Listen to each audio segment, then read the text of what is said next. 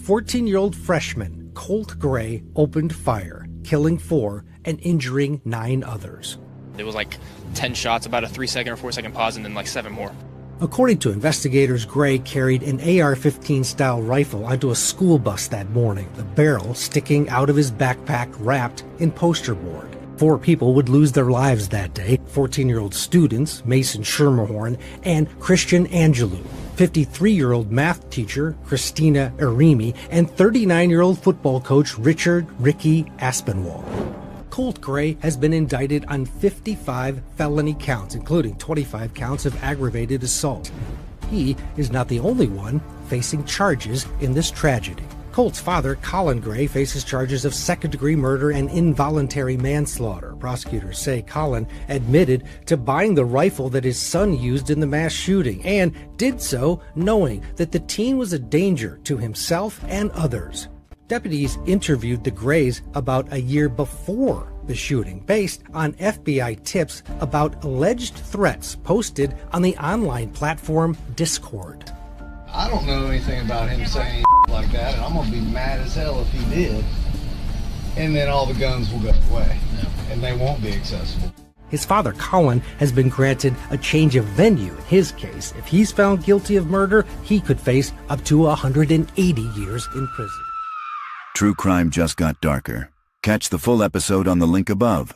Subscribe to At Southern Sin today and hit the notification bell for more live original episodes Wednesdays at 8 p.m.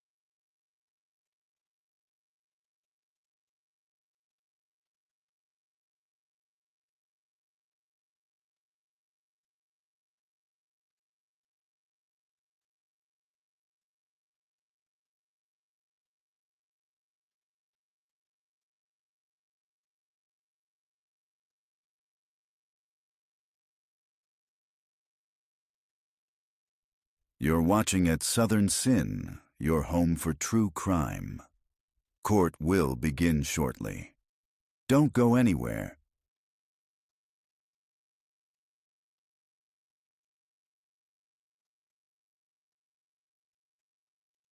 Subscribe to at Southern Sin and hit the bell for when we go live.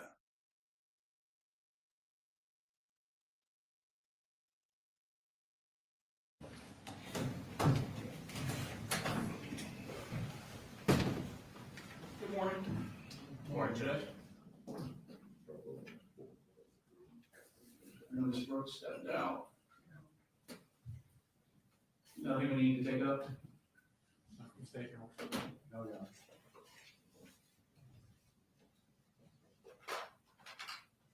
Mr. Hobbs, just want to get rest today. Yes, sir. Never gonna let him live that down.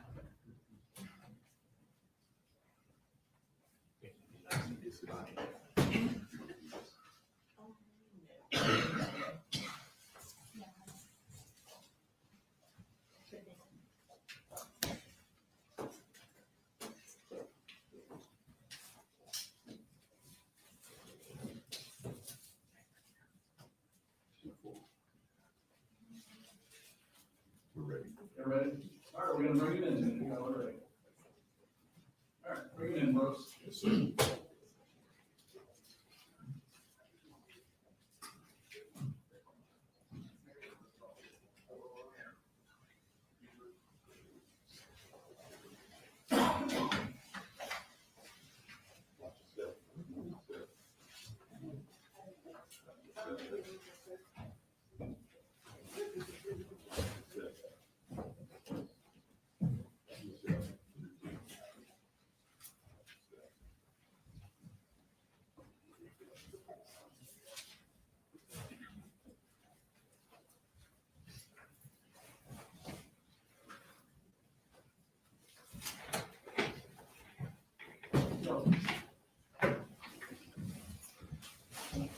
Good morning. Good morning.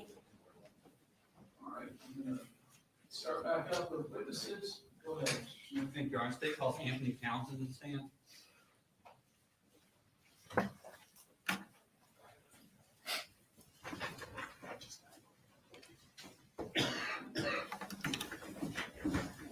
If you raise your right hand, please. Swear the testimony given in the matter now pending before this court will be the truth, the whole truth, nothing but the truth, so help you God. I do. Okay. If you could introduce yourself to the jury, please. My name is Deputy Anthony Townsend. Okay. And where do you work, sir? I'm currently employed with the Gwinnett County Sheriff's Office. And how long have you worked in Gwinnett County?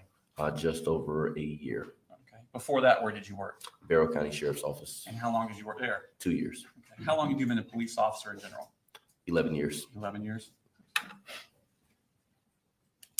Back in September of 2024, where were you working? Barrow County Sheriff's Office. And what were your duties there? I was assigned to the patrol division at the time. And what kind of shifts did you work? We worked 12-hour shifts. I worked the evening shift at the time. I was off duty on that day. However, I did get called in to come to work shift. Okay, so you normally work the evening shift. Correct. Okay, and what are the hours of the evening shift? I believe it was 6:45 to 7 a.m. Okay. And what generally did you do as a patrol officer? Generalized patrolling in terms of responding to calls for service, proactive activity in terms of traffic enforcement, and assisting citizens with their needs. Okay. I want to take your attention to the morning of September 4th, 2024. Were you working that day? I was not at the time I got called in for that morning. Okay. Tell me about how your morning was going that morning. That morning I was off duty, enjoying my leisure time in the area of Norcross. I got a message from a friend of mine asking if there was something going on at Apalachee High School. I started reaching out to different people that were employed with the agency, trying to figure out the specifics. And by the time I got to my personal residence, I got a message from a supervisor stating to get into the county now. There was something going on. You remember about what time that was? I honestly do not. Okay, no problem. So what did you do then? At that point, I was in full uniform, just waiting on that call to kind of come in anyway. I got in the patrol vehicle and drove to Barrow County, made it to Apalachee High School, at which time I was told to go to another school location due to suspicions of another incident at another location. Okay. Did you actually go into Apalachee High School? Not at that time. Okay, so how far did you get to Apalachee? I made it onto the school grounds. Okay, and then how were you told to go somewhere else? Was it over the radio, or did you talk to someone? Honestly, with the chaos, I do not recall. So where were you told to go? I was told to go to Barrow High School from there. Is that another high school in the county? Correct. Okay, and what were you told to do at Barrow High School? To go secure that location due to suspicions of a possible additional incident occurring. Were there other deputies besides yourself going to Barrow High School? Yes. Okay, do you remember about how many people? I do not. There were multiple deputies and other law enforcement officers from multiple different agencies that were at Barrow when I got there. Okay, and what did you do at Barrow High School? I began to try to approach the building in order to help secure the location, at which time I was told by a supervisor to go to a third location. Okay, so did you ever make it inside of Barrow High School? No. Okay, so now you're told, is this on the radio or?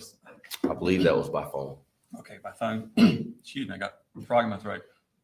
So you're told to go to another location. Do you Correct. remember where you were told to go? I do not remember the exact address. However, it turned out to be a personal residence. Okay. Were you given a location to go, or were you given an address to go to? An address. Okay.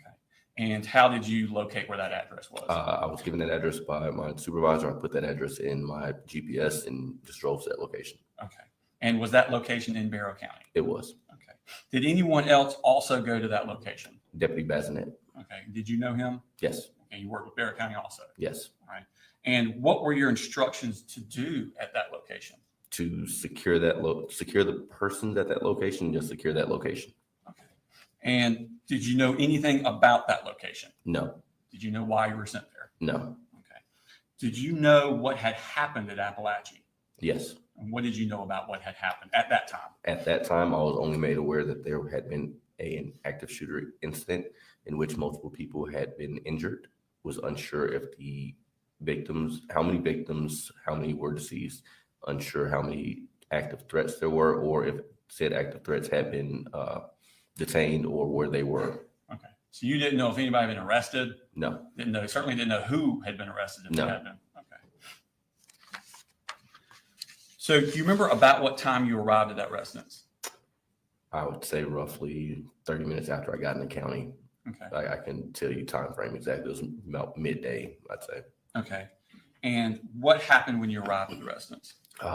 Myself and Deputy Bazinet approached the residence. He knocked on the front door. I went to the side entrance near the garage carport area. Okay. This garage carport, was the garage door open? Like Yes. the main car part door? Yes, open? it was open. I don't believe there's actually a door. I believe it was just more of a carport. Okay. So you're standing at the carport Mhm. and Deputy Bazinet went what To the front direction? door, To the front door. to my right, to the front door. Could you tell if he knocked on the door? Yes, he did. I could hear him knock. Okay. And did anyone come to the front door? No, they came out the garage door. Okay. Where are you positioned as far as the house? If you're looking at the house on the front left corner near the front door, front side of the building and the side of the building, I was on that corner while he was at the door to my right. Okay. At that corner, are you able to see both Bazinet and the garage? Correct. Okay.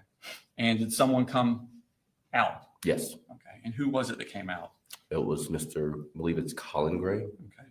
And had you asked him to come out, or did he just come out on his own? He came out after we knocked. Okay. And did you say anything to him when he came out? I explained who we were when that we were there with the sheriff's department and that he was not free to leave at that time. Okay. And did he say anything? Did you ask him any questions? Initially, no. Okay. Did he say anything to you? Yes. What did he say? I believe it was something along the lines of he knew something had occurred. His daughter had texted him saying that the school was on lockdown and he was hoping to God that his son hadn't done anything. Okay. Did you ask him any questions about what was in the house? Yes. What did you ask him? I asked him if there were any people, animals, or weapons inside the residence. And what did he tell you? He told me there was no other people, no other animals. There were 2 firearms located inside the residence. Okay. Did you ask him any other questions? At that time, no. Okay. And what did y'all do at that time? What was your purpose to do at that time? My purpose was to simply detain him until we had additional resources there to do whatever was needed at that residence. Okay. And did additional resources arrive? Yes. How quickly did they arrive? Within, say, 10 minutes, 5-10 minutes or so. Okay. Was this encounter with Mr. Gray recorded on Deputy Bazanet's body cam? Yes. Okay. And have you had a chance to look at that body cam? Yes. And does it accurately reflect the interaction you have with Mr. Gray? Yes. All right, this time I would like to tender state exhibit number 126, which is on the hard drive. Any objection? Okay. All right, 126. Your Honor, for the record, we're going to play a clip. It's Deputy Bazanet's body cam, so we're only going to play the clip where he's with Townsend that we're referring to, and that's going to be on 9 minutes, 19 seconds to 13 minutes, 15 seconds. So it's about 4 minutes total. All right, thank you. And before we push play, is this what y'all's body cams look like or did look like at Barrow County? Yes. Okay. At the top right corner, it has a date and a time. Does that appear to be accurate about what time y'all were there? Yes. Okay.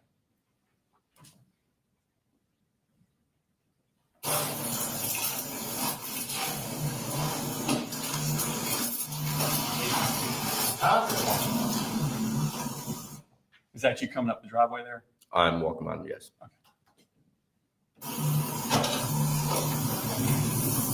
Is this one 896? Is this 896?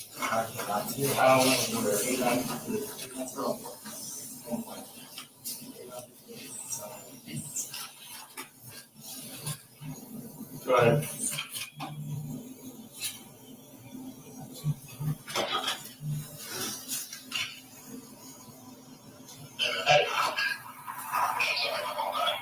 You're good. All right, yes. We just got here. We're walking on now. All right.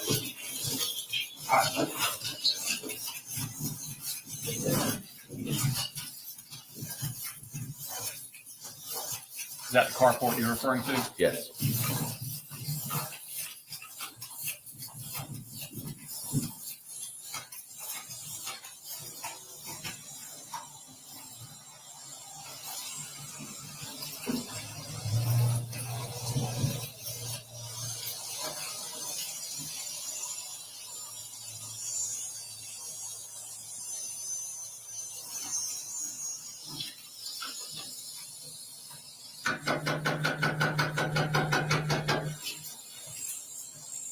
Is that you at the corner? Yes. Hey, watch that door over there. There's cobwebs on this one.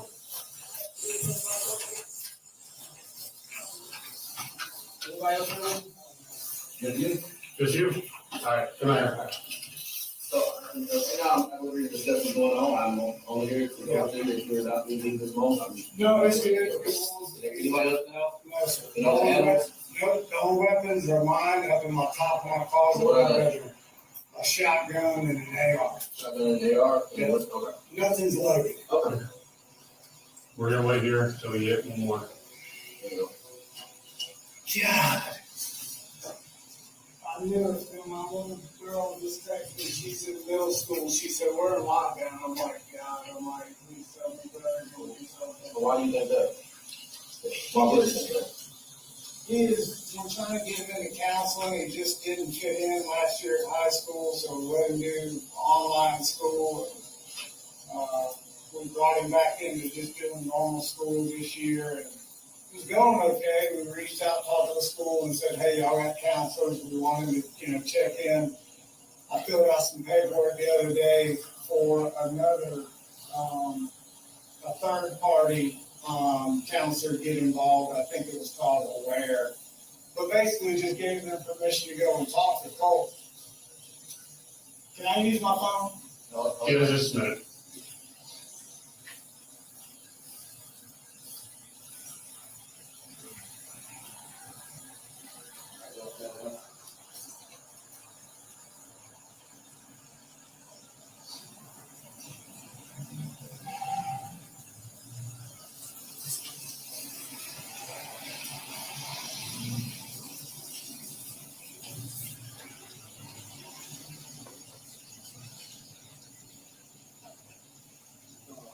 You think he's the only one here? We haven't gone in and checked that?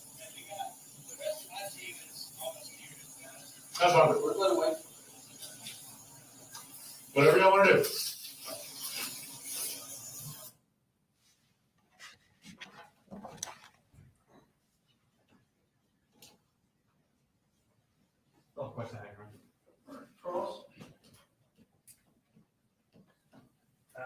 No problem, good. All right, thank you, sir. You're free to go. Thanks, sir. State calls next, please. The state called Jenny Persinger.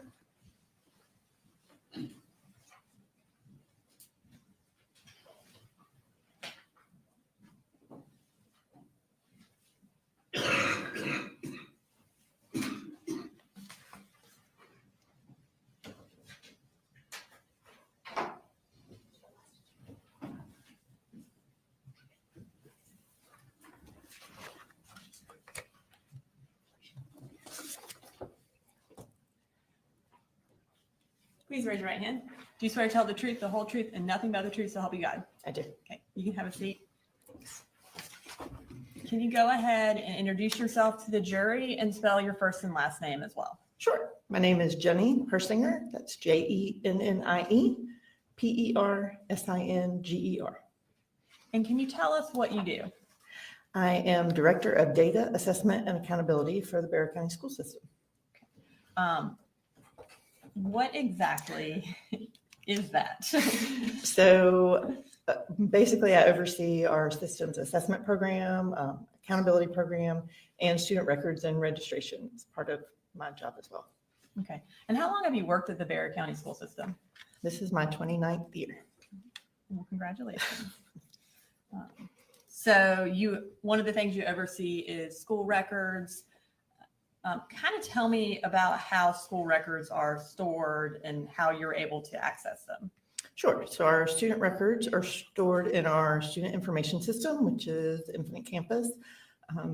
And that is limited therefore to who has access to a student. So a teacher on their roll could see student records, but then I have access to all the student records. Okay. And then in addition to having access to student records, do you also have access to emails that originate out of the school system or are sent to the school system? Generally, I do not have access to emails that don't involve my account. I can access emails sent from the registration system. Okay. And how are emails stored in the school system or through the school system? So I don't work in the IT department, but it's my understanding that they're stored in a Microsoft cloud. Okay. And then approximately how long are they stored? Again, I believe it's up to 2 weeks after an employee is no longer employed with us or that account is then cut off. So if that employee is still working at the Barrow County School System, then those emails will exist while they're working there. That's my understanding, yes. Okay.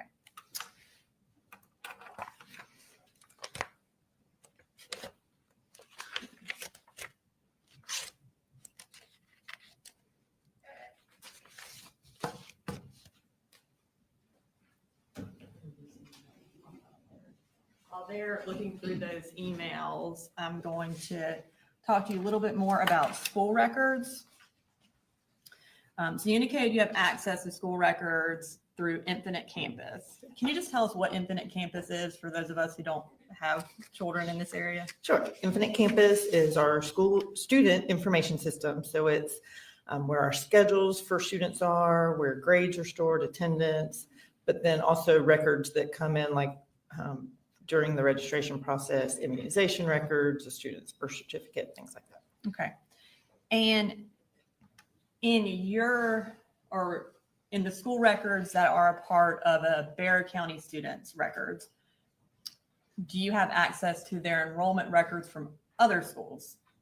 So when a student enrolls with us, we request records from the previous school, and that would include, they would have done the same thing. So it builds that record that shows previous enrollments, yes.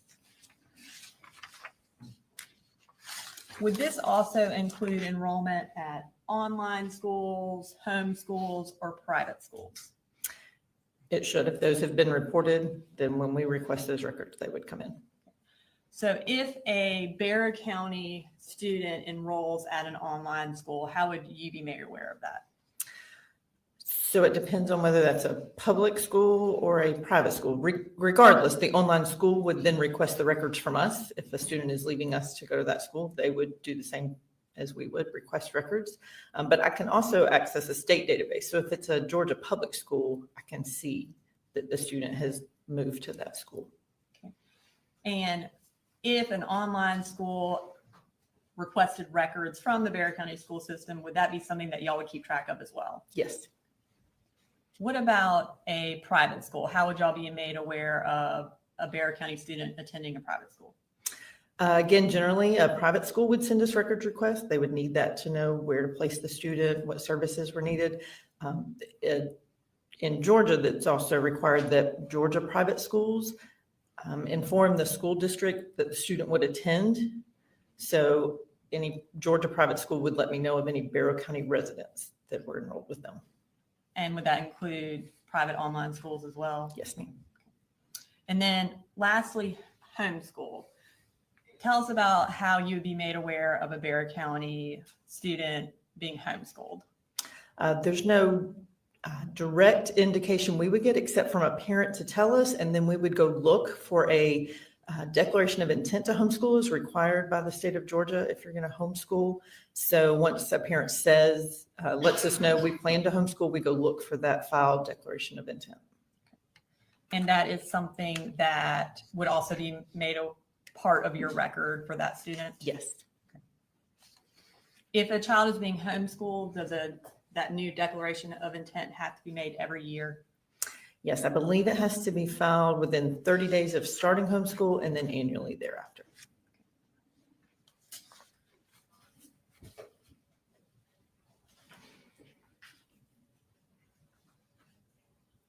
I'm going to go ahead, kind of returning to the emails. I'm going to show you what's been marked as States Exhibit 136.1, 136.2, 136.3, and then 0.4, 0.5, and 0.6 for the record. Okay.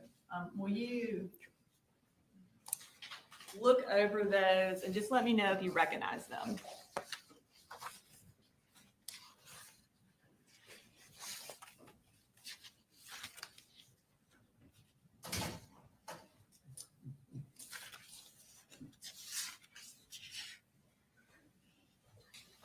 I do.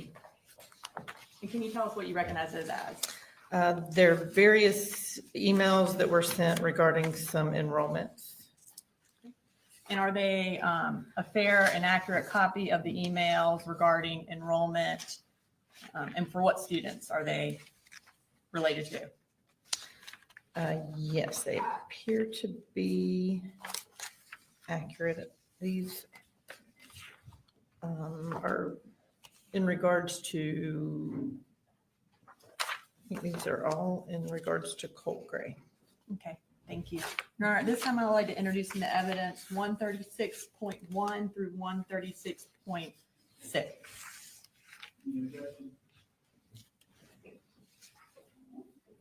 Judge, we do have some problems with some of the writings that are on those exhibits.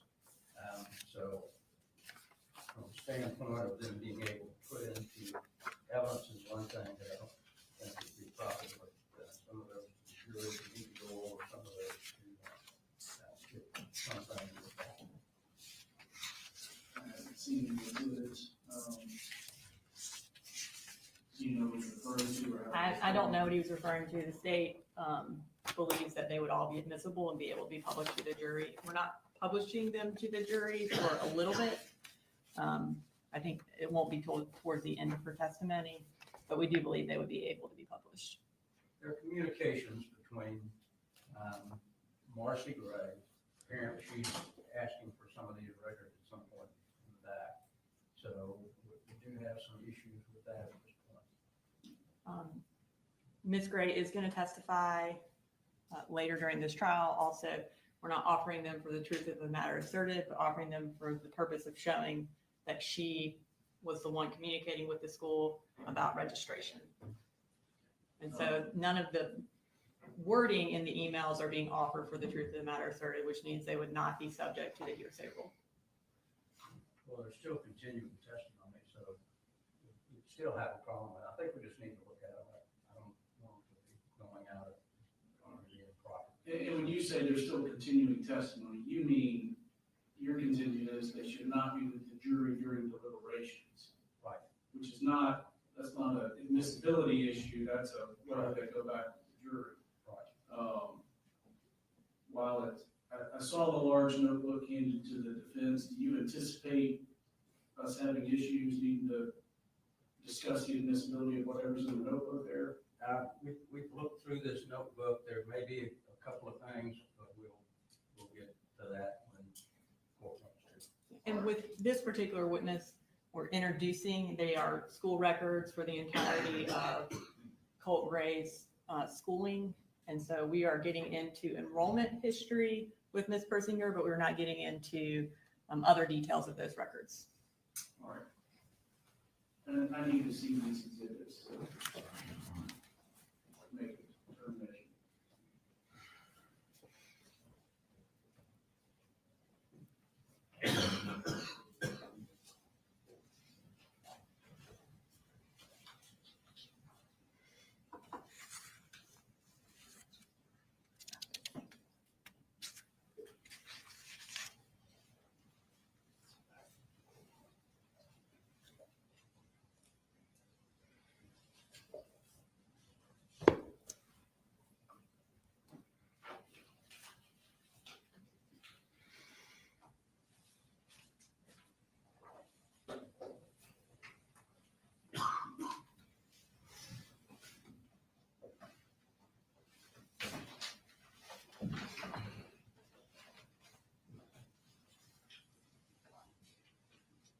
Point 2 and point 3 seem to just appear to just be information passed on to a parent.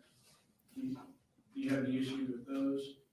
Judge, the problem is, I think we're going to find that Marcy Gray is not communicating many of these things to Colin Gray. So, unless they can show that there's communication between the parties, where if she found out something she didn't tell Colin Gray, then that, I think, would be an issue. So. I don't think that's the issue because in opening statement, it was said that Colin Gray was the one who registered Colt for school, and these records show that it was Marcy who was communicating. That's the purpose of introducing them, to point out that that is inaccurate, and we get to provide evidence of something that is different from what was said in opening. 2, this is not about communicating. It is about when Colt was registered for school. We're not saying that it was communicated to Colin or not. Ms. Gray can testify to that later. These are about public records, or not public records. These are about school records when Colt was registered. It does go against what was said in opening about Mr. Gray being the one who registered, which is also makes it relevant, but also goes to when Colt was actually in school, whether or not he was in school in 8th grade, who's in charge of registering, the dates related to that. So they're all relevant, they're all admissible. We're not offering to say the truth of what Marcy said in the emails, just that she sent the email and that she's the one communicating with the school, and it is about the registration process.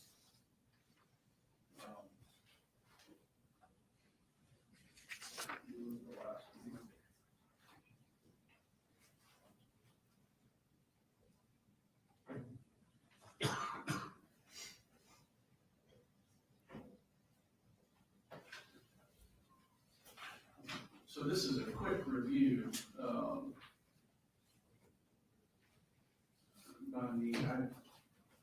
I believe they're admissible to show that the school is receiving communication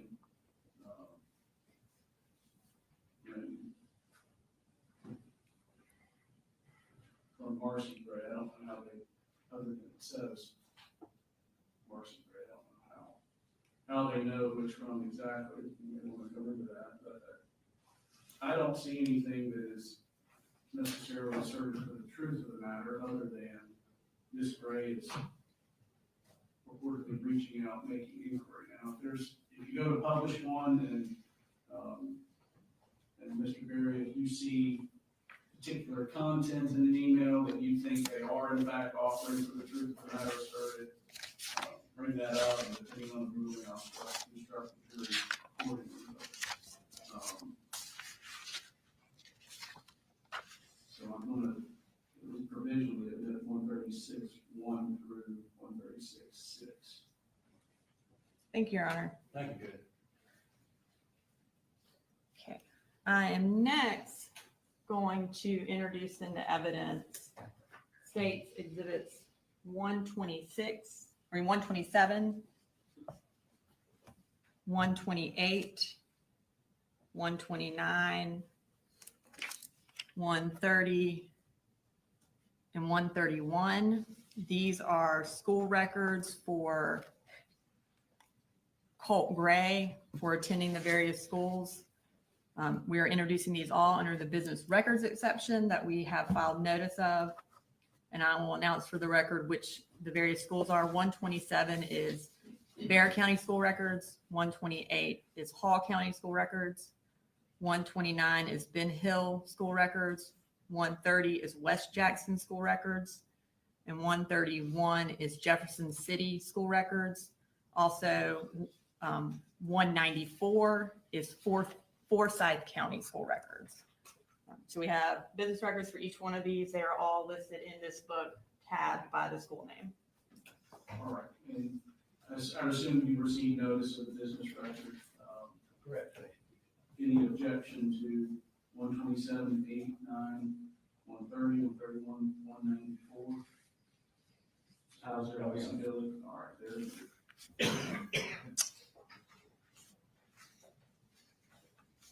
All right. So, and we are not going to publish those yet, Your Honor. We will publish some of those through a different witness. You mentioned that enrollment records are a part of each student's record.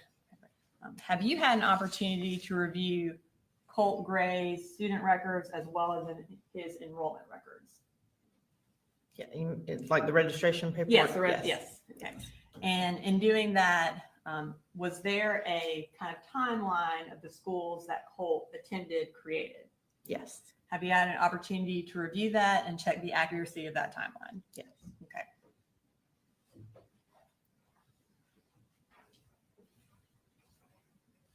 I'm going to show you what's been marked as Exhibit 134.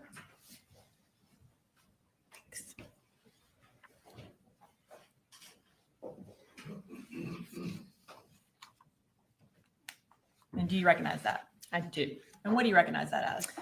It's a enrollment history that was put together based on all the schools that Colt had attended. Is it a fair and accurate copy of the enrollment history? Yes. Your Honor, this time I would like to introduce an evidence, say Exhibit 134. Any objection? No, Judge, if it's based on the book that we just saw, that's where that information came from. Now, I'm not clear, did you do that yourself or have someone else do it? It was provided to me and I had a chance to review it. And who provided it to you? The state did. Since she didn't do it herself, Judge, I will object to it. Ms. Brooks, do you want to just clear up any foundation for the, I believe you said the timeline? Yes, Your Honor. So as far as I understand that you initially did not do it, when you received it, did you check it against the enrollment records? I did. And did you make additions to it to make sure that it was in fact in line with the enrollment records? I did. So it is a fair and accurate timeline of the school history of Colt Gray? It is. And is that based on the notebook, the large notebook that was just admitted? I haven't seen that notebook. I looked at the enrollment history for each school system that I believe Colt has attended. And we have, the enrollment history is a part of those records. All right. Can you show her the notebook to confirm that these are the enrollment? I realize she hasn't seen the notebook itself, but whether or not these are the records.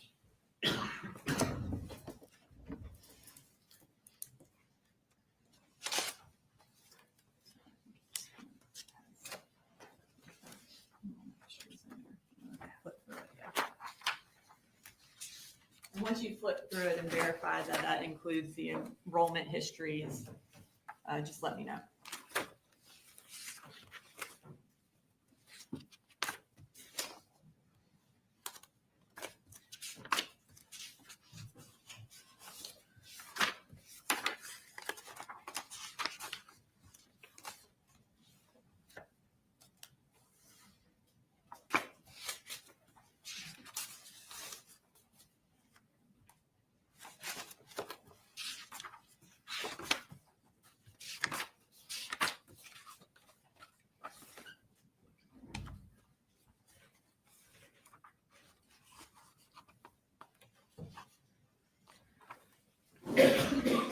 This appears to have all the enrollment records.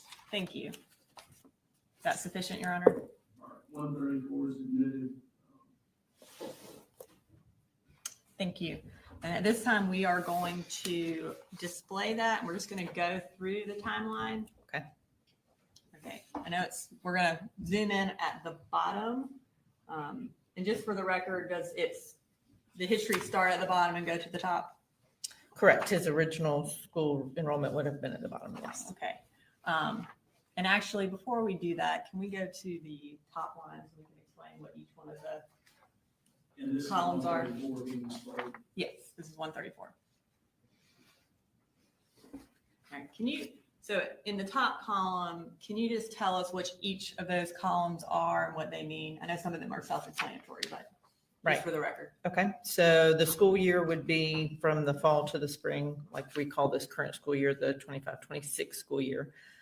The grade would be what grade the student was enrolled in. The registration date would be the date registration for that school system was completed. First day of school, obviously the first day of school attended, last day of school attended by the student, and then what school and county or school district that was part of. Is there a difference, before we get to is there a difference between registration date and enrollment date? There is. So a parent completes registration, but it could be at 4:00 one afternoon. And we need to let the school have time to process. So it may be that they don't start that day because it's 4:00 in the afternoon. They would start the next day, which would be their first day of school. Okay, so first day of school is really the date of enrollment also. Correct. Okay, all right. Sorry about that. We now start at the bottom. All right, so here we have Colt's history starting from early kindergarten or pre-K. Can you tell us kind of just go through it all the way through Statham Elementary, what year and what he did that year?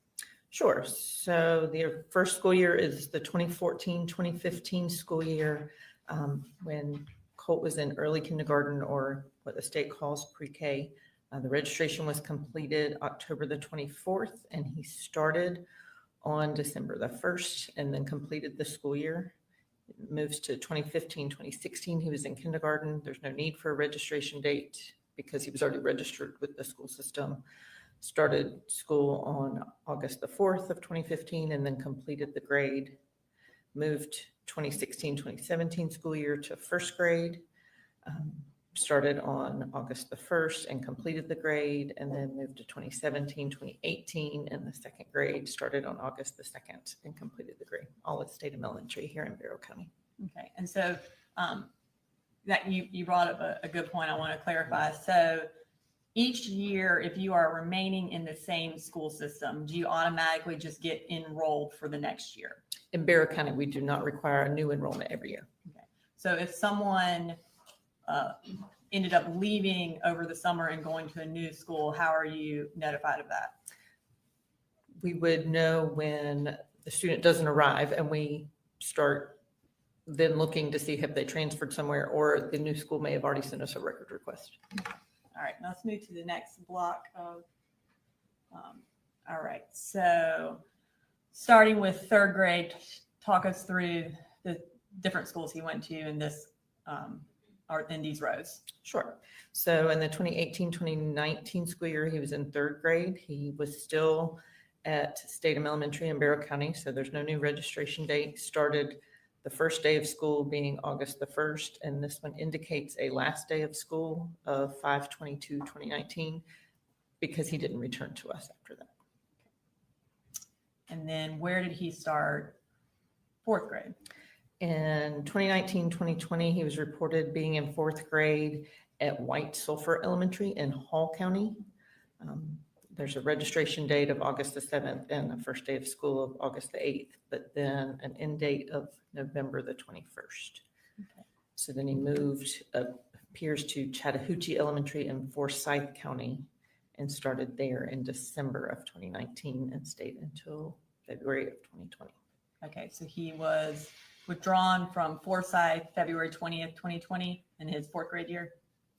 Yeah, it appears that was his last day of school there, yes. And so for the beginning of 4th grade at White Sulphur Elementary. He registered August 7th and started August 8th. Is it possible to start school that quickly after registering? Well, I can't answer for how Hall Or County I guess in Barrow schools County. were. In Barrow County, yes, depending on how early in that day we have let the schools know. The school could have a schedule ready by the next day, particularly in elementary school where it's not quite as complicated as high school, where you have to figure out a schedule and credits. Okay. And essentially, if I guess the parent provides you with all the paperwork, then they're good to go for starting school. Correct. And the registration date would be all that paperwork having been compiled. Completed. Okay, thank you. All right, we'll move to the next grouping of schools. All right, so now we're still in 4th grade. Tell us where he then went to 4th grade and go through the rest of that history at Ben Hill. Sure. So when he left Chattahoochee Elementary in Forsyth County, February 20th, he moved on to Ben Hill Elementary in Ben Hill County. February the 28th was when the registration was done, and March the 4th was the first day he was reported as being in attendance. Okay. And then he completed 4th grade there. The 2020-21 school year, he was still enrolled at Ben Hill County Elementary School as a 5th grader. And it looks like he completed the entire school year. Okay. And then what happened in 6th grade? So in 6th grade, he started at Ben Hill County Middle School in the 6th grade of 21-22. At July 28th would have been the first day he was in attendance. And then it says his last day was December the 14th of that year. Okay. All right, thank you. And now we'll move to the next grouping of schools. So now we are still in 6th grade. Take us through 6th and 7th grade. Okay, so still in the 21-22 school year, he's still in 6th grade, registered in February at West Jackson Middle School in Jackson County, started school on February the 8th, and has a last day of school of May the 25th, which was probably the end of the school year. And then what about 7th grade? The 2022-2023 school year, he was in 7th grade, starting July the 29th. It's still at West Jackson Middle School in Jackson County, and then was withdrawn on August the 19th was his last day there. And for 7th grade, where did he attend after he was withdrawn from West Jackson on August 19th of 2022? So the records show that in that same school year as a 7th grader, he then moved to Jefferson Middle School, registered at the end of August, started September 2nd, and stayed until May the 19th, 2023, which I believe was the end of their school year. Now let's move to 8th and 9th grade. Take us through those last 3 columns. Okay, so in the 2023-2024 school year, he would have been in 8th grade, and in Barrow County Schools, we did process a registration on August the 8th of 2023, but he never actually attended school, so he's not considered enrolled. We registered him for Hammond Morris Middle School, but he did not attend. Then there was a second registration that year. Again, in February of 24, registration paperwork was completed, but then he never attended school at Hammond Morris that year. Okay. So for his 8th grade year, did he attend any schools according to his enrollment records for the state as well as for Barrow County? He did not attend any Barrow County schools, and there's no history of them being in a Georgia public school in 8th grade. Is there any indication or history of him attending a public online school in his 8th grade year? If it was a Georgia public school, it would have been in the school records that I can see in the state database, and there is no enrollment there. Okay. Was there any enrollment, or is there any record of enrollment in a private online school that you could see, or any requests for records from an online private school? We had no request for records, and we had no private school report him as being enrolled with them. And what about a homeschool? Was a homeschool affidavit filed for Colt Gray for the 8th grade year? There is not a declaration of intent to homeschool filed with a Barrow County address for Colt Gray. As far as Colt Gray's, I guess, entire school history, was there any evidence that he ever attended any online school throughout his schooling? I have seen no indication of that. What about homeschool? Any indication that he ever attended homeschool? Not that I've seen. Okay. Now we'll move to ninth grade. So he did not attend any schools in eighth grade. And then now we have moved to ninth grade, which is the 2024-2025 year. Tell us about that. So in 2024, 2025, he was registered as a ninth grader. The registration was completed on August the 6th of 24. His first day of school was August the 14th of 2024. Okay. And when was his last day of school? September the 4th, 2024. Okay. Now, in order for a student to be registered, who has to fill out the registration? So it has to be a legal, parent or guardian that completes the registration. And it would be who the child is living with, who has, sometimes Custody. we have to read custody papers. Sometimes we have to determine who has the right to register a child. And generally it's where they're spending their evenings, where they lay their head at night, basically. Okay. All right. Now I'm going to return to the emails that we introduced earlier. I want to first talk about Colt's registration in August of 2023 for the first registration for his eighth grade year. Who is the registrar at Heyman Morris Middle School? The registrar at Heyman Morris Middle School is Michelle Principe. And generally, what are her duties? She would, once the central registration department processes a registration, she would get notification of that, and she would work on with the school administration on creating a schedule for that student, making sure any services that had been indicated were provided, and then requesting the records from the previous school. If someone is registered but doesn't start, would she be the one who kind of follows up to figure out, hey, what's going on with this kid? She would start that process. Okay. I'm going to introduce into evidence 136.1, which is an email between Colin Gray and Michelle Principe from August 10th and August 15th of 2023. I'm going to just kind of show this to the jury real quick before we put it up on the stand. Is it kind of the email thread where it starts at the bottom and it goes to the top? It is. Okay. So we're going to start with the bottom, which would be the first email. Pull that up. Yeah. Okay. So can you say, as we go through these emails, tell us who sent the email, to whom it was sent, the day, and then just read the email. Sure. So this was sent from Michelle Principe on August the 10th of 2023 at 12:51 in the afternoon. Can't see on here who it was sent to. It does say good afternoon. I was expecting to meet you and Colt this morning. Is there an issue with him starting school? Okay. And then that next email, which would be the response email, let's pull that up. So the response is from Colin Gray. The answer came at 6:08 p.m. of August the 15th. Following up on the email I thought I'd sent you regarding Colt, he has decided to move down to Fitzgerald, Georgia to be with his mother, sister, and brother. He no longer lives with me. And so is that email 5 days after Michelle's original email? Yes, I believe it said the 10th. Okay. All right. Now we are going to move to the February enrollment for February of 2024 for the fourth grade or the seventh grade year again. Was Jenny Colt? Eighth grade. Yeah. Sorry, for the eighth grade. Did I say seventh? Moving to February 2024 for eighth grade for Colt and seventh grade for Jenny Gray. Was she also enrolled at Heyman Morris around this, or registered around the same time that Colt was in February? I believe so. I don't Okay. have the dates memorized. I'm going to start with 136.2.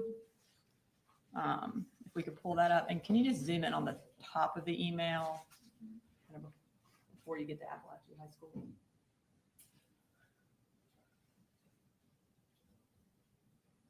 All right. So what is the subject of this email? The subject says Colt Gray is enrolled for eighth grade at Heyman Morris Middle School. Okay. And who is it from? It's Says the account is RG notification at Barrow. That was from our registration system. It's an automatic email once we process a registration. And how does the automatic email determine what email the notification is sent to? So it's sent to the email provided during the registration process for the parent, and then those other two Barrow County addresses are Barrow County employees. And what was the email address in February of 2024 that the notification was sent to? It was sent to graycoley444@gmail.com. And what is the purpose of this email? So this is to let the parent or guardian know that the registration has been processed and they can contact the school to know what their start date would be. Okay. Now we're going to move to 136.3. All right, we could also zoom in just on kind of under Georgia immunization form.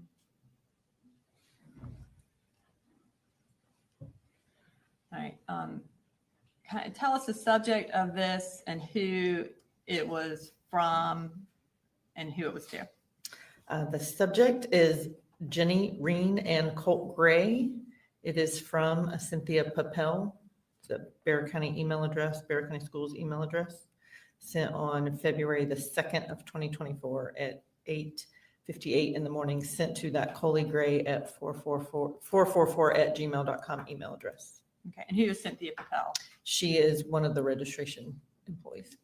And what is the purpose of this email? Just to let a parent or guardian know that we're missing some forms, that we're allowed to do a provisional enrollment while the parent provides those. So in this case, it looks like his Georgia immunization form, or both students, I guess, Georgia immunization forms were missing. Okay, and now we're going to move to 136.4. And again, these emails go from bottom to top. So we're going to start with the bottom email. But before we do that, can you tell us who this email thread is between? This appears to be between Michelle Principe, again, the registrar at Heyman Morris Middle School, and Colin Gray at that Gmail account. Okay. So let's start on the bottom one. What did Michelle Principe send to the defendant? It says on Monday, February 5th at 7:57 in the morning, Ms. Principe wrote, "Sir, please confirm that both children are starting school tomorrow." Okay. And so their start date would have been February, or was supposed to be February 6th. Is that correct? Based on that information. And did either of them start February 6th? I have to go back and review records. I know that Colt did not. I'm not positive what Jenny's first day was. I have to look. Maybe the next email will help. Okay. If you could read the next email, when it was and who sent it. Okay, sorry. So Colin Gray responded the next evening, 9:52 p.m. to Michelle to say, "Good evening. Jenny received all of her updated shots late this afternoon. She is running a fever tonight and feels nauseous. We will have her there Thursday morning. Thanks for all your help." Okay. And then, so at the night that they were supposed to start is when he said, "Hey, they're not starting today," essentially. Correct. All right. And then we'll follow up to the next one. So at February 7th, so the next morning at 8:37 a.m., Ms. Principe emailed the Gmail account to say, "I'm waiting for Colt's arrival."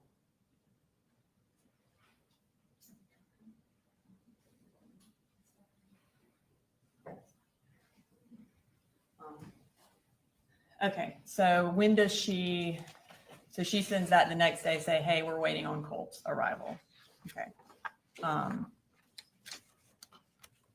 right, and we are going to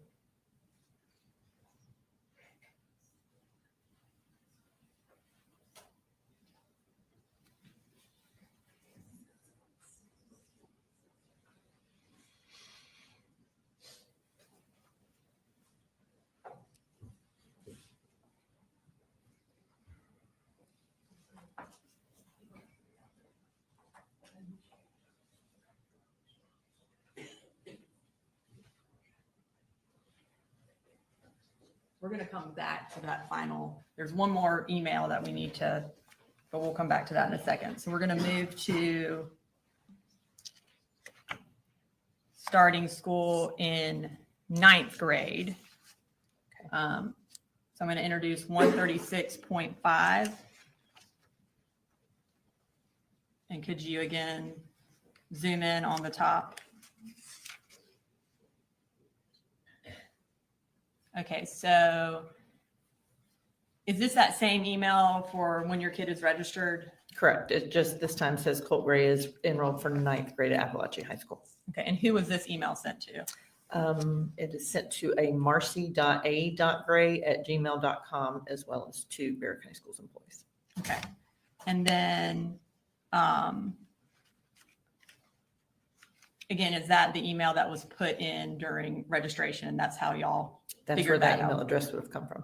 Okay, now we're going to move to 136.6, which are emails related to registering for 9th grade. We're going to start with the bottom email again. So this is on August 6th from Karen Atkins. Who is Karen Atkins? So she is a retired employee who comes in contract in the summer to help process the registrations that are in a large volume at the beginning of a school year. Okay. And what is she requesting? And you don't have to read it word for word, but what is she requesting be sent for registration? She needs what we call a proof of residency. We need something that shows that you live within our district to be able to enroll. So she's looking for a utility bill or a lease. And she specifically says in dad's name because that's whose name was on the registration. So she's looking for does the lease have Colin Gray on it? Okay. And if we can move to the next email, who responds to that, or who was that email to and who responded? So that email was sent to that Marcy A. Gray Gmail account, and the response is signed by Marcy Gray. Okay.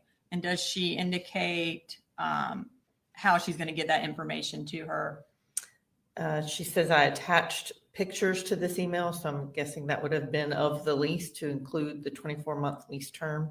And then she kind of qualifies the name of why there's Colin and Coley on two different records. And does she also attach a utility bill? Yes, and says to wait for the shot record. Okay. And then the next email, and does Marcy Grace, what is her response? So at 11:12, this Marcy Gray email it says attached is the immunization form. 3231 is just basically the name of the form saying that it's now complete. All right, and now we'll move to the next email in that chain. Is there more paperwork that they need? Yes, so the registration employee is saying we have the City of Winder bill, so basically the utility bill that we can use, but the immunizations are expired and that we have until September the 6th to get those, or the provisional enrollment is ended. And then how does, who responds to that? Again, that Marcy Gray email replies with yes. And can we have a phone call at 2:00? And is there a phone number my husband needs to call? Okay. And then what does Karen Adkins respond to that? So she indicates that she needs to talk to dad because he is the name as the registering parent and that she's not been able to get in touch with him and needs a number. And what is the next email? A number is provided by that Marcy Gray Gmail account. Okay. All right. And we'll move to the next email in that chain. And Karen just replies that she'll follow through on that. Okay. And then again to the next email in that chain. So the Marcy Gray email, that user sends an email that says, thanks for your help. And how do we get Colt's schedule to log into the parent portal?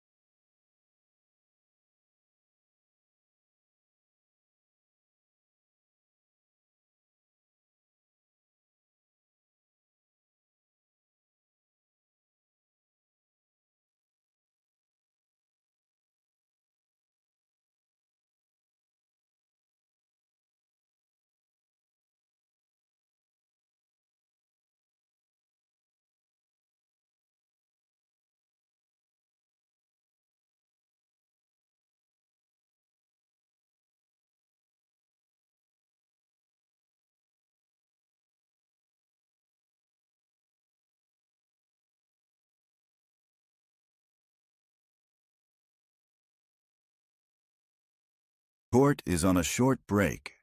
Don't go anywhere. The action will be right back on at Southern Sin.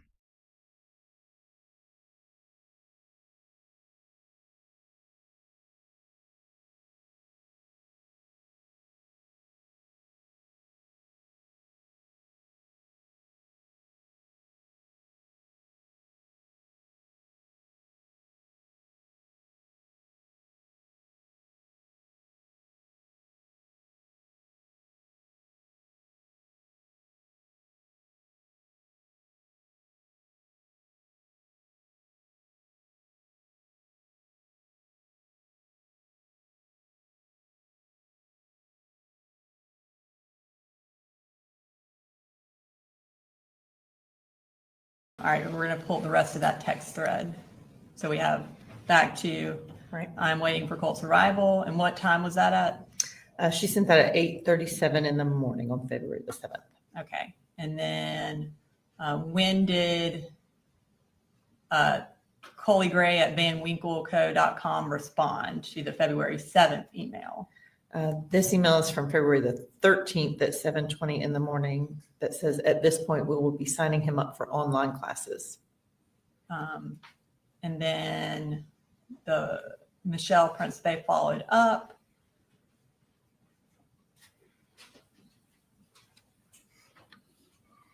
All right, and what,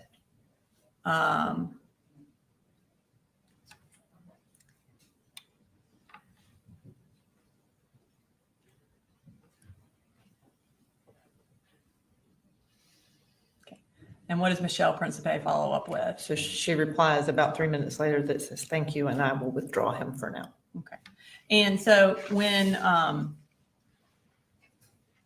someone indicates that they are starting a different school and she says, I will withdraw him now, what exactly is the process when that happens? You still have to wait on records to see if they have in fact enrolled in another school? Correct. We would look for records, but technically he was never enrolled with us.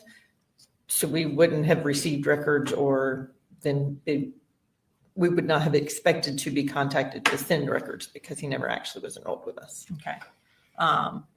And then in his history, his enrollment history, there is no evidence though that he ever signed up for an online school. Not that I have seen. Okay. I'm going to next show you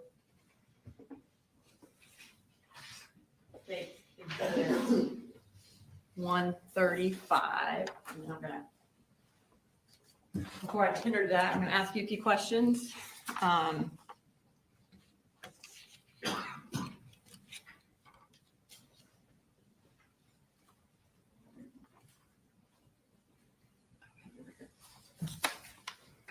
me just have you hold that and then.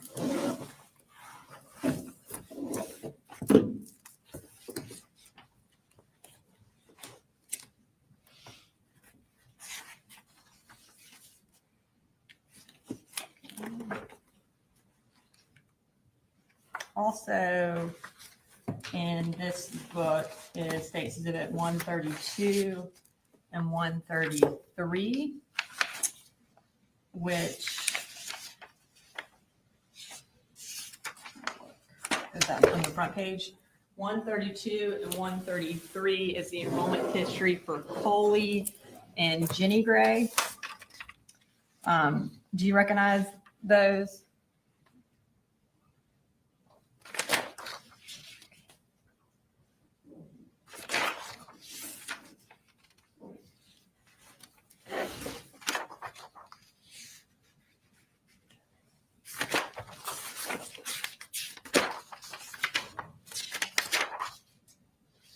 Yes, I do.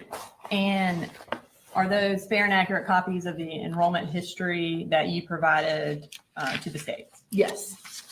Your Honor, at this time, I'd like to introduce into evidence States Exhibit 132 and 133, which are the enrollment histories for Jenny and Colin Gray, which are the siblings of Colt Gray. No, yeah. Thank you. And so for Jenny Gray, what grade was she in for the 2023-2024 school year? Sorry, who was that? For Jenny Gray for 2023-2024 school year.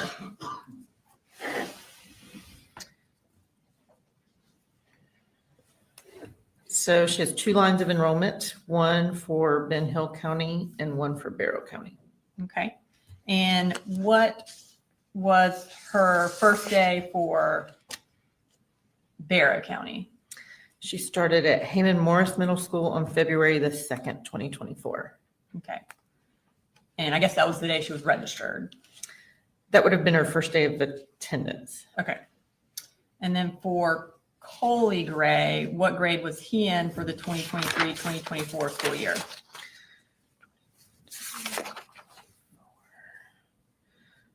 He was in the 2nd grade. Okay. And where did he start school? There's a line of enrollment for Ben Hill County at Ben Hill County Primary School, and then a line of enrollment for Austin Road Elementary School here in Barrow County. And when did he start at Austin Road Elementary School? January the 16th of 2024. Okay. Now we're going to move to Colt Gray's 9th grade year. I have shown you what's been marked as State Exhibit 135. Is that can you tell us what that is? Sure. This is a calendar that shows basically the first month of the school year and indicates Colt Gray's school attendance. Okay. And is it a fair and accurate compilation of his dates of attendance? Yes. And how is it compiled and what manner does it look like? So it indicates when we started school, when his registration was completed, and then it's marked in blue the days that he attended and has red X's for the days that he was not there. And is it in the form of a calendar? Yes. Your Honor, this time I'd like to introduce into evidence State Exhibit 135, which is a calendar of Colt's attendance for the beginning of the school year for 2024-2025. Any objection? I think they're using it for demonstrative purposes, so they're not. And that's something we can discuss later. All right, 135 is submitted. Okay. All right, so I'm going to kind of just have you take us through this calendar. Again, what was the first day of school for Barrow County for the school year of 2024? So in the 24-25 school year, Barrow County Schools started, our first day of school was August the 1st of 2024. Okay, and then he was registered on what date? On August the 6th is when the registration paperwork was completed. And then what was his actual first day of attendance at Apalachee High School? His first day of attendance was August the 14th. Okay. And then take us through his attendance from the 14th up until the 26th. Okay, so on the 14th is his first day present, and then he was absent that next Thursday and Friday. He came back to school on Monday, the 19th, and was returned again on the 20th, then was absent the 21st, 22nd, and 23rd. The next Monday is the 26th, and he was present. I think that was referred to previously as that he was not necessarily in class, but he was at school. And then he was absent the 27th, 28th, and 29th. We were out of school the 30th and the 1st for the Labor Day holiday. And then he was absent on the 3rd, came back on the 4th. All right, and then we also have an indication on the 28th, Deborah Polhamus meets with Lisa Butler at Apalachee. Is that Colt's grandmother? I believe it is, yes. And is Lisa Butler the counselor at Apalachee High School? Lisa Butler is a counselor at Apalachee. I don't have anything further. Thank you. Thank you.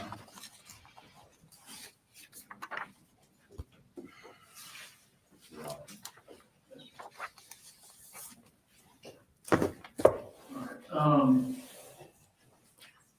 let's go ahead and take a short break. Before cross, okay? All right, 10 to 15 minute break.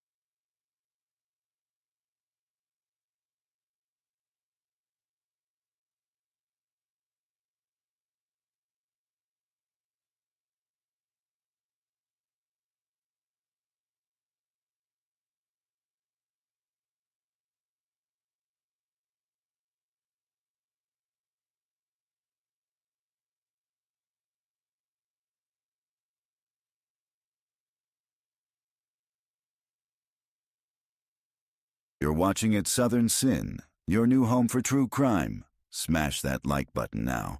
We'll be right back.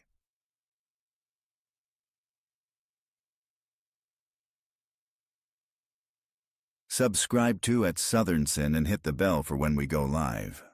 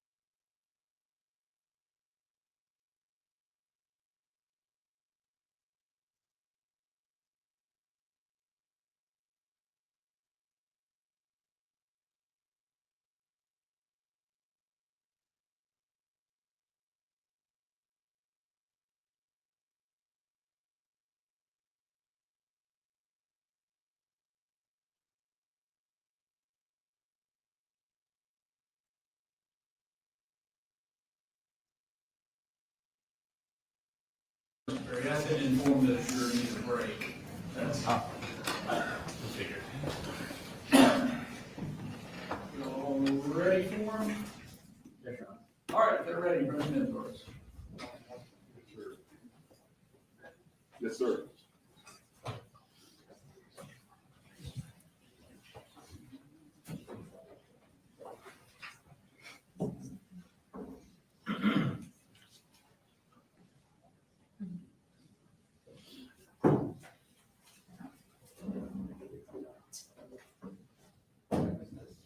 Oh. 2 in the restroom. Don't go ahead. If they need more than 15 minutes. Probably mine. Yes.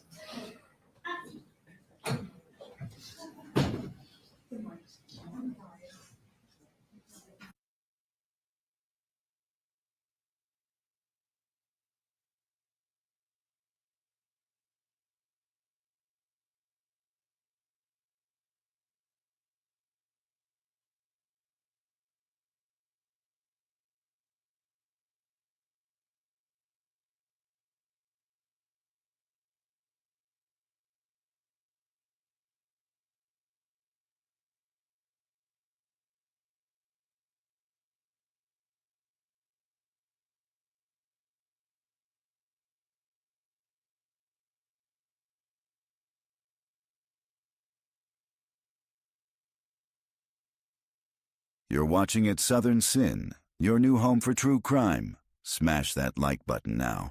We'll be right back.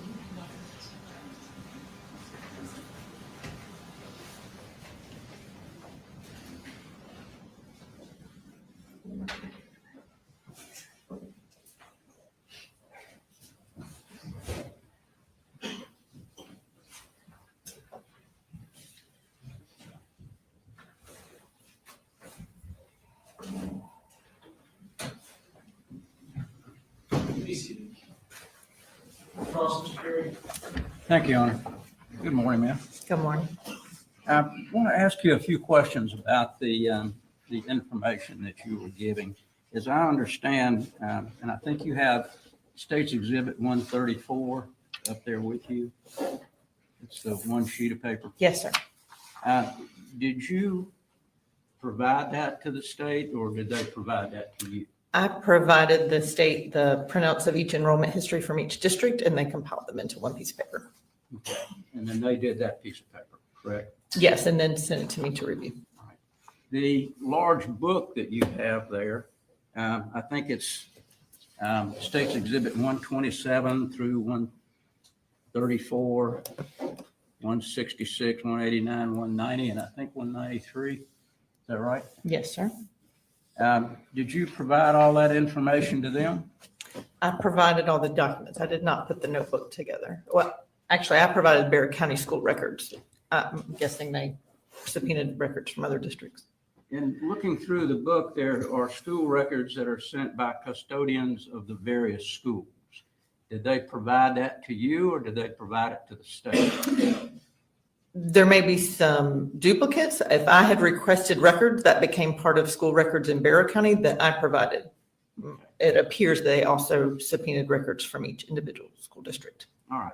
But I think you'd indicated you had not seen that book until today.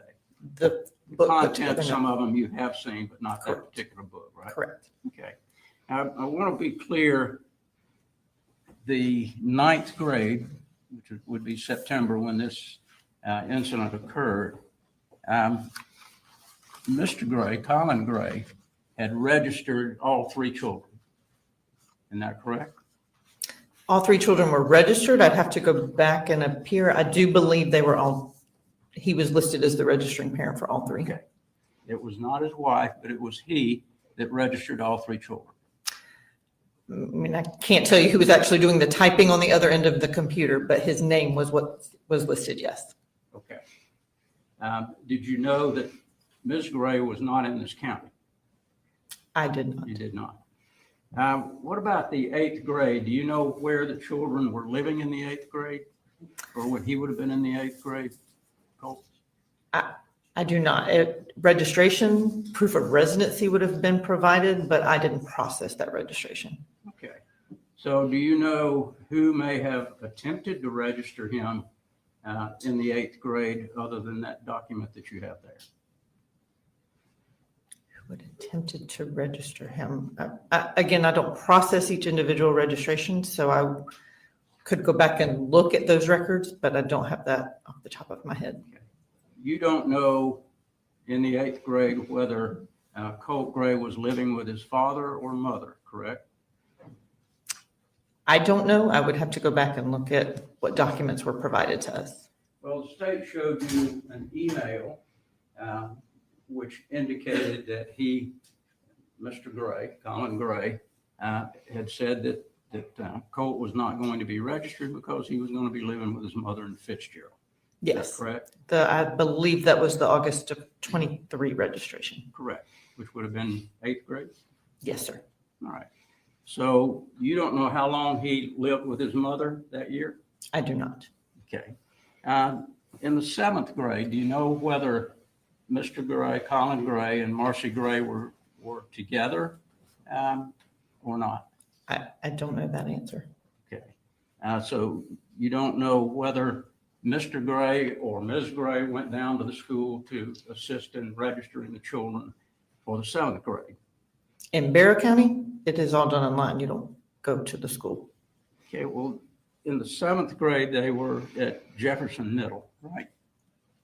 I believe that's right.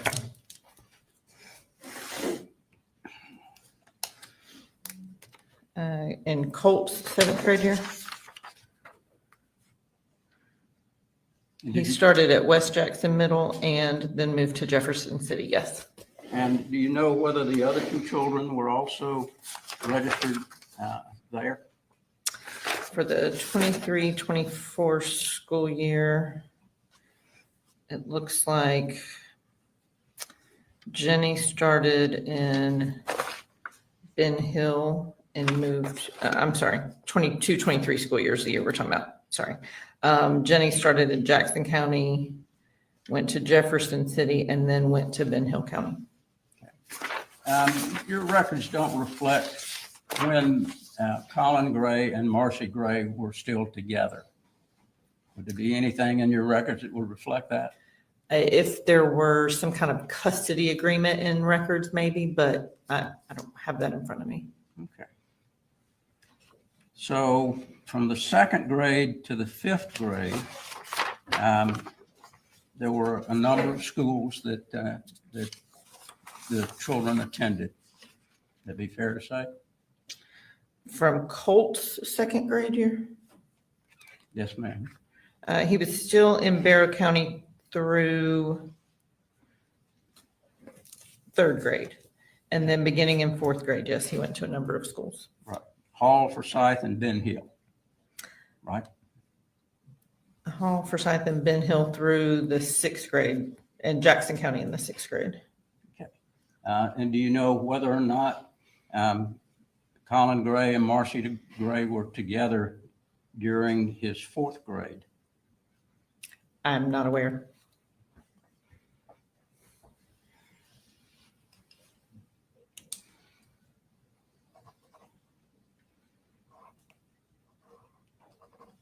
All right. I think that's all I have, Judge. Thank you. Can you rewrite? Just briefly.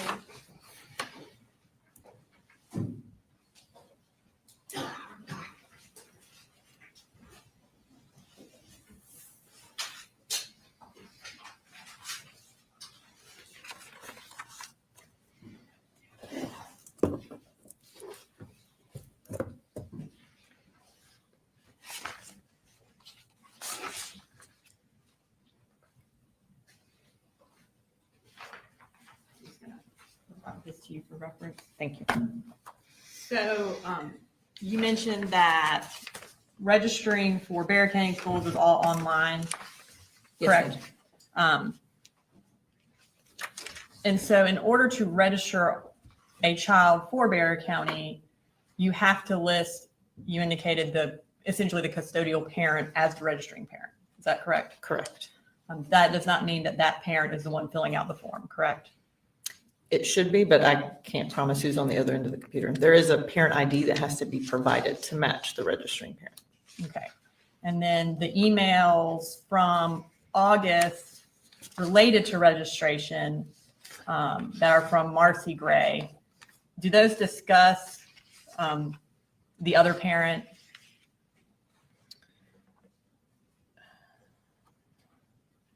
I mean, this one that is signed by Marcy Gray, she's referring to Colin and Coley Gray, saying that they're the same name and his name would be on the lease. Okay. So she's the one who's, I think, setting up the phone call and that kind of thing. Correct. And she refers to him as my husband. And is it your understanding that these are the only emails related to registration for the August 2024 timeframe? I believe so, yes. Okay. So there are no emails from Colin or Coley Gray. I do not believe so. All right. Thank you. Just one question. Do you have anything in your record to indicate that Marcy Gray came to Barrow County in 2024 to do anything for registration? I do not have record of that. Thank you, man. Ready to go. State calls, Mr. State calls to Jet, please.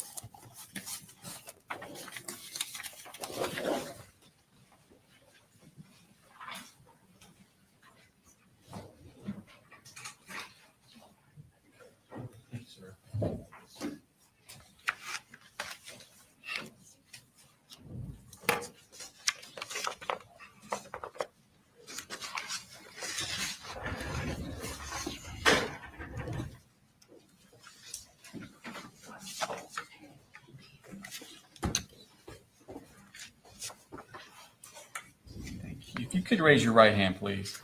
To the testimony given the matter now pending for this court with the truth, the whole truth, nothing but the truth, so help you God. Yes. Okay. If you could introduce yourself to the jury and then spell your name for the lady here. Okay. My name is Sujette Giddens. I am a licensed clinical social worker, and I was working as a school counselor in Ben Hill Middle School. My name is SUJETTEGIDDENS. So you said you worked at Ben Hill County School System? Yes, And how long did you work there?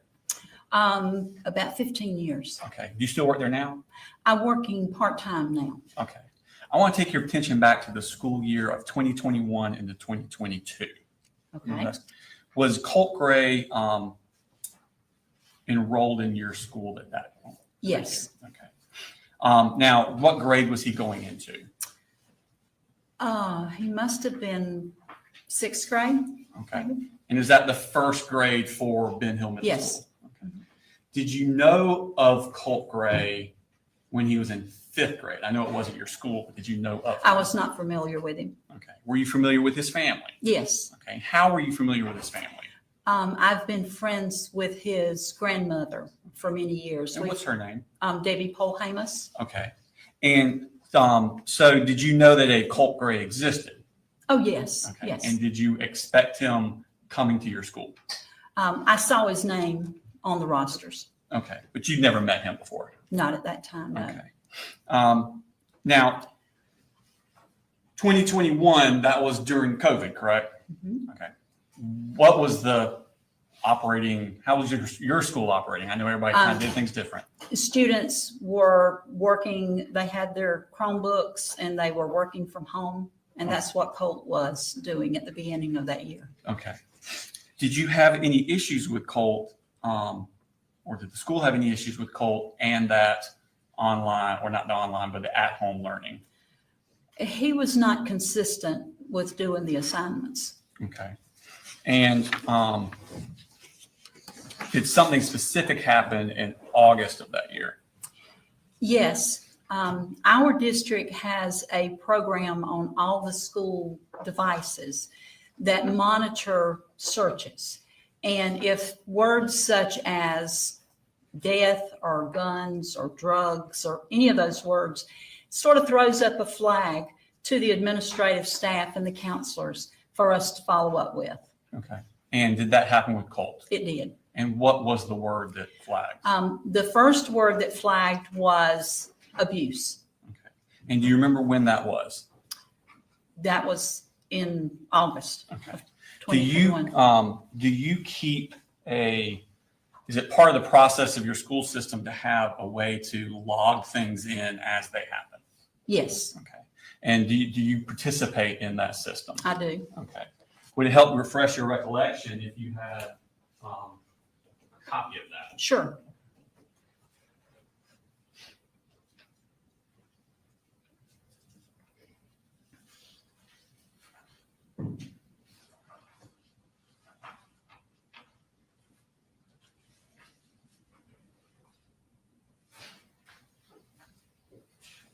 Judge will have the same objection on this. There's a lot of writing there. I think it would be a continued testimony. I'm not sure exactly what part they want to. Your Honor, I'm not going to tender it into evidence. It's a recorded recollection. We could tender it and have her read from it, but at this point, I'm just going to use it to refresh her recollection. Is it a marked exhibit? Sir? Is it a marked exhibit? It is not, Your Honor. I'm just using it to refresh her recollection.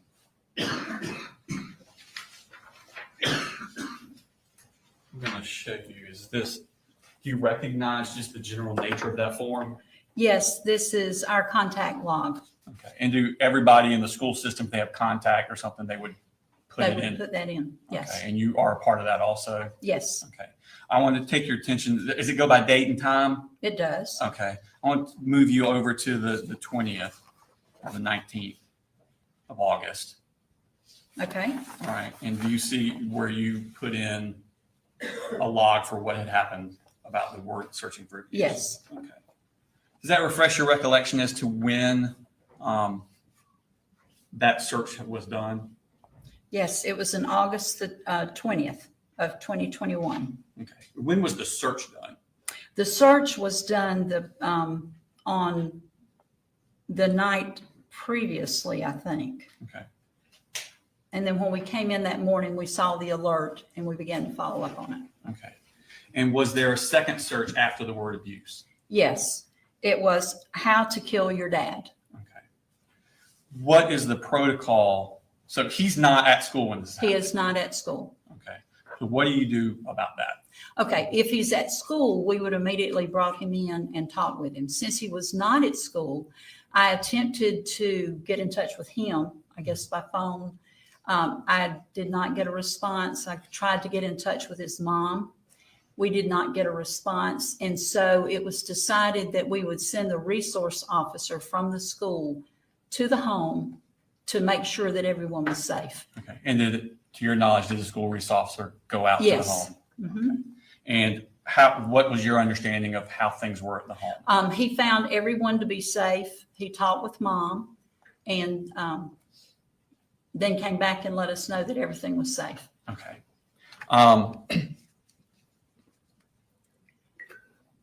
Did you ever get an email from anyone about what had happened? I did correspond with his mom about what had happened, so she was aware. Okay. What did you do as a result of this incident happening? Since Colt was not in school, so that we could follow up and make sure that everything, talk with him and make sure everything was good, we felt we needed an additional someone go into the home to monitor the family.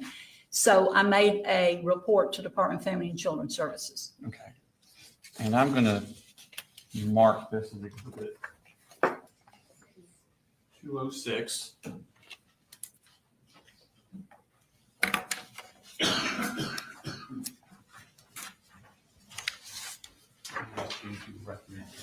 can flip through it. Take your time.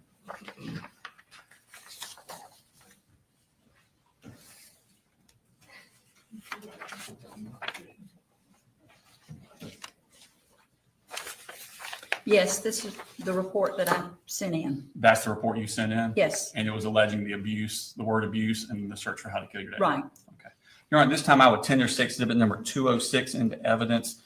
It would not go back to the jury, but it would go into evidence. Any objection? It's not going back to the jury, you're just going to ask questions. All right, 206 is admitted. Okay.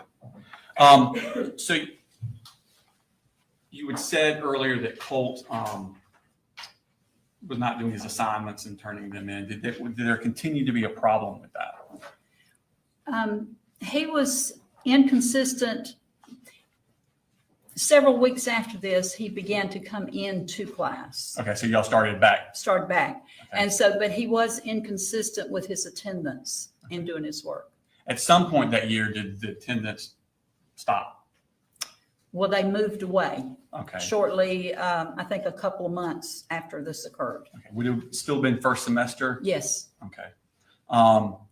What's the process for unenrolling a student from Ben Hill school system when they move away?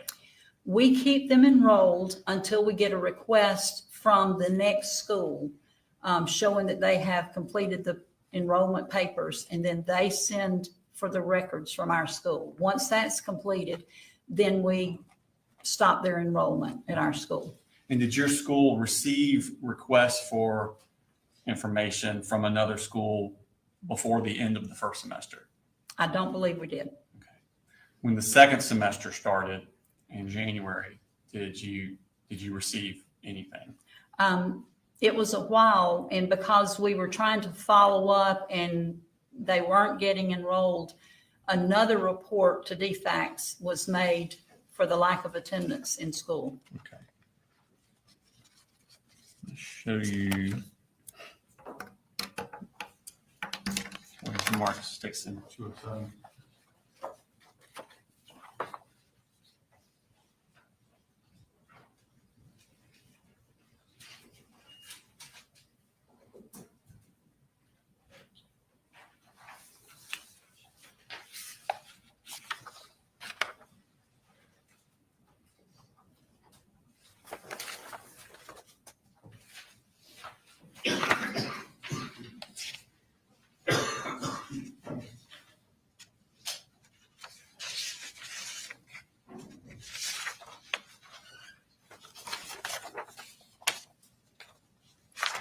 Show you a smart stick number 207.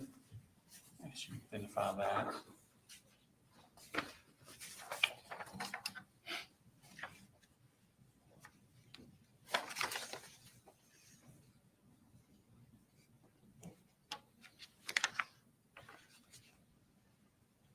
Yes, this is a report that I sent in. Okay, is that the one you sent in about they hadn't enrolled in another Right. school? And when did you send that in? This was dated January the 30th, 2022.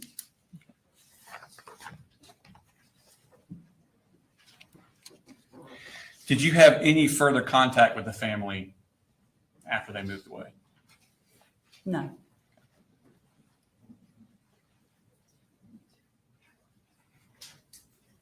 Did I tender 207, Your Honor? Your Honor, I tender 207 into evidence. Same thing, it wouldn't go out with the jury, but just a And the judge certainly would object to it going to the jury. There's no objection to the submission. Correct. All right, 207 submitted. I have no further questions for you. Thank you. Cross? Just a couple of questions. Okay. morning. Good morning. That's one from here. I'm gonna be quick. Okay. Do you know whether anyone ever contacted Colin Gray about what his son said? I did not. I did talk with the mom, and mom was aware. Mom was aware, but do you know whether he was ever aware? I did not talk to him. Thank you. All right, is she excused? Please, Your Honor. All right, thank you, ma'am. You're free to go.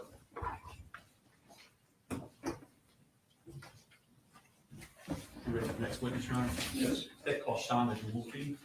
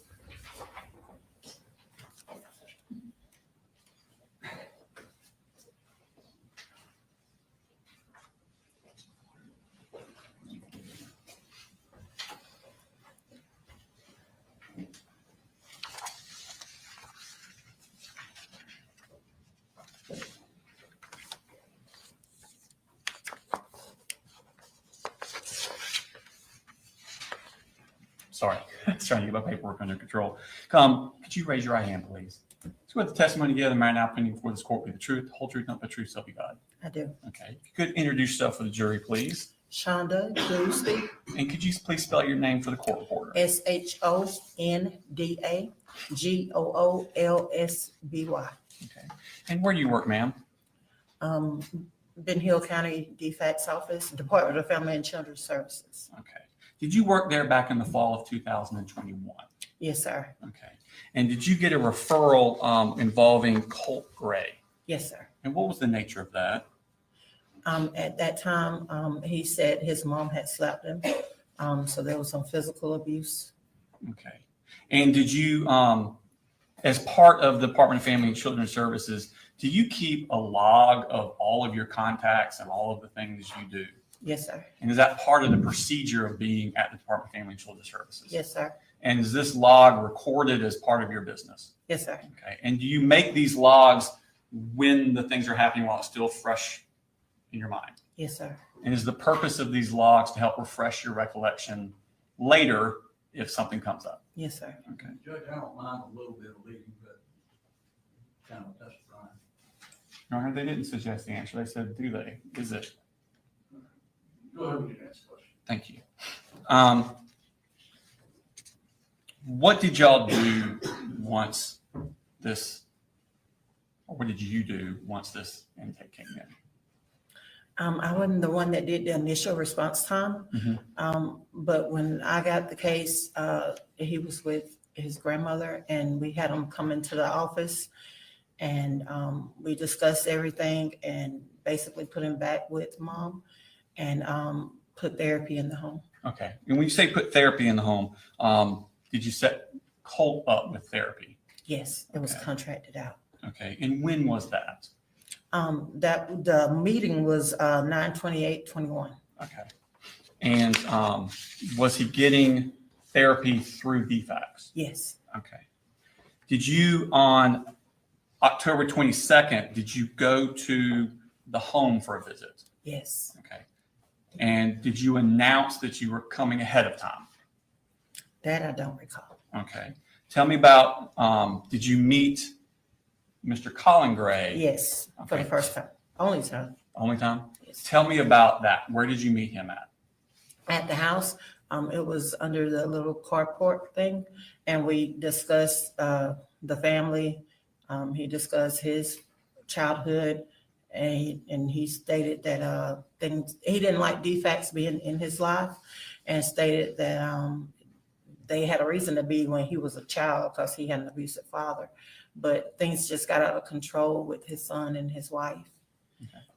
And that was when they was going back up here to North Georgia. Okay. And so the counseling I had in wasn't going to work anymore. So they was going to get counseling when they came back up here. Okay. Well, you said you met him in the carport. What was he doing? They were in the house. They said they was packing up and stuff, and he came out to talk to me. Okay. And so they were packing things up? Yes, they was moving. They were moving. Okay. Yes. Is that what he told you? Yes. Okay. Did you tell him to get Colt counseling when they got to where they were going? Yes. Okay. Did he say anything about whether he would do that? They said they would. Okay. What happened at that point with your office once they? That was it. That was for the closing. I went to see them. I think they told me they were moving, but either way, a case lasts from used to back then 45 to 60 days. Okay. And we was up on that time. So the case was closing. Okay. You were closing at that point? Yes. All right. Did you have any other contact with family after that? No. Okay. Just a second.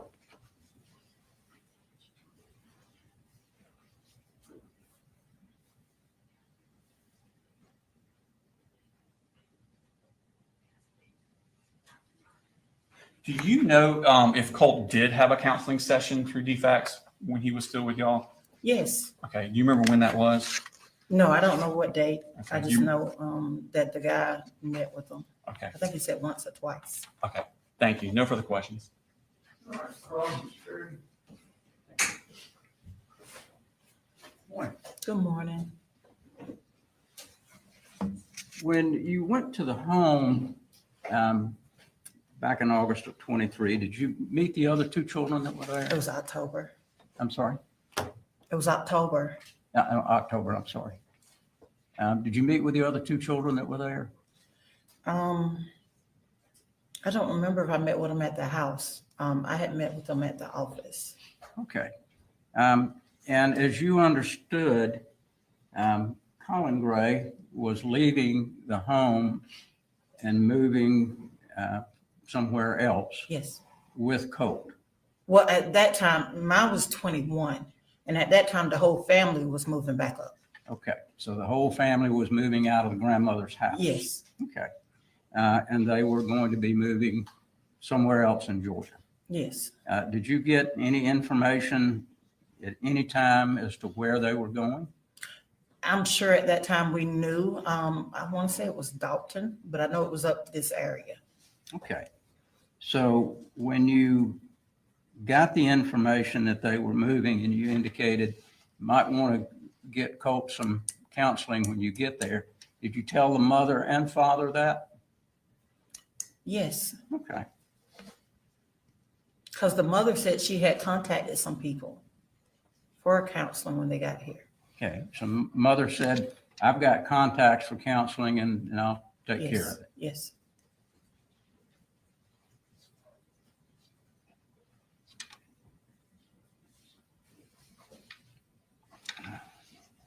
And did you do anything about this? Were you there at the sessions that Colt had? No, sir. Who would have been the counselor for him at that point? Mr. Raymond Dean. You don't have any information about what he told her? No. Okay. Thank you, ma'am. Can you read right? There you are. There you are. Thank you, ma'am. You're free to go. State call next witness. They call Stephen Green.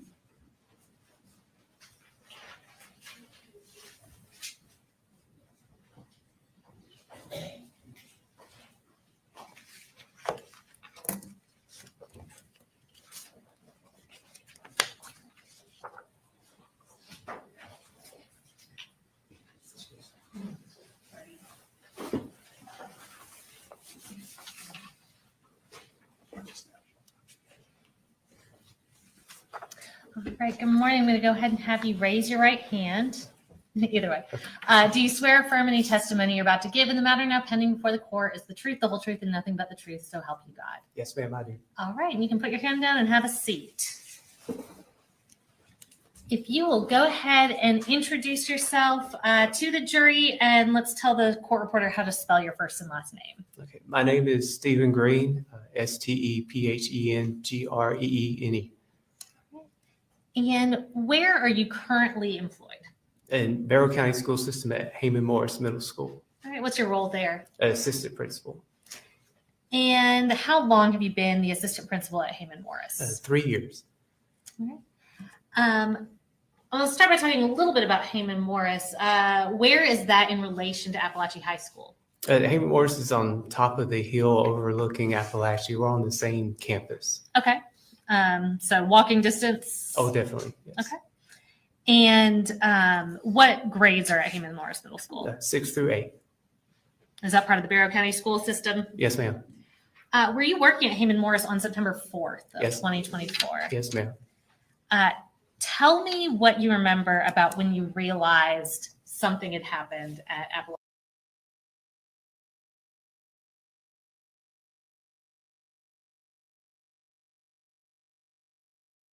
The strategics alert went off on our admin phone. We looked at it because we had just gotten the system, so we were thinking maybe Apalachee was testing it because the school campuses are linked with that emergency system. Okay. But then we realized something was wrong because it kept pinging over and over and over again with alerts. And each alert, you get a dot with a name and the school map so you see what's going on. And at that time, we knew that wasn't right. So we sprinted up towards the front of our school to find our SRO to alert him. And we caught him running out through the front of the school, and we went out there with him, and then he told us to put our school on lockdown and don't come out of it until he comes back or somebody comes up to our school system. And who was that SRO? Deputy Cook, Matthew Cook. Okay. And did he go to Apalachee High School at that point? Yes, ma'am. He sprinted down that hill. Okay. And did y'all put Heyman Morris on lockdown that day as well? Yes, ma'am. We put ourselves under lockdown for several hours. Okay. And I'm going to shift your focus a little bit going back in time. Where did you work before you were with the Barrow County school system? In Jackson County School System at West Jackson Middle School. And what was your role there? Assistant principal. Okay. And similarly, what grades are at Jackson County Middle School? 6th through 8th grade. West Jackson. Yeah, 6th through 8th grade. So during the just during the year of 2022, was Colt Gray enrolled at West Jackson Middle School? Yes. Okay. And I'm going to give you, for your reference, some relevant experts of what's been tendered as State's Exhibit 130, which are Colt Gray's West Jackson Middle School records. I'm just going to go through a few things from there. So looking at the first page of those records, can you tell us about what the submission date of Colt Gray's registration was for West Jackson Middle School? Yes, ma'am. February 1st, 2022. Okay. And who was listed at the time as the parents or guardians of Colt Gray that were in the home? Marcy Gray and Colin Gray. All right.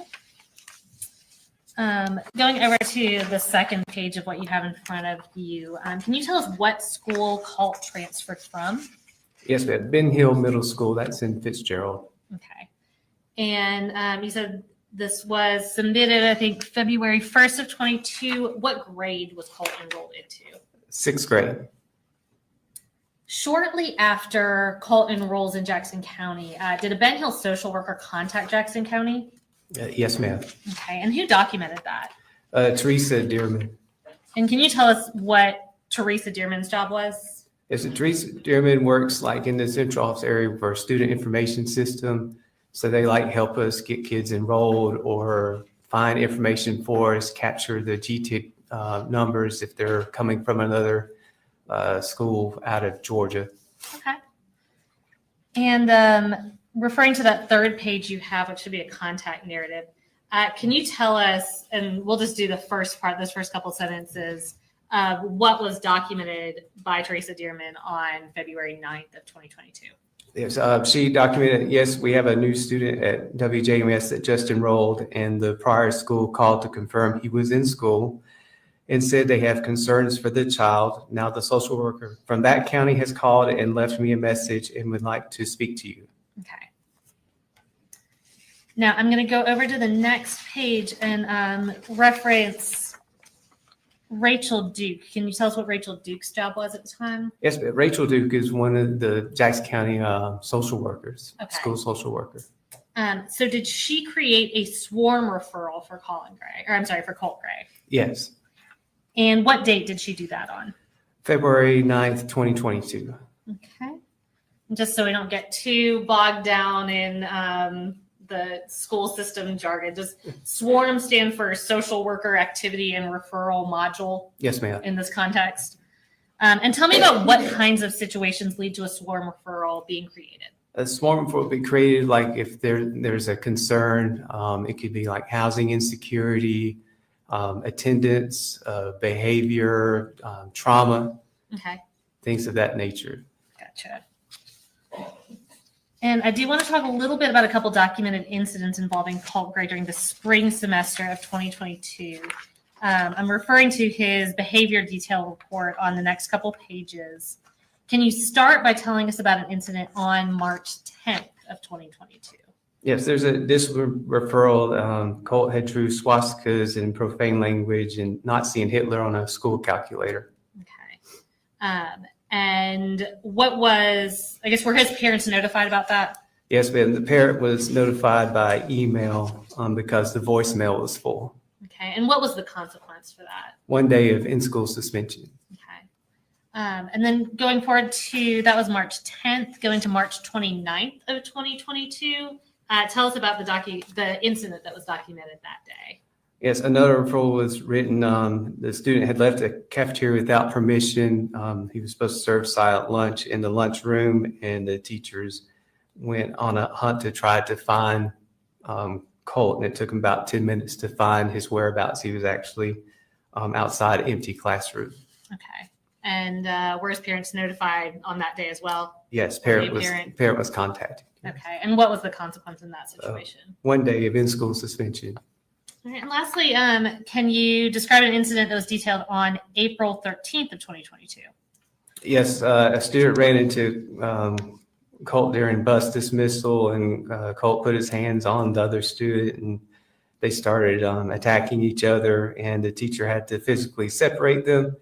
The teacher spoke with another AP, and they had figured out that the student was mad at Colt for bullying his friend and decided to take matters in his own hands. And Colt felt definitely about the cause of the issue and came back at the other student for shoulder checking him. Okay, so it was a physical altercation between Colt and another student, and what was reported to them was that Colt had been bullying that kid's friend. Is that? That's correct. Okay. And I'm going to refer you to the last page of that reference material you'll have. Can you tell us when Colt was withdrawn from Jackson County Schools? Yes, August 24th, 2022. Okay.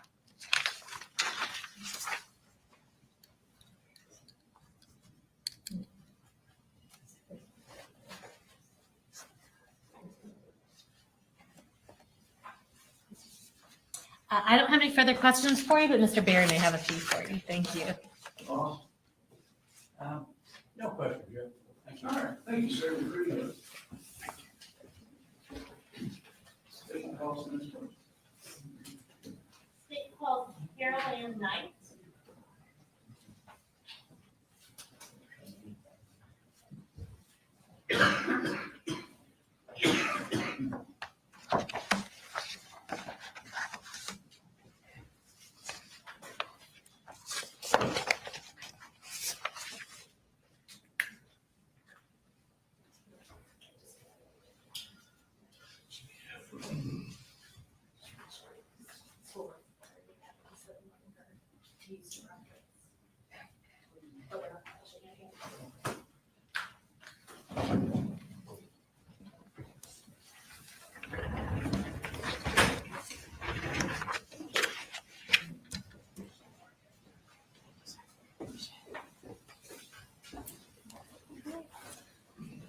I'm going to have you go ahead and raise your right hand. Do you swear or affirm any testimony you're about to give in the matter now pending before the court is the truth, the whole truth, and nothing but the truth, so help you God? I do. All right. And if you can start just by introducing yourself and tell us where you're employed. Sure. I'm Carol Ann Knight, and I am the principal at Jefferson Middle School in Jefferson, Georgia. Okay. And what county is Jefferson Middle School in? Jackson County. Okay. Is it part of the Jackson County school system or is it a separate It's school a system? separate city school system. Okay. And what grades are part of Jefferson Middle School? 6th through 8th. Okay.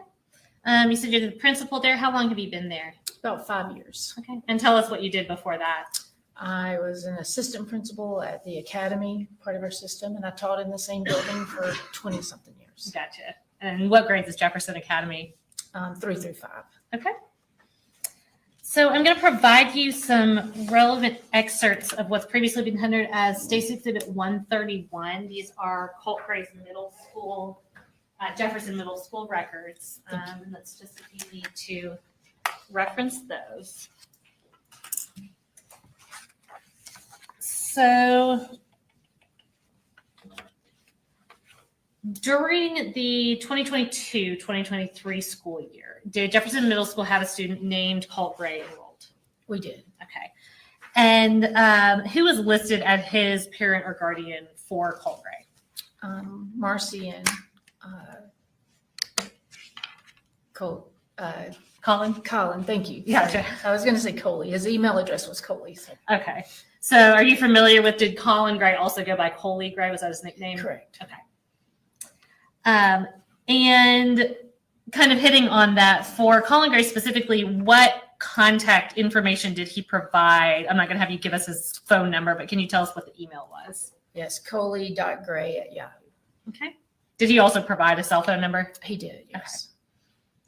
And I see on the records it has kind of options. We're not going to pull it up, but options for how to contact people, parents in different situations. Can you kind of explain how that works when you register a student? Yeah, absolutely. When a parent registers a student, we give several options of the way they prefer to be contacted.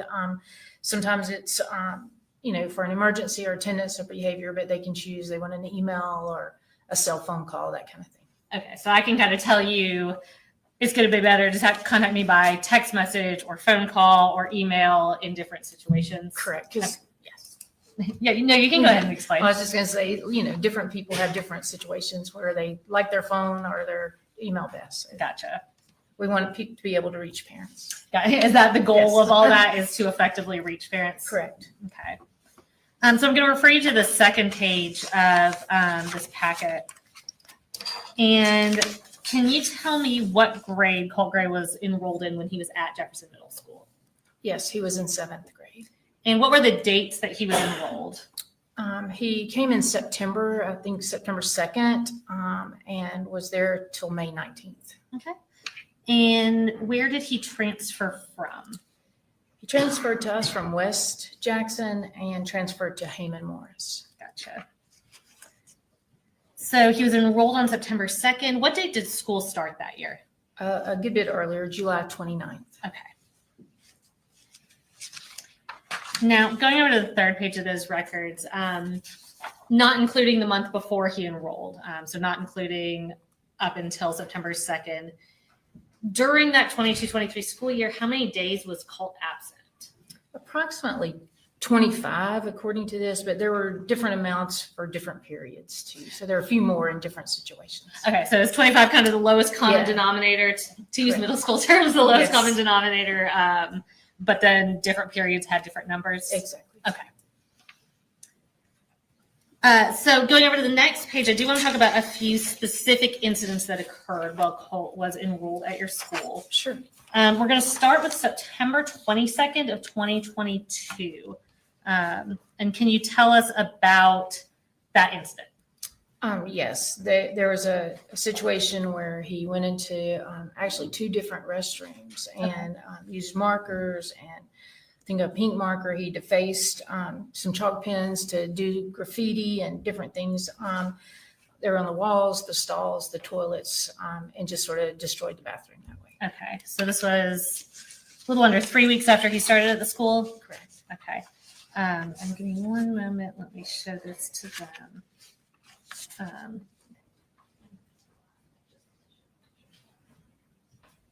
We're going to pull up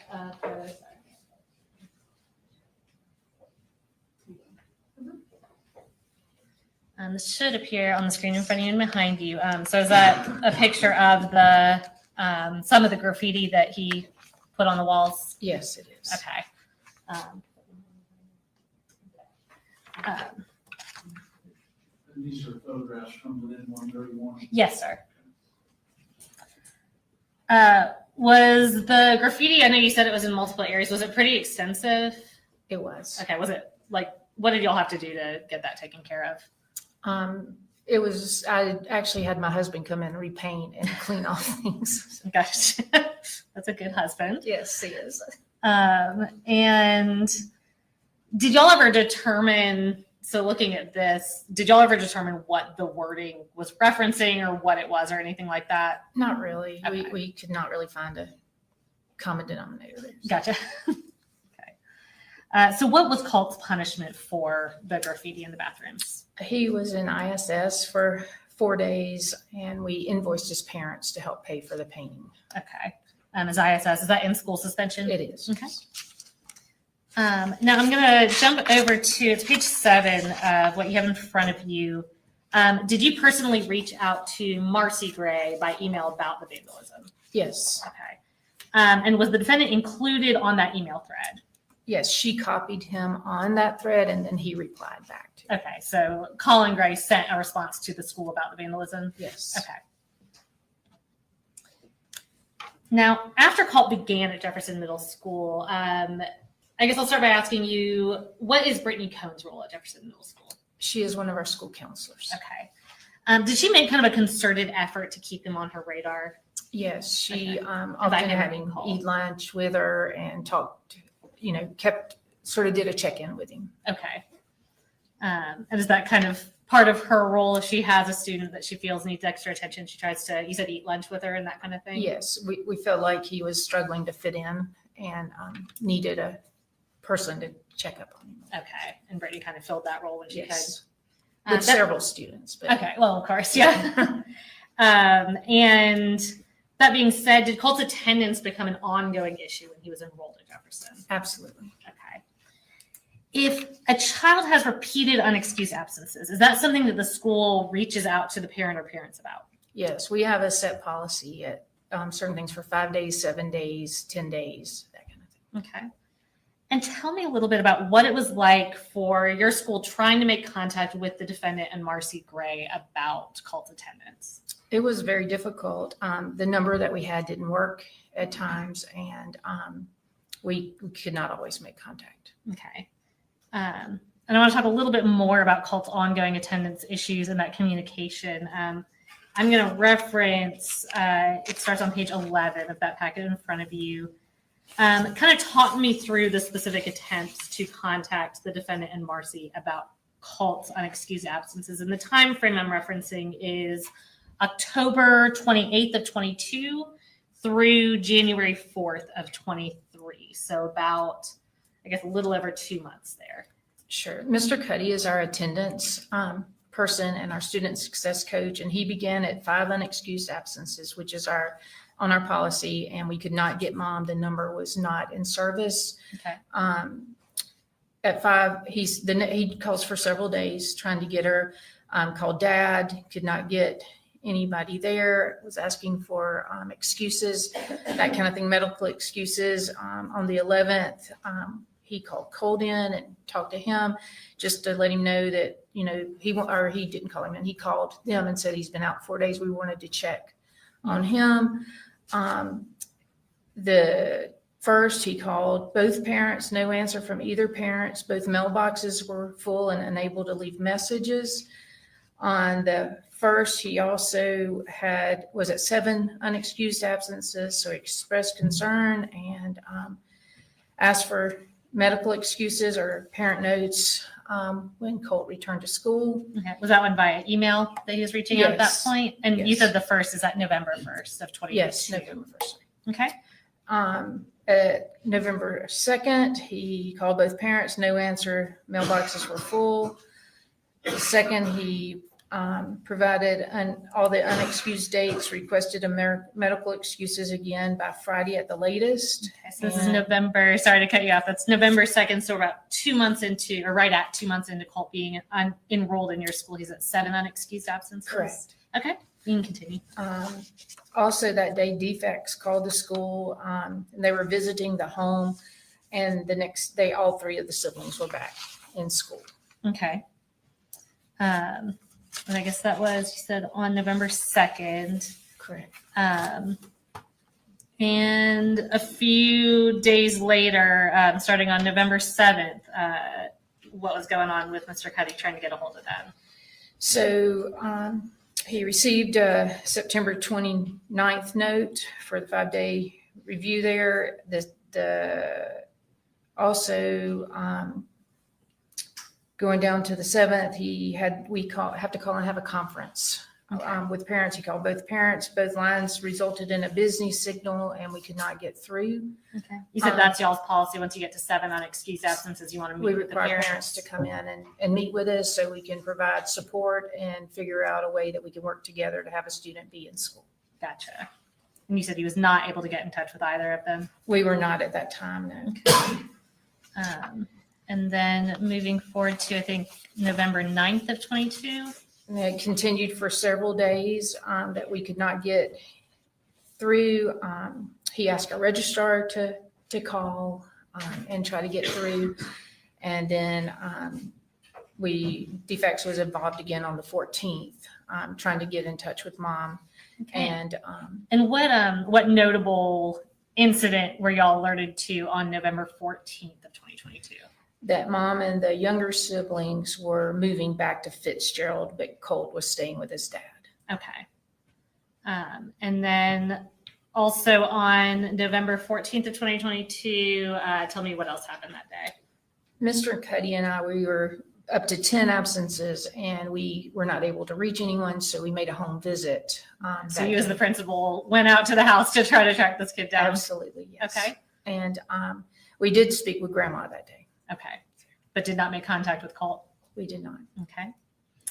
And then going into the beginning of January, tell me about any communication or attempted communication there. Sort of the same thing. The phone number was disconnected or had been changed, and we could not reach Dad at all. And we requested that Dad, through email, we requested that he call and schedule a parent's attendance meeting with us. Okay. And it sounds like y'all are pretty thorough in your school district. I'm going to have you hop ahead in these reference materials in front of you to the page 17. And if you can kind of talk through, this is going to be the same time frame that we just talked through, November to the beginning of January, but sort of y'all's internal emails. You don't have to read it word for word, but just sort of what the correspondence was of what y'all were doing and what y'all were trying to accomplish. Yes, our school nurse was trying to get in contact with Colt's parents and was not able to. She talked to Mr. Cuddy, our attendance person, and he said, no, I've tried and I am trying, and just sort of listed through that mom's number was not in service, that he had emailed and still did not get an answer, and he'd called Dad and was not able to get an answer either. Okay. And then going over to the next page, on November 2nd, tell me about an email sent that day. He sent all of the unexcused dates, which were the first 5, and then he continued all the way through November 1st with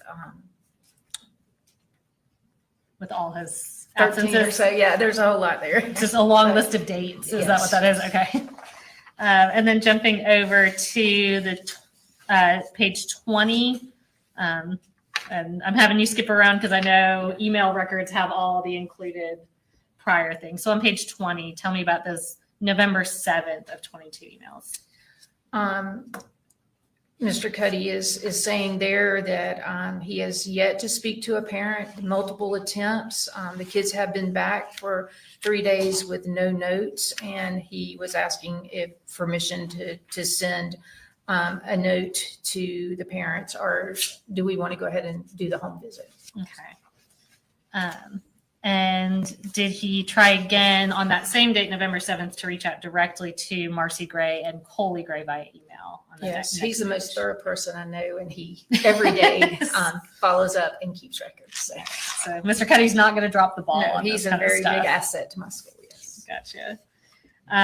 Did he give you an update on November 8th? And I'm looking at page 22. Yes, he did. And what was that update? He said he's also trying to contact parents and no success yet. Okay. And on the next page, 23, on November 8th of 2022, what did he communicate to you about how many times he had attempted? That's page 23. Sorry. I trying to set up the 7-day, tried to contact almost 6 times since October 28th with Okay. no success, and letters had been sent. Okay. We send certified letters at a certain point. Okay. So at this point, you tried phone, email, and certified letters, and he had tried, was it one parent or both parents 6 times? Both parents. Okay. Going forward to November 9th on page 24, tell me what was documented between y'all on that day. Talked to both parents again. They're back. Kids were back in school. No letters had been sent. They wanted to. One thing we do sometimes when a parent won't answer their phone is to call the kid up and ask them to use their phone to call the parent. Okay. Because sometimes they may be able to reach a parent when we can't. So he asked if that's a good idea. Can we go ahead and do that? Gotcha. So in your experience, sometimes if you call, but then you call from the kid's phone, is that more effective? Exactly. Okay. I'm going to jump ahead to page 28. We're now at November 11th of 2022. And what was being discussed on that day? Mr. Cuddy asked Miss Dollar Registrar if she would reach out and try, and he mentioned that we're going to do a home visit if we can't get in touch because of so many absences and so much missed school. Okay. And I'll throw a bone for the court reporter is dial, DIAL. Yes. Okay.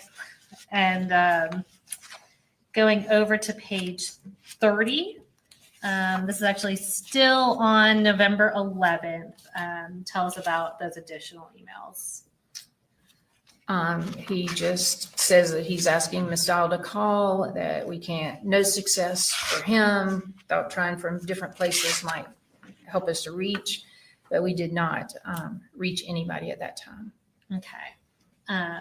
And now we're going to go fast forward in time. So that was in mid-November. So on page 34, we are at the beginning of the spring semester. So January 5th of 2023. What did Mr. Cuddy tell you that day? He spoke with Colt's dad and got a new phone number on that day. And did he clarify, did he get that phone number? Did From Colin Gray Colt. provide that phone number? No, or- he got it from Colt. Okay. So Not Colin from was able Colin, to give it to yes. him. All right.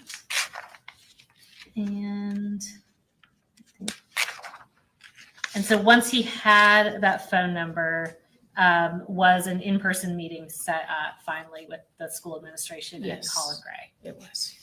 Okay, and just for a reminder, since we just talked through a bunch of stuff, at that point, y'all had been notified that Marcy Gray and the other kids had moved out, so Colin was the custodial parent? Yes. Okay. Let me catch up on my notes. Tell me about that meeting that y'all had. If you need to reference it, I think on page 14 are the notes from that meeting. Sure. We talked about a recent divorce. We talked about grades. We talked about attendance, tutoring times. We had our social worker be part of that conversation so we could offer some counseling services and things that we felt might be beneficial to Cole. Okay. Now, so that was, I'm sorry, what date did y'all have that in-person meeting? And that was page 14. I don't expect you to remember that. 111. Okay, so January 11th of 23. We had a lot of notes. A lot of notes, yes. And So that was January 11th. A few weeks later, did the school contact the defendant again on March 3rd of 2023?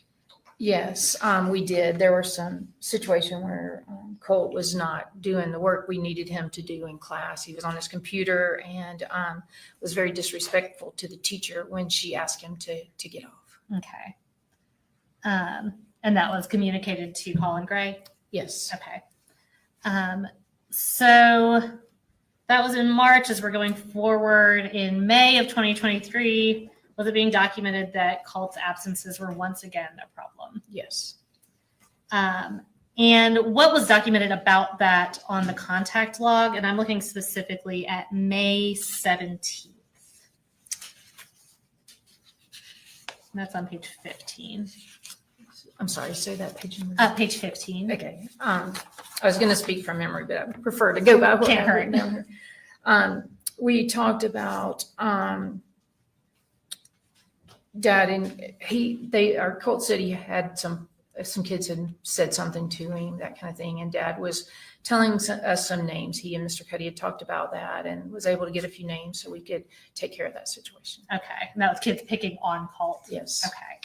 And y'all got the information from Colin Gray and addressed that with the kids in a way that you felt was appropriate? Oh, yes. Okay. Now, during the same time, did it become apparent that Colt was skipping school? Yes. When we called, Dad said that he didn't know that Colt was not at school, and Colt said he had missed the bus and was just skipping and staying home. Okay. Now, earlier you testified about notifying parents in different ways, kind of whatever way is going to be most convenient and effective for the parent, that the parents opt into. Is that right? Yes. So anytime Colt was absent from school, would Colin have been notified in his preferred method? Absolutely. Okay. I don't have any other questions for you, Mr. Berry, or Mr. Hobbs may have some for you though, okay? And ma'am, you can hold on to those papers. I just have a couple Okay. questions about the logs. Yeah, absolutely. All right.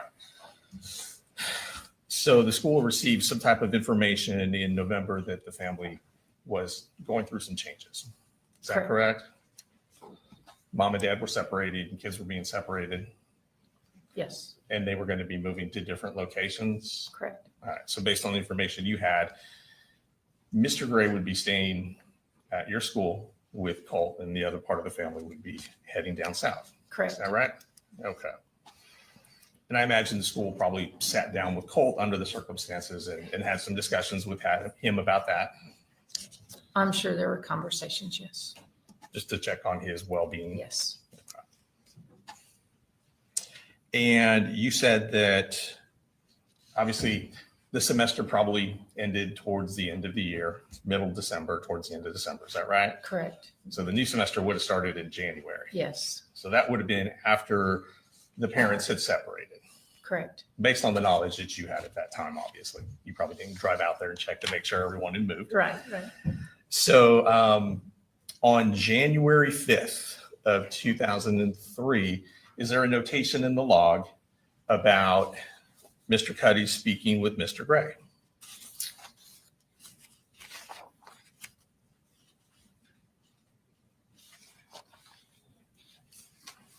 January the 5th, it says, at 11 absences, he spoke with Dad. He was pleasant, complimentary to our school, and he did want to meet with us. Okay. Is there any indication of why he wanted to meet with Mr. Cuddy in your school? To just let us know about their living situation. Okay. Are you aware if anything was discussed in order to, without telling me what was discussed, but were there any conversations had about how to assist Colt or make his school experience better for this new semester? We met as a team with Dad and talked about the absences and what we could do to help support him to make sure Colt was at school. Yes. Okay. And also to ensure or at least improve the chances of Colt's success in school? Always, yes. And did that meeting in fact happen on January 11th of 2023? Yes. So Dad would have been present with Mr. Cuddy and probably several other members of the faculty as well. Yes. So kind of a team approach to make sure that Colt had the best chance of success in school. We have an attendance team that's set that meets in situations like that. Okay. And let's see, is there a notation on the 20th about how things had gone since you guys had that meeting? On January 20th from Mr. Cuddy. Is there any notation if there's been an improvement or if things have gotten worse or how things are going? Yes, he said attendance had improved immensely, and Colt was positive and optimistic about the second semester, was working to pass his classes, and things were a little bit better. Okay, so this would have been in January after the change in his family circumstances, yes. Correct? And was there further contact with Dad on February 2nd?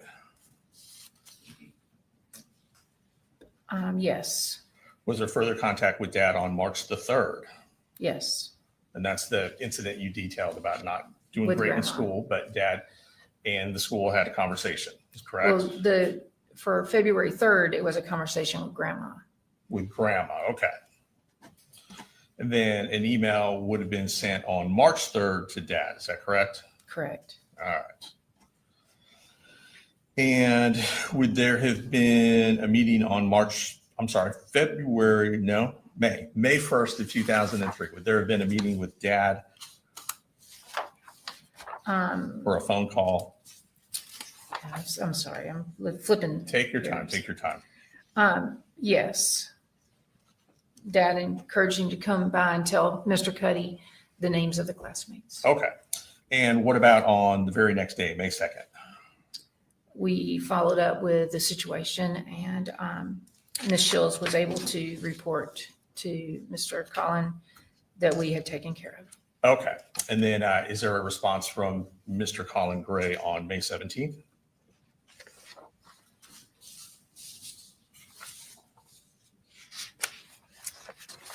Yes, after a couple of emails on the 17th about absences again and the phone number being invalid, he reached back out to Mr. Cuddy. And did he come in and meet with you at some point that day or the next day? Yeah, he asked to speak with our counselor, but we spoke instead. Okay. All right. Thank you, ma'am. No further questions. Thank Can you read it? Just briefly.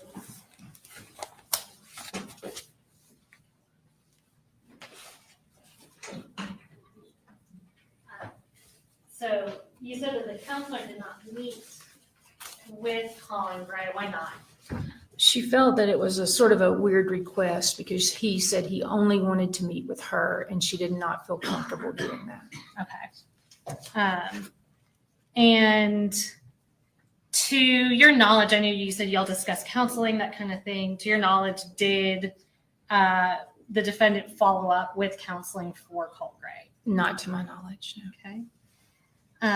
And just to reiterate, that January 11th meeting that y'all all had together, was that the meeting that y'all set up after trying to get in touch with Colin Gray? So y'all have, how many students are at Jefferson Middle? About 1,025. Okay. And that being said, is this a situation that you have an independent recollection of? Very much so. And why is that? It stood out that over and over, the attempts to call Mr. Cuddy comes to my office every day and gives me an update on students and where we are and making the home visit and seeing the graffiti and knowing that Colt was troubled and needed some help. Okay. Nothing further. Thank you. Yes. So with the further help and the other issues, I guess that would have been very concerning about these allegations of bullying that came up in January 23, or would have been later in 23? It was in toward the end of school in May, but they really weren't. Bullying is somebody over time continuing to do things. These were just instances that were sort of isolated that we dealt with. And who did you speak to about that bullying? Did you speak with Mr. Colin Gray or was it someone else? About the bullying? Actually, he shared the names with Mr. Cuddy. He shared the names with Mr. Cuddy. Okay. And in y'all's opinion, it didn't rise to the level of bullying. No, we treated it as bullying because we do not allow that. Okay. I just want to be clear because you said it didn't necessarily meet your definition, but you still treated it as bullying. We did. Okay. Just because Colt was struggling a little bit and we wanted to make sure he felt safe. And you had actually gotten that concern from his father as well. I believe Colt had spoken to Mr. Cuddy and then to Colin, and Colt didn't want to tell us any names, but he shared them with his dad. Okay. Who then passed those on to you guys? Okay. Thank you, ma'am. No further questions. Nothing further. Thank you.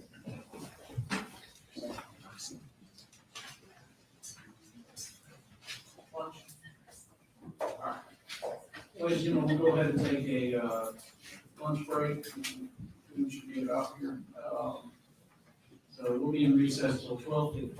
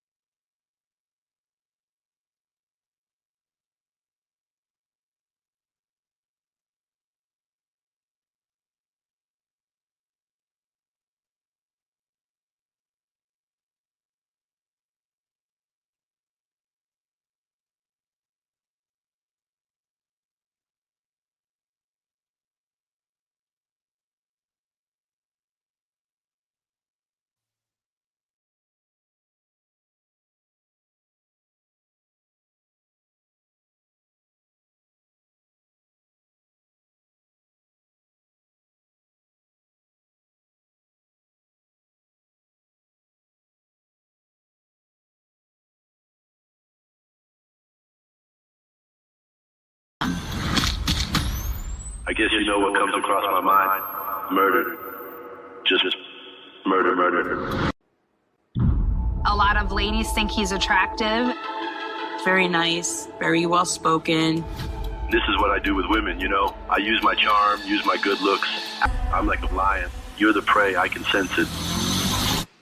I stand here today to announce the indictment of Wade Wilson for the murders of Christine Melton and Diane Ruiz. Both of them had been strangled. Last person that they encountered was Mr. Wade Wilson. He said he got back in the car and ran her over until she looked like spaghetti. I choked her out so she couldn't breathe anymore. I was on a rampage at this point. He's still pulling the strings from a jail cell. He's got an army of wives. That's all he's ever wanted. To advocate for someone because you think he's handsome. A rage overcomes me. Just kill. When I get that way, I become the devil. I'm gonna be honest with you, son. Everybody in the state thinks you're a monster. True crime just got darker. Catch the full episode on the link above. Subscribe to at Southern Sin today and hit the notification bell for more live original episodes Wednesdays at 8 p.m.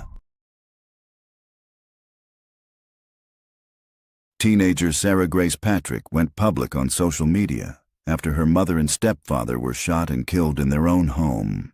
But what happened next has everyone shocked. And it's chilling. Sarah was just 16 when tragedy struck.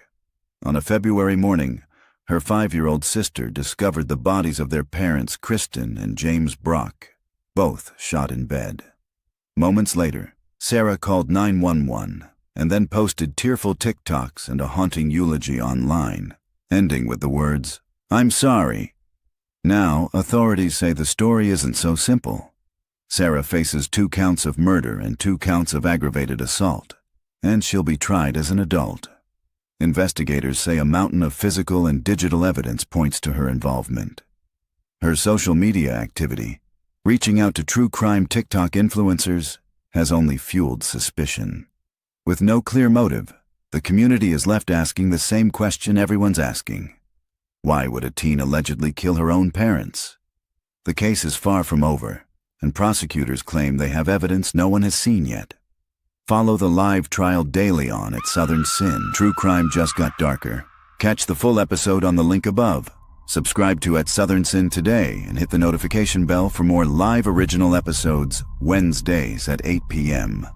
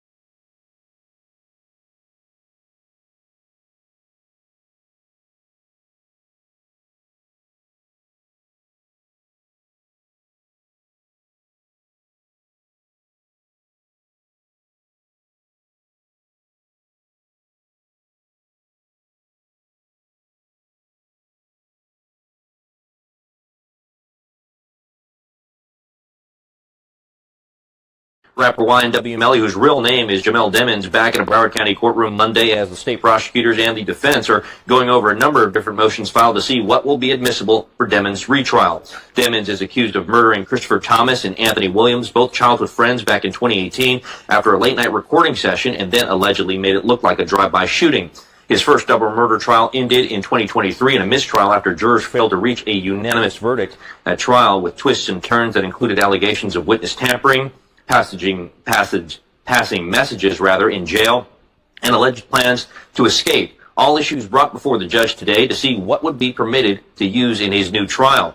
Demons faces a number of charges that include 2 counts of premeditated first-degree murder and witness tampering. And he is expected back in court January 12th on Monday at 8:45, where the judge will hear additional motions. That trial has been set for January 21st.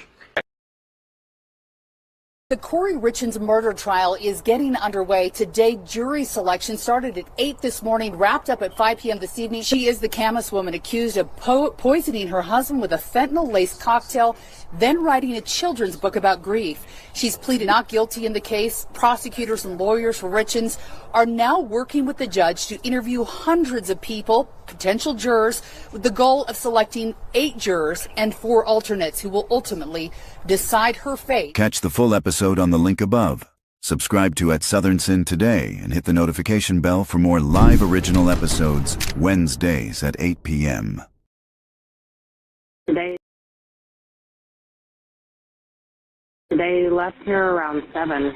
Do they normally go for this long of walks? No. That's why we're concerned. Katie's 15-year-old son Aiden and her boyfriend's 10-year-old daughter Kaya were missing, and at first, everyone assumed the minors were just off causing mischief. But as panic set in, a desperate search began, every second counting. Did they say where they were going? Well, they had mentioned running to the store and coming back. Which store would they have gone to? The King Soopers? Yeah, King Soopers. Katie and her boyfriend Jacoby began the search. Guided by a tip from Aiden's twin, they checked King Soopers, a nearby Walgreens, and scoured the neighborhood. But it was as if Aiden and Kaya had vanished into thin air. Then, during a police public update, Jacoby called with news that brought both dread and relief. He had found Aiden. True Crime Tuesdays just got darker. Southern Sin's all-new episodes drop at 9 p.m. Subscribe now for exclusive content. We're uncovering the tragedies of a woman from Goa who left everything behind for a promised life in America. She met him at a beauty salon, an American tourist with charm, money, and a plan. What began as long-distance romance quickly turned into a visa, a flight, and a future built on trust. But just weeks after arriving in Michigan, her messages stopped. Her family grew anxious. And what followed would expose a dark reality behind the picture-perfect promise. True Crime just got darker. Catch the full episode on the link above. Subscribe to at Southern Sin today and hit the notification bell for more live original episodes Wednesdays at 8 p.m. I just killed my mother. And What happened, sir? Earlier that evening, Champaign County dispatchers answered a 911 call from Shane's 14-year-old son. At first, it sounded like a routine emergency. But buried in the boy's trembling words was something far more chilling, an unsettling confession. The question wasn't just what happened inside that house, but who, exactly, was confessing to murder. I just killed my mother. And What happened, sir? I just killed my mother, and I need to go to the hospital. Captain Loney assures Shane his son is safe, tucked away in police custody. But behind the calm words, a darker truth lurks. As Shane's fear spirals, Loney tightens the net, asking pointed questions. Give me a little history on your son. And is his name, am I correct, is his name Donovan? Oh, God, yes. Yes, Donovan Asher Nicholas. What's his date of birth? Oh, God, I think he's 14 years old. Okay. But I don't know. Okay. Has he been any behavior problem or anything to you? Never. The boy is soft-spoken. He's a genius. He's very, very smart. He's non-confrontational. Okay. He's never done anything. No, this is not happening. Has he ever inflicted harm to any family member or anything like that? Never. No harm to anyone? Never. None. Does he have friends None. and things of that nature?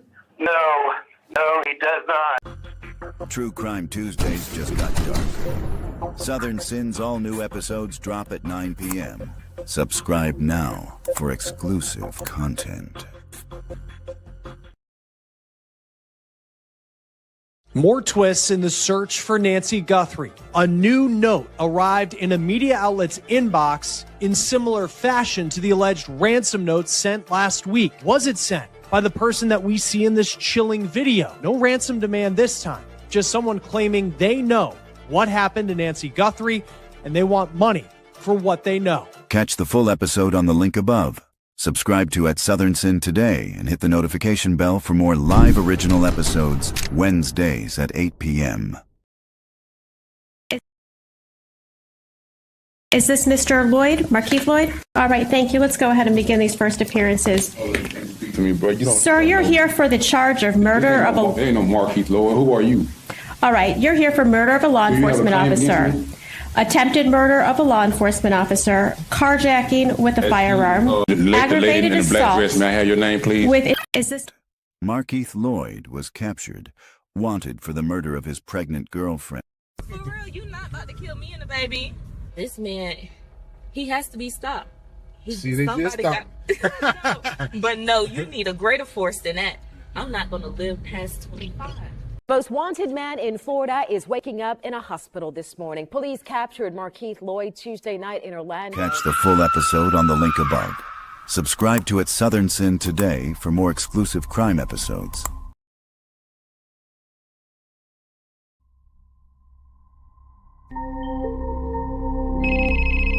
Hey Jody, Detective Steve Flores with Main Service on the Police Department. Oh, hey, how are you? Good. You needed to talk to me about something? Well, I just wanted to offer any assistance that I might have. I was a really good friend of Travis's, and I don't know a lot of anything, but... What have you heard so far? I heard that he passed away and that... I don't know. I've heard all kinds of rumors. I heard there was a lot of blood.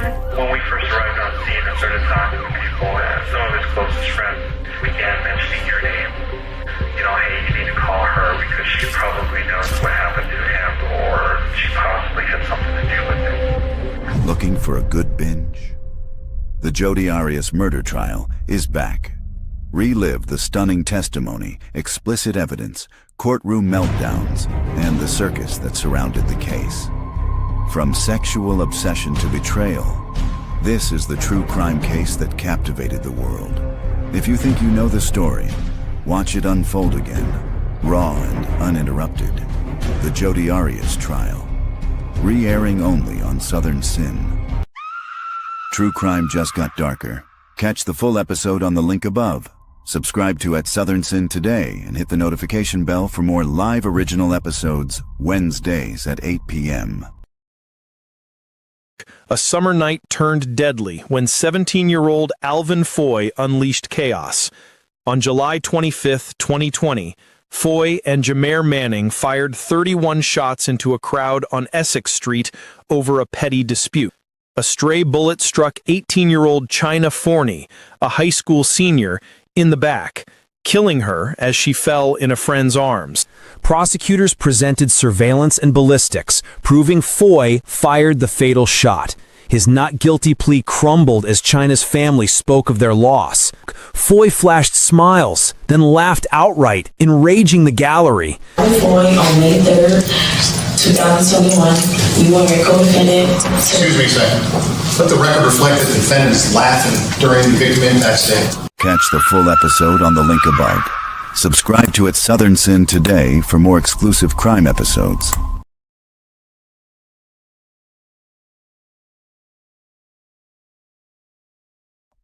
Investigators could only conclude the unimaginable, that this weight had been used to crush her skull and ultimately the life from her. But the horror did not end there. Inside the master bedroom closet lay Gloria's teenage son, Caleb. Only 17 years old, bound tightly in tape, his lifeless body discarded like he was nothing. True Crime Tuesdays just got darker. Southern Sin's all-new episodes drop at 9 p.m. Subscribe now for exclusive content.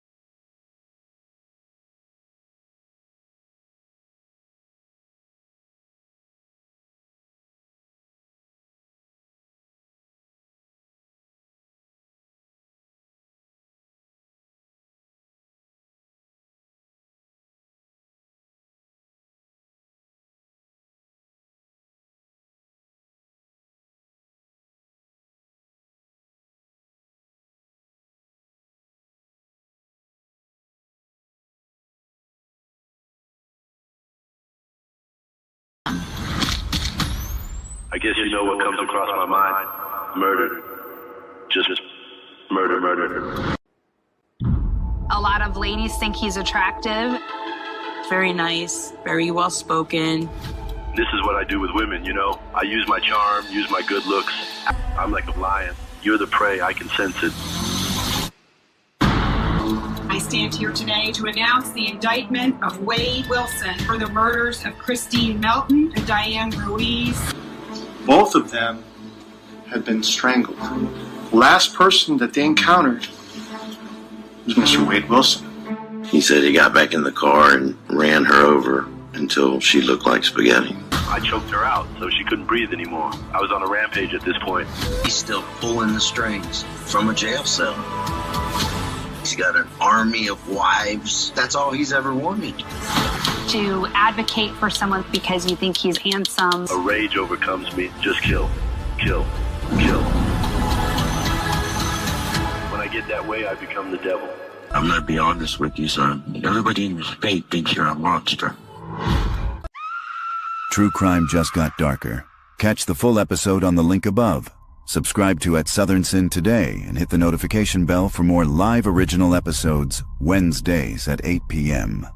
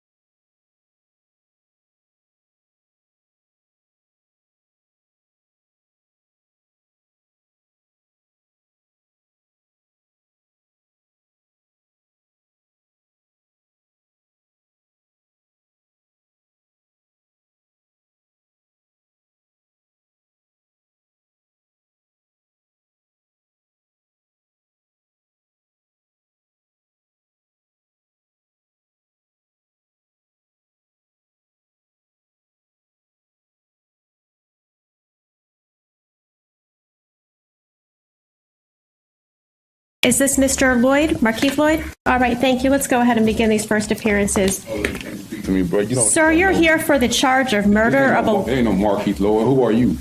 All right, you're here for murder of a law enforcement officer, attempted murder of a law enforcement officer, carjacking with a firearm, aggravated in the black assault. dress. May I have your name, please? Is this...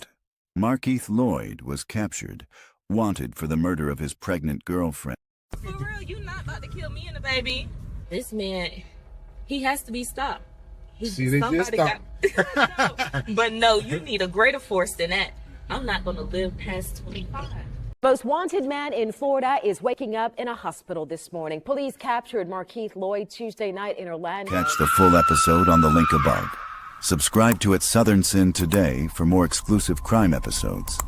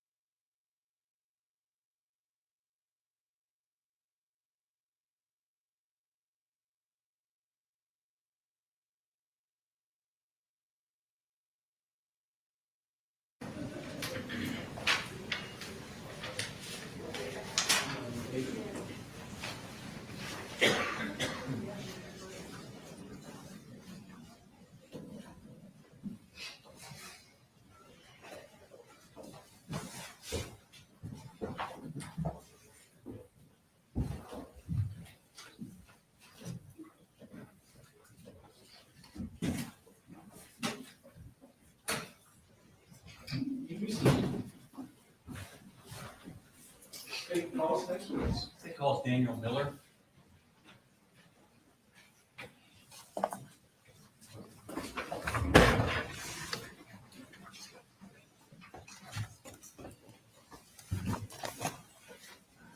If you'd raise your right hand, please. For the testimony given, the matter now pending before this court will be the truth, the whole truth, nothing but the truth, so help you God. I do. Okay, have a seat, please. If you could introduce yourself to the jury. Good afternoon. My name's Dan Miller, deputy investigator with Jackson County Sheriff's Office. Okay, and how long have you worked with Jackson County Sheriff's Office? In total, 18 years. Okay, and what are your duties as an investigator? Receiving reports from patrol of crimes committed and investigating those crimes further when a conclusion can't be brought to right when the report is taken. Okay, and how long have you been an investigator? Oh gosh, since 2017. I'm sorry, my math's not mathing today. That's fine. Take your attention back to 2023, specifically May of that year. Were you an investigator at Jackson County Sheriff's Office at that time? I was. Okay. Now I want to take your attention specifically to May 21st of 2023. Did you get information from your supervisor about an FBI tip? I did. Tell me the circumstances of that. It was a weekend, as I recall, and I was the on-call investigator. So each week, the sheriff's office has a different investigator fulfill on-call duties. So if a call comes out after hours that investigations has to respond to, that particular investigator will respond to that call. This was a Sunday, I believe, and I received a phone call from my supervisor informing me of the tip. Okay. Did he send you the tip or show you the tip or just tell you? He did email it to me, but I wasn't able to. The only way I had to look at it was my county cell phone at the time. Okay. We had a way to log into our computers that I'm not the most technically savvy person in the world, so I wasn't familiar how to do that on a laptop. Nevertheless, I wasn't able to open that particular attachment in the email. Okay. Did he verbally tell you what the tip was about? He did. Okay. What did he tell you about this tip? Just that the FBI had received a tip. Hang on. What's your response? No, it's not the truth of the matter asserted. It's just information that he got that he then used to follow up with. He's going to actually go speak with the defendant about this tip. And so his information that he had is what he's using to speak with Mr. Gray. So it's just to show Not being offered to prove that the information in the tip is true. Correct. We don't know if it is or not. All right. So, ladies and gentlemen, I'm going to overrule the hearsay objection. Understand that the value here is just essentially the words were said or the tip contained information. It's not to prove that the content of the tip is true. Okay. Go ahead. So what was your knowledge? What were you told before? My knowledge was the address and possible name. Okay. And forgive me, I can't remember if it was Colt Gray or Colin Gray. One of those names came up referencing a person making a threat to shoot up a school. Okay. And how was this threat communicated? Through an app called Discord. It's like a gaming app, I guess gamers use it to communicate and do various other things. I'm not that familiar with it. I have heard of it. Okay. And at the time, I wasn't really all that familiar with it either. Okay. So your information was that a tip came over that a user on Discord Correct. had made a threat to do what? To shoot up a school. Okay. And what are you getting as far as a name and an address? What's that tied to? So that came from my supervisor. He said, go to this address and speak to this person. There was a possible threat made to shoot up the school. I can only assume he saw the tip, but I don't know. I can't say that with a definitive answer, but he told me the address, go here. There's a threat made to shoot up a school and see what you can gather. Okay. And did you go to that address? I did. Okay. Did anyone go with you? Deputy Justin Elliott. Okay. Do you remember the address that you went to? Not off the top of my head. It's Rice Creek Court, I believe. I don't recall the exact numbers. Okay. And did you approach the residents? I did. We went, knocked on the door, and a couple of juveniles answered. And male or female? Female. Okay. And common practice is if juvenile answers the door, we absolutely do not go in. We contacted parents, and kind of explained why we were there. And the father, whose name escapes me at the moment, Frank Rundell, informed us that they had lived there. Called him by phone, or? Yes, I had the juveniles call him by phone. Okay. And he informed us that he used to have a Discord account, but he doesn't use it anymore. He used it for like fantasy football. And that wasn't the name that was associated with the tip. So I just kind of ran it down as far as much information as I could get at the time. He said something to the effect that he did have a gun, but it was locked in a safe. And the children. Did you ask him about a gun? I did. Okay. Said it was locked in a safe and that the kids did not have access to it. But then he went on to say that the previous tenant got evicted from that address, I believe 3 months prior, and that they still were getting mail. So they had some of that mail there. One of the juveniles gave it to us. That's where we got the name from. And what name was on the mail? Colin Gray. Did it have a different address? Not on the mail, no. Oh, that's right, because it went to that house. That makes Correct, sense. yeah. Sorry. At some point, did you find out where Colin Gray lived? Yes. Deputy Elliott, I think he'd had dealings with them before. I can't say specifically. He was the one that was able to figure out the new address, the River Mist Circle address. I'm sorry, what's that address? 954 River Mist Circle. Okay. And did you go to that address? We did. Is this all on the same day? It was. Okay. And what happened when you got to that address? Colin answered the door, and we proceeded to inform them why we were there, that there was a threat made to shoot up a school, and that the tip came from the FBI, and that the IP address for that tip came back to an IP address for Colin. Okay. Are you a computer expert? I am absolutely not. Do you have a general idea of what an IP address is? A very layman's idea, yes. Okay, and what is that? It's Internet Protocol, I think, is what that stands for. It basically everybody's internet address. They have a specific address for their Wi-Fi router. That's about the extent of my knowledge. Okay, and that IP address from the tip came back to Colin Gray?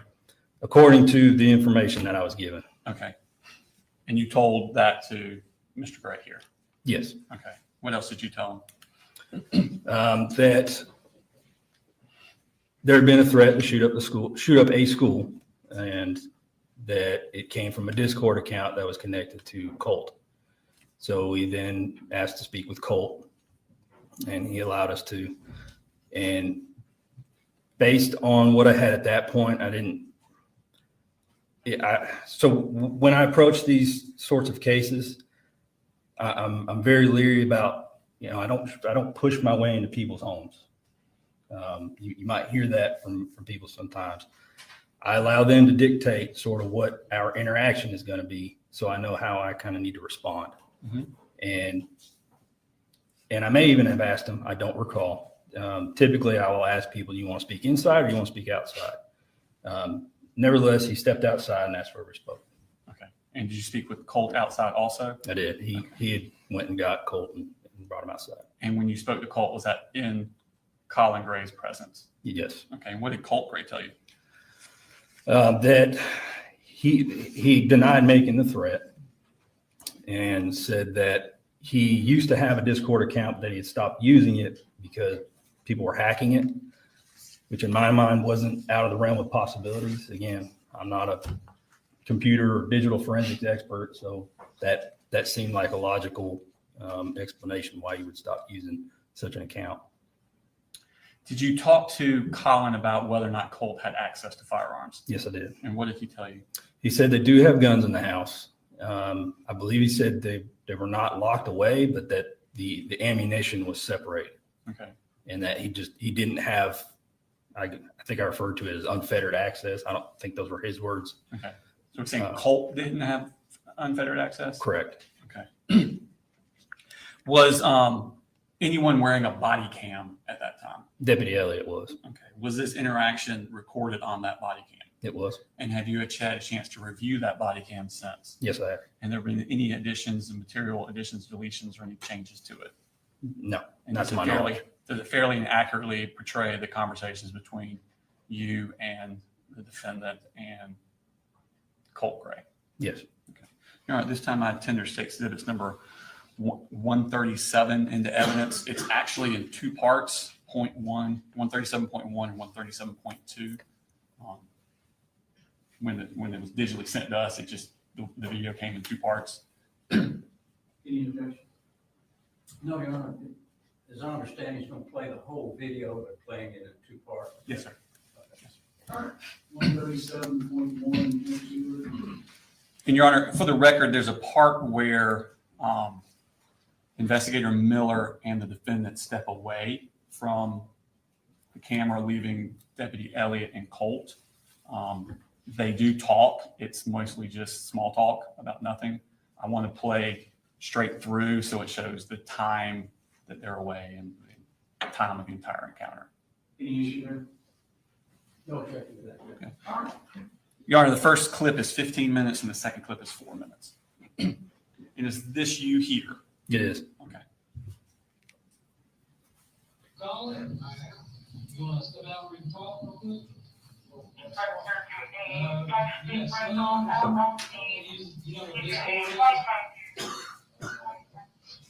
so we got a tip from the FBI saying that somebody from your old address or their traditions, they make friendship at school. It's pretty low. Our name was associated with that address, and you were living there. Say that again, I'm sorry. It's very low. I don't know if the jury can hear it or not. I think it's high, so we can get it here on the line. Yeah, we're at highest volume for the computer. All right, if you want to, can you back it up 10 seconds or so, and then I've got on my video volume as high as I can get it.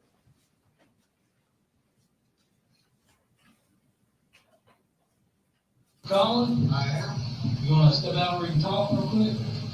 Yes, you know what Discord is? So we got a tip from the FBI saying that somebody from your old address or their traditions, they made a threat to shoot up school. Really? Yes, sir. And your name was associated with that address. So we went over to that address and you weren't living there. So let me get dressed. Sure.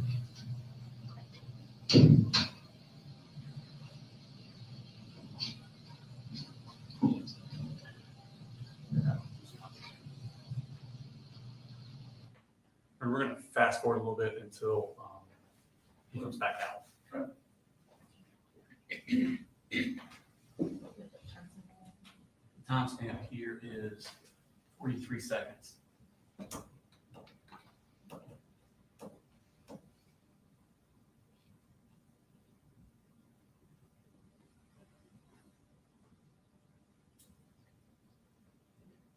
And we're starting it back up at 2 minutes, 8 seconds. That's all right. Sorry, we got up, watched the golf tournament, and sat back down. That'll do it. So what, tell me what, you have any kids or anything live here? Yeah, Colt Gray. Colt? Yeah, Colt, he's my oldest son. How old is he? He's 13. You play a lot of video games and stuff? Yeah, yeah, right all the time. Is he here right now? If they had something you might have. I damn sure want to know. Can you talk to him? Yeah, absolutely. Now look, he gonna get all red faced when you talk to him. Just calm, all right? So him is. Let me give you a backstory. So we lived over traditions. Mm-hmm. I went to work one day and sold the diner, doing high rises downtown. Mm-hmm. So I get a call from one of y'all, like, so my family's in law enforcement. So when I get the call, I don't think the officer's name. Turns out, nicest guy like ever. He's like, I just want to let you know I'm at your house. I'm like, for what? He said, y'all have been evicted. I'm like, no, I just paid rent. He's like, no. He's like, I'm gonna stay here till you get here. So I drove all the way out. All my shit's in front of me. And I'm like, what are you doing? He's like, I'm just gonna let you know this is what's going on. There's people standing there with trailers and shit. I'm like, what do they do? He's like, they're gonna get your stuff out. don't even know why y'all are here. So long story short, I'm like, trying to figure out what's going on with my wife. She's in the house. So we split. Long story short, for obvious reasons. She took my younger two and went back home with her mom. Colt and I rented a house and came here. So we've been good, like no problems. He struggled at first with the separation. All school was kind of so. So I went up to school countless times just tracking with him. You know, like, hey, make sure you're good. They understand what's going on. He goes to Jefferson Middle School. So he's been doing really good. Like, you know, in the beginning, he kind of struggled a little bit. But let me ask you this: do you have witnesses in the house? I do. Are they accessible for him? They are. I mean, there's nothing loaded, but they are. And we do a lot of shooting. We do a lot of deer. He shot his first deer this year. You know, so like I'm pretty much in shock, to be honest with you. Well, I'm a little pissed off, to be even really honest with you, if that is what was said. But we've been up to school for so many times now. The information I got was sort of incomplete. I don't know how old it is. And like I said, the original complaint went to your other address, or your previous address, and that's where we just came from. Yeah, no, I'm sure it wasn't. I don't know. And so we ran I had your name, date of birth. Yeah. That's how we got his address. So, I mean, I swear to God, we're going to school. I've been up to school, like, I'm on first name. I just was up there 3 days ago for his finals, talking to the principal, like, look, make sure Colt's good. He gets flustered and under pressure. He doesn't really think straight. And we just, just kind of put your arms around him, get him through 7th grade. I just want to make sure he's good. Like, I mean, we're up there all the time talking to school. If you talk to that school, they'll know exactly who I am. I'll say that. I mean, because I'm up there that much, you know? Checking in on. Yeah, I just want to make sure he's good. So I'm a little taken back by the whole thing, but I can tell you this, I take that very serious, and so does he, as a matter of fact. You know, he's... So his first name's Colt? Colt, C-O-L-T, yes, sir. I mean, all I can do is ask him. Yeah, well, absolutely. Yeah, I want you to talk to him and just tell him.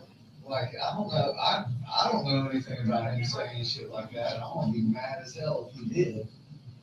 And then all the guns will go away. And they won't be accessible.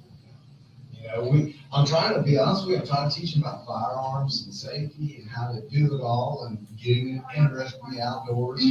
Like on my phone. We get away from those video games. Exactly right. That's the God honest truth. And the picture on my phone is him with blood on his cheeks from shooting his first deer. It's just the greatest day ever. So he knows the seriousness of weapons and what they can do and how to use them and not use them. So it's kind of a little bit of a shock. So, and whatever y'all tell him, please instill in him that if this is whatever, where this is coming from, it's no joke. Like, it's no joke. But we wouldn't need it. No, I know. And I'm telling you right now, we talk about it quite a bit. All the school shootings, things that happen. Yeah. All there. You getting picked on at school. He is. He's getting picked on at school. And is everything okay? That's why I keep going up there. You know, because you just never really know. And I don't want anything to happen to him. So, yeah. All right, well, if you want to wrap up, y'all talk. Or we can go in. Sounds like cool.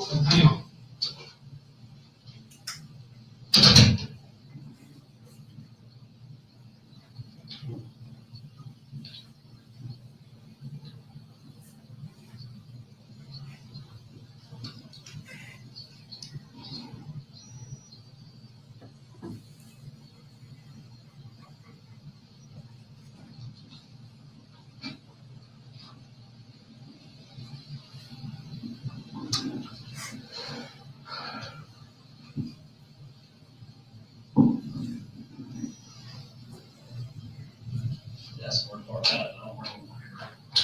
More information. Hey, Colt. So did Dad kind of explain everything to you? shooting up the school. Did you say something about school shooting? Never just told them, maybe they misheard somebody else on them, never said, You never ever said. no, I swear. Do you use Discord? Discord? Yes, sir. I used to. When's the last time you used it? Really?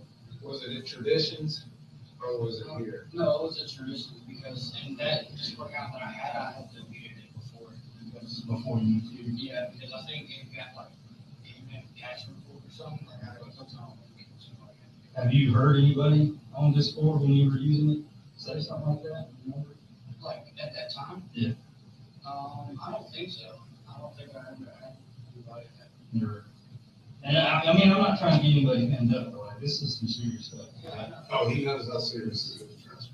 I hate to, you know, my boss was like, I don't know how old this information is, and if you want to wait till Monday to follow up, I was like, no, I'd rather do it now, So would we. because God forbid something happened, I didn't have my job, but I'd feel pretty bad about this, so I just want to make sure you understand that if something like that happened, or you hear something like that, tell their dad, tell Like I told him, I promise I'll say something. So you haven't used Discord in a few months, and you're saying you didn't say anything. No, all I have is TikTok, I just go around there. Well, fair enough. What's your birthday? January 14th, 2007. He's just gonna do a little report saying that, We we've talked. done in reference to this, and we talked, and you saying that you didn't say anything like that. I gotta take you at your word, and I hope you're being honest with me. I'm not saying you're lying, but it's not unusual for people to lie. He's surveyed. Hey, Colin, what's good phone number for you, sir? It's 706 706 590. 59. It's a new number. I think it's 2876. That's what we're doing. About ready to get done with it? I just already finished. Oh, you did? When was your last day? Sunday, so Friday. Right, what grade you going into? Eighth grade, almost high school, man. The last 4 years, really, the last 4 years is what matters. You're doing good grades, man. Set you up for this. 5902768. 5902768. Yes, sir. 5902768. Yeah, so look, you know, welcome any time. We take it like dead serious around here. And I just want to make sure that I can feel better if you do find out what or where. Like, can somebody let us know? Sure. He's going to be full of anxiety until this gets resolved. I can tell you that. So did you switch schools when you moved from Traditions? Where were you going before? West Jackson Middle? Okay. Is things a lot better now? Yes, sir. Okay. That's good. Let me grab you, can I walk through your grass on that car? You getting bullied over there at West Jackson Middle? That's the thing, I wasn't back there. Oh, yeah. Now, look, to be honest with him about that, now in middle school, I told him you were now, and that's. Getting switched out halfway through the school year? Getting a new guy? Yeah, being that quiet, moved like 6 times already. Well, my dad was a logger and grew up in the military. We moved a lot when I was a kid. But that school was less surprising. I wasn't that proven, so I didn't necessarily have a reason that I would say that. No. Yeah. Well, there's always somebody you can talk to if you need to.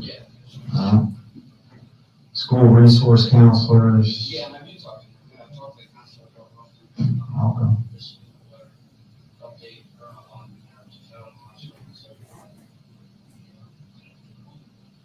Yeah, start looking out and making goals for yourself. You interested in anything? A what? A philosopher. Yeah. Well, do what you enjoy. I mean, I did 20 years in the military, and you don't have to settle on just one thing. Did 20 years in the military, retired from that, and been doing this for 7. So you don't have to fit everything inside the box. Yeah, I might branch out. Yeah. We got guys at the sheriff's office are full-time plumbers, full-time police officers. And, you know, do what pays the bills, do what they enjoy. But everything's going good. That's good. You got a phone? What's your phone number? Like I said, I changed my phone number. Okay. Alright. Dad said you went deer hunting for the first time this past year. What'd you get? 300? 4 on one side and one up on the other? Or? Yeah. Yeah, fork on one side, one on the other. Spike? Yeah. Yeah.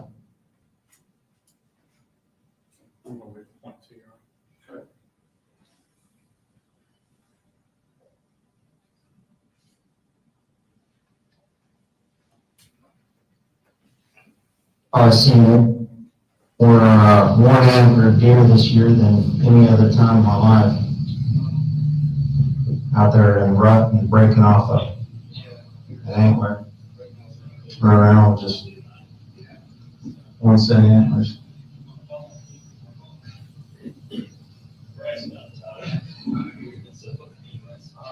Well, look, Colin, I appreciate it. Your dad's got my card. If anything, if you hear anything, tell your dad that he's got my number. You go ask him for him. It's serious. He knows how serious it is. And he'll, like I said, we'll have a long conversation here just a little bit. So, you know, there was a very traumatic thing that him and I both went through now. He was at school, I was at work, come home, and I mean, every ounce of what we had was under tarps and sitting in that yard. You saw it. Yeah. We saw the clientele of the neighbors that lived there. It's like totally embarrassing. So it was very traumatic for both of us, and living here, just us, is like, dust is finally settled. He's making good grades. So that's good. We'll keep that up. That's important. We'll start talking about traditions in West Jackson and just see if something jogs in there like that. But certainly we'd like to know if something, if you do find. Well, my thing is this, so more than likely they track the IP address. Okay. And that's why we went to that address. Okay. Because the IP address is usually location specific. Yeah. You know, within the area. So if it came from that house, then somebody there's lying, or the information's just so old. Yeah. And, you know, maybe it was something you heard or did on Discord months ago. I don't know. I have no idea. Okay. But he's telling me he didn't. Yeah. He can't remember anything like that. I take extra word. But if you look me in the eye and tell me that's what you're telling me, I got no choice but to take extra word right now. But like I was telling your dad, find out otherwise, then it's a different story. It's a really different story. Okay. And got any questions? No, sir. You have any questions? No, sir. All right. Now, enjoy the rest of your day. Thanks. Appreciate it. Appreciate it, sir. You got me Good luck to you.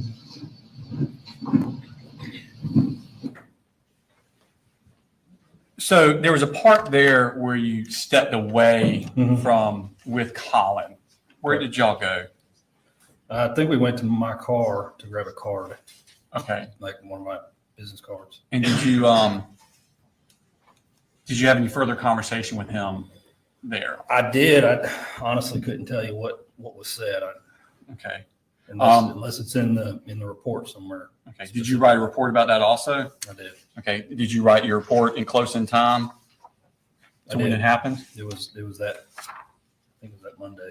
So you wrote it that day or the Monday? Mm-hmm. Okay.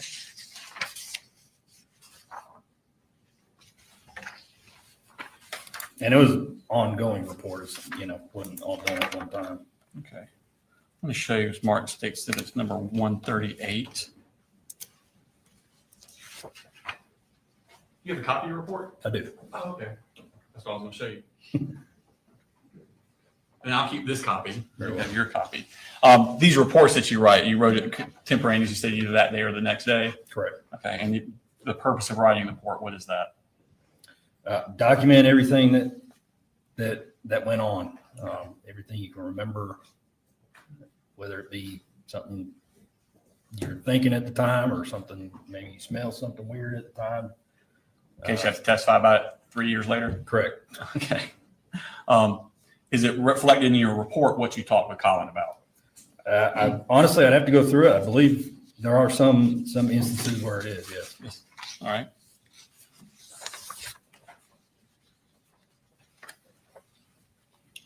Specifically, I'm looking at the top of page 2. Mm-hmm. Okay.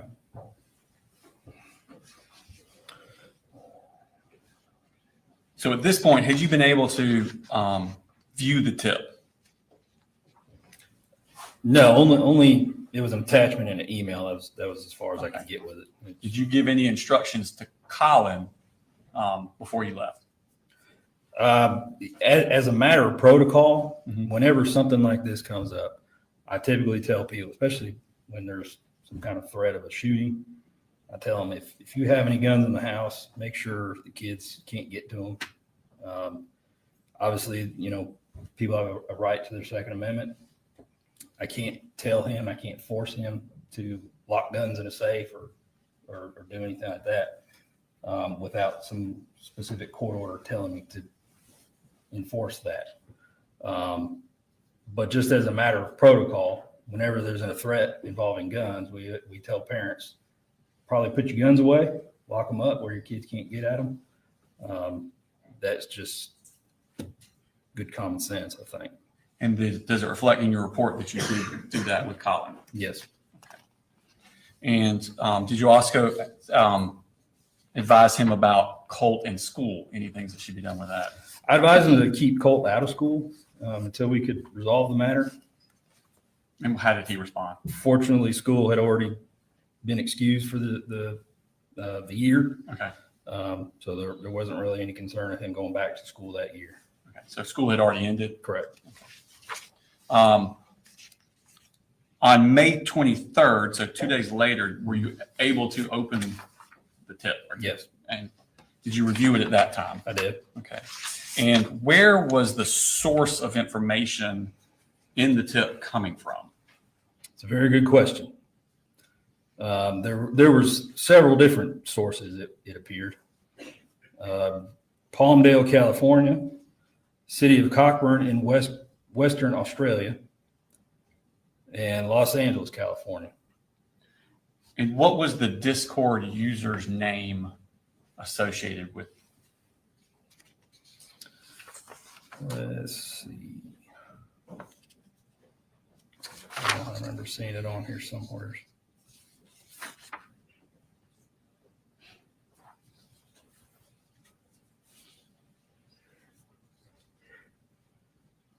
So I know I have the email.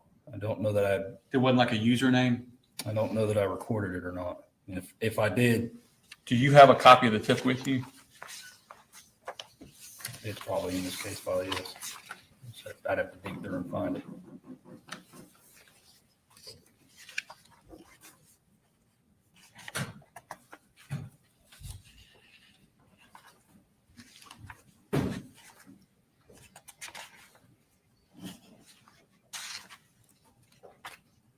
Actually, you know what? I think it's on this disc. I don't think I ever printed it out. Okay. I'll show you what I'm marking exhibit number 208 for reference purposes.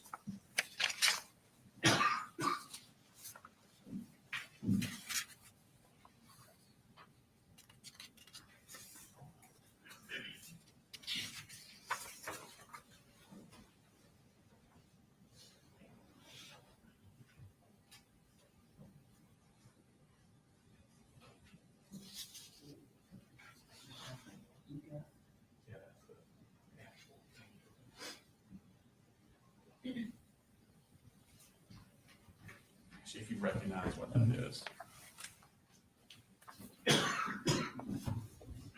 This appears to be the tip that I'd received. Okay. And on page 7 of that tip, does it refresh your recollection as to what the Discord username was?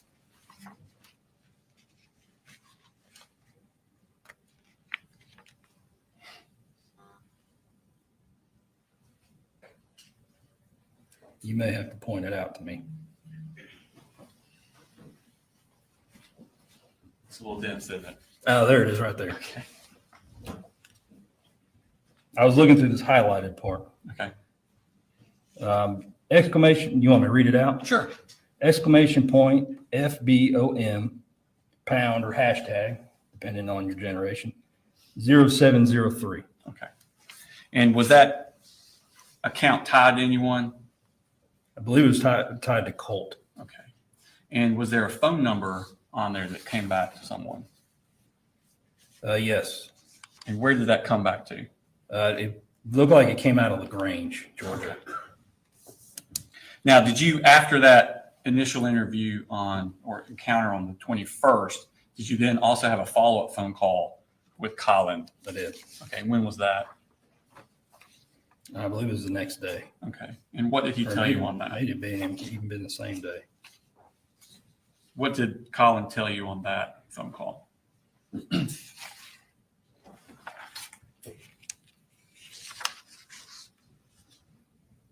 I'd informed him of the email address that was associated with that account. And he said he didn't know who that was. The user who had actually made the threat, the name was written in Russian. And I asked him if Colt knew Russian, sort of taking a stab in the dark there. And he said he didn't know Russian. And said he doesn't know anybody in LaGrange. I had called LaGrange, I don't remember if it was like a police department or a sheriff's office. Anyways, I'd given them the phone number and asked them to track it down and see if they could figure out who this person was. They were able to make contact with somebody down there, and I think the phone number had since been reassigned to somebody else, and it was no longer the person that was living at that address. Were you able to substantiate the case at all? I was not. Okay. Did he? I'm sorry. Did Colin tell you anything about his conversation with Colt about on the phone? He did.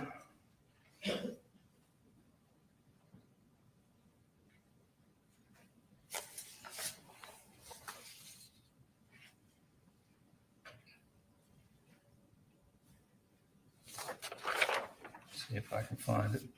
I believe it's on page 4 of your report. Mm-hmm. The last paragraph.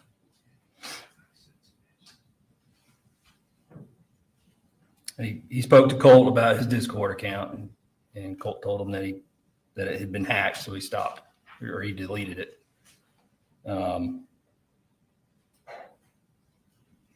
Because he didn't want anybody to use that account for nefarious purposes, is what I wrote.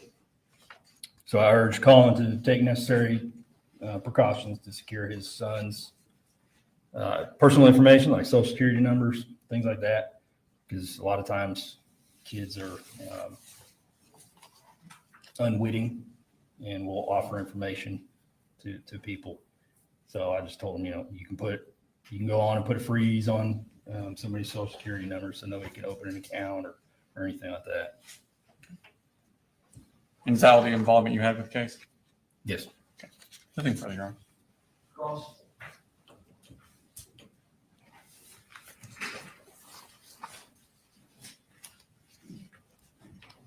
Good afternoon. Good afternoon, sir.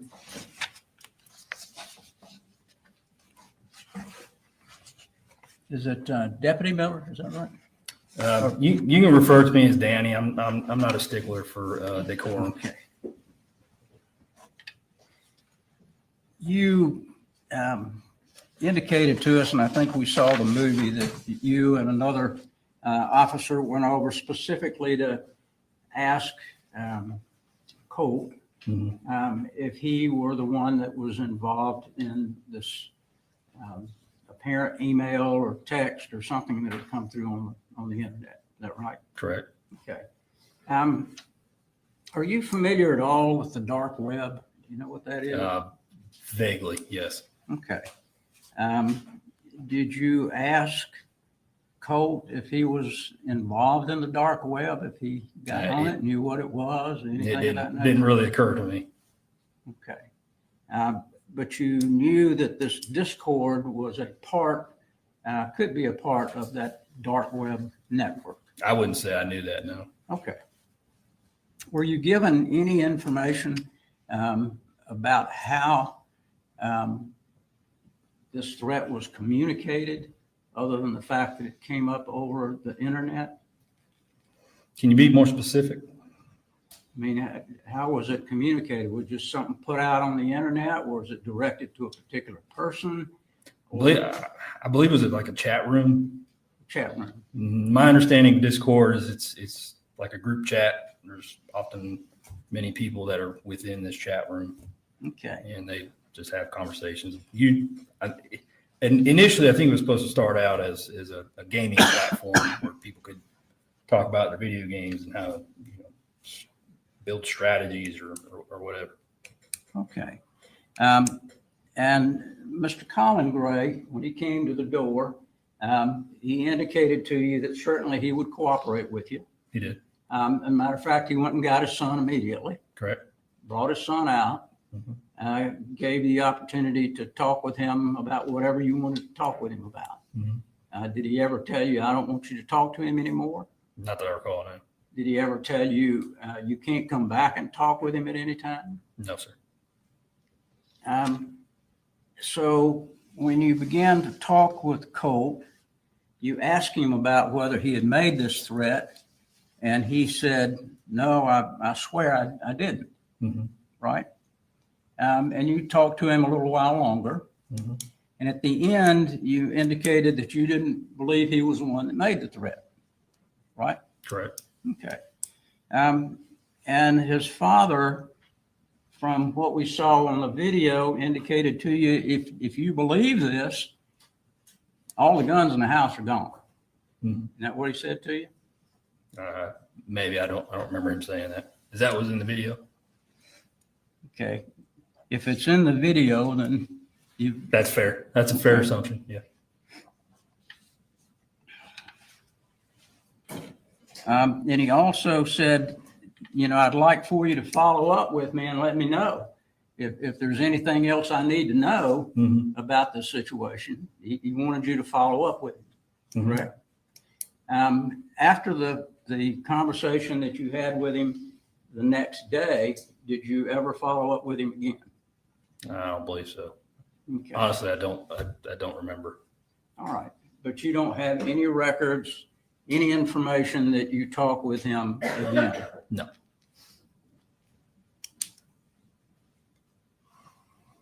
And the conversation that you had with him the next day, was it recorded? I believe so. I usually recorded my phone calls. Okay.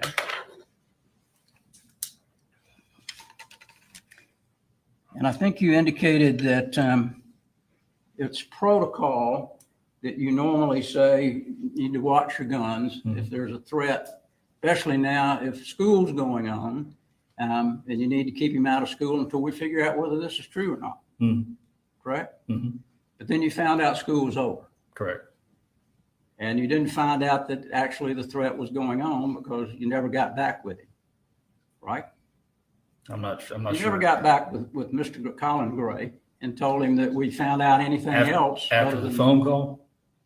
After that second phone call, I believe I told him that I wasn't able to substantiate the case at that point. Okay. And that it wouldn't go any further. So at that point, there wasn't any need to follow up after that. Sure. At that point, you were not able to substantiate anything. At that point, the case went away. Correct. And nobody ever called him again. Correct.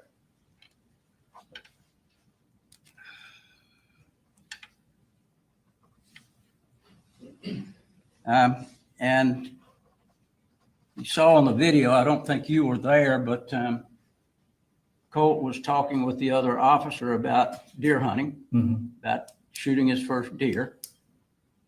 You recall that? Yes. Okay. Is that something that Colin or Colt had indicated you that they bonded by hunting together? Do you know? He had indicated that he was trying to get him interested in outdoors and involved with some sort of outdoor sports. Whether or not that was a bonding moment, I can't speak to what their relationship was like, but one could assume as much, yes. Okay. Well, when you had a conversation with him outside of the view and sound of the camera, did he indicate to you, and that's Colin Gray, that they bonded that way, that they went hunting together? Honestly, without hearing a recording, that conversation was 2.5 years It's been a day or two. I can't recall. All right. I apologize. No problem. And Colin Gray also indicated in that video that we saw that this is no joke. You know, I want to know. Mm-hmm. You remember him saying that? I do.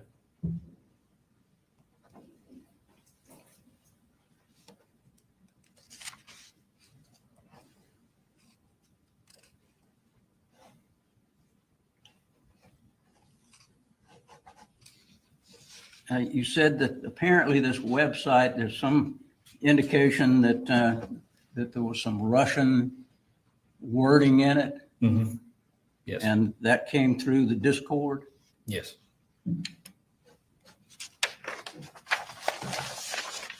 Did you ask Colin Gray if you could take the computer that Colt had and check it to see if there was anything in it? No, sir.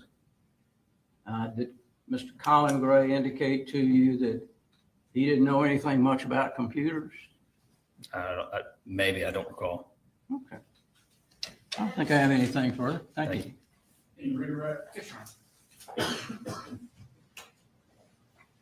Have you ever met Colt before? No, sir. Did you ever spend any time with him? Mm-hmm. Do you know anything about his history? I did not. Okay. When you were talking to Colin Gray, did he mention anything to you about 2 years before the police coming to his house? No. Okay. Did he mention anything about Colt searching how to kill your dad on the computer? No. Okay. Did he say anything about his time at West Jackson Middle School, where Colt got in-school suspension 3 times in his first 3 months there? Not that I recall, no. Okay. Did you say anything about when he was at Jefferson High School that school year that he had missed 25 days of unexcused absences? No. Did he talk about that at that school year at Jefferson Middle School that he had actually vandalized the bathroom in Jefferson? No, he did not. So he didn't tell you any of this history of Colt that you might be able to better understand? No, sir. Okay. No further questions, Your Honor? Because you were not there to interview him about truancy, right? About truancy? Right, about missing school. No, sir. You were not there to ask him about whether or not his son had ever done anything in school bad. No, sir. You were not there to find out whether Mr. Gray was divorced, not divorced, at what point Colt lived with his mother, not lived with his mother. These were not things that you wanted to find out at that point, was it? Not particularly, no. Okay, because you came there for one specific thing. Yes, sir. And if you wanted to ask Mr. Colin Gray about any of these other things, you could have asked him. Correct? Yes. Okay. Any excuse? All right, thank you, sir. Thank you, Your Honor. Thank you, Jerry.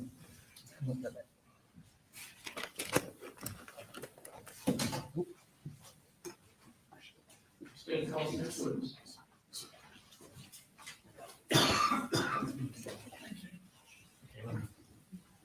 Let's call Michaela Anderson to the stand.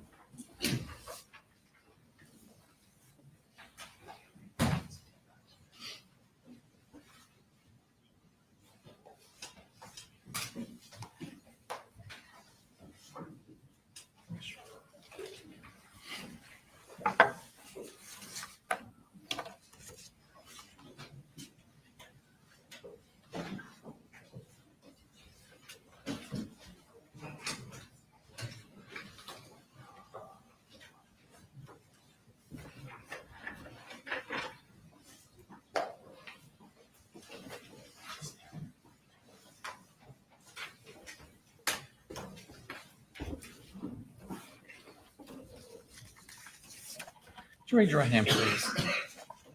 swear the testimony you give matter now pending before this court be the truth, the whole truth, nothing but the truth, so help you God. Yes. Okay. If you could introduce yourself for the jury, please. Hi, I'm Michaela Anderson. And if you could spell your name for the court reporter. Mykayla Anderson, Anderson. Miss Anderson, where do you work? I did work at Jackson County DFACS. Oh, okay, so you're no longer with Jackson County DFACS? I'm not. Okay. When you were with Jackson County DFACS, what was your title there? What did you do? I was the family preservation case manager. And in that unit, we would monitor the families, link them with resources, services, and provide overall support. Okay. And how long did you work in that capacity at DFACS? For 3 years. Okay. And I want to take your attention back to the spring of 2023. Were you also working at DFACS in that capacity at that time? Yes. Okay. Were you working a case involving Colt Gray? I was. Okay. And do you remember the case number for that case? Not off the top of my head. Okay. Do you do a contact log, or is it part of DFACS's policy to have a contact log so that whenever you do something with your work, that you would record it in this log for purposes of bringing it up later? Yes. Okay. Would that log have the case number on it? It would. Okay. I want to show you Smart Stick Exhibit number 201.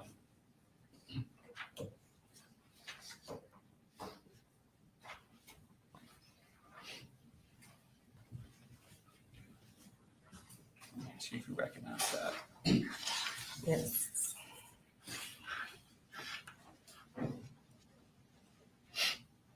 Is that, would you recognize yes. that? I'm sorry, yes. And what is that?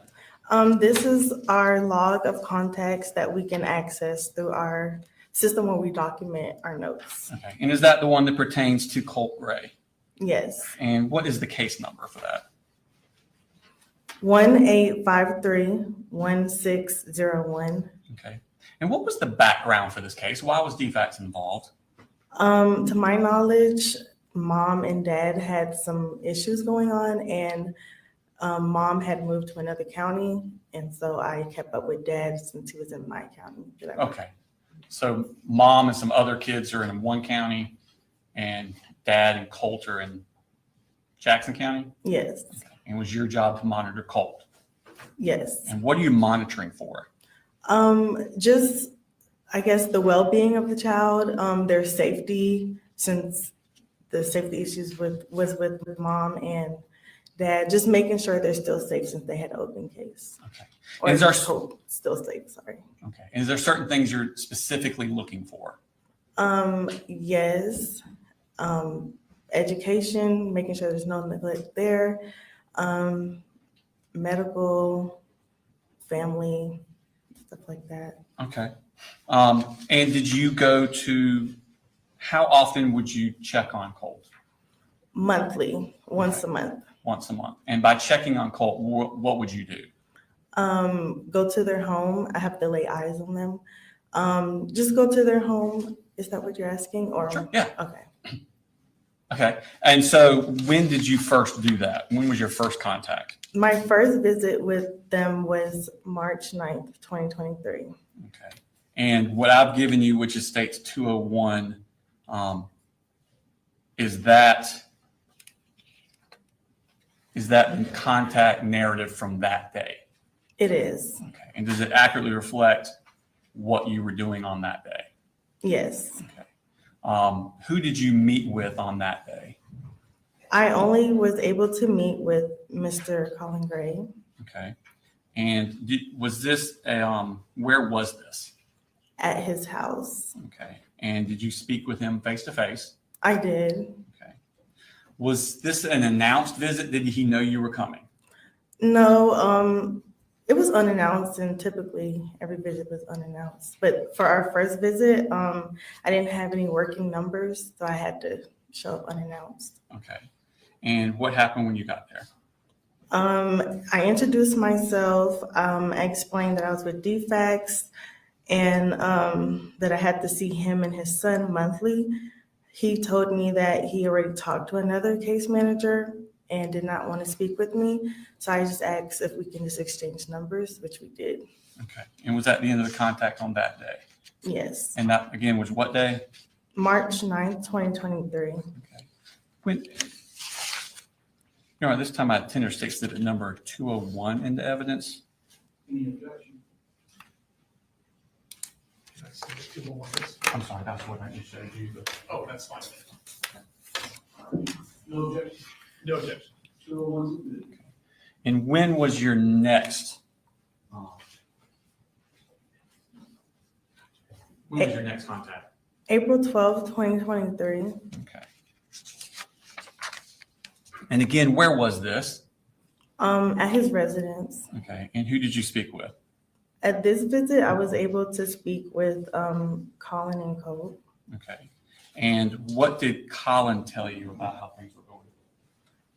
Mr. Colin said that his son was doing fine. He doesn't really get in trouble. He said that Colt is shy, and his behavior has been much better since his mom's been gone. Well, let me do this. Show you state exhibit 201.1. What is that? Is that a copy of your contact log? Yes. And does it accurately reflect your conversation with Mr. Colin Gray on that day? Yes. Your Honor, that tender state exhibit number 201.1 in evidence. No objection. All right. 201.1. And we'll go ahead and pull that up.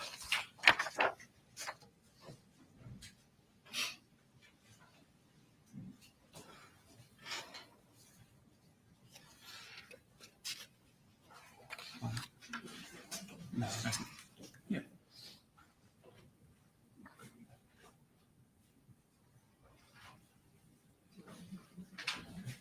Yeah, it should be 412.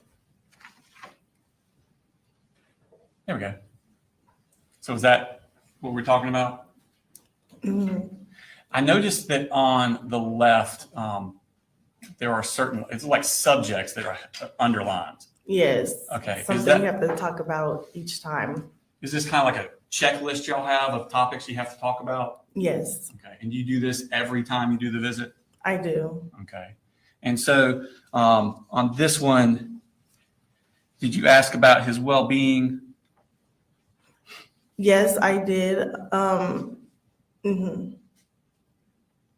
And what did he say? That was him saying his behavior was fine. He doesn't really give trouble. And that he started acting better when his mom left. Okay. And under education, what did he say about how Colt was doing with school? He said he was doing good in school and that he has a good relationship with his teachers, with Colt's teachers. Okay. And at the end of this, did you,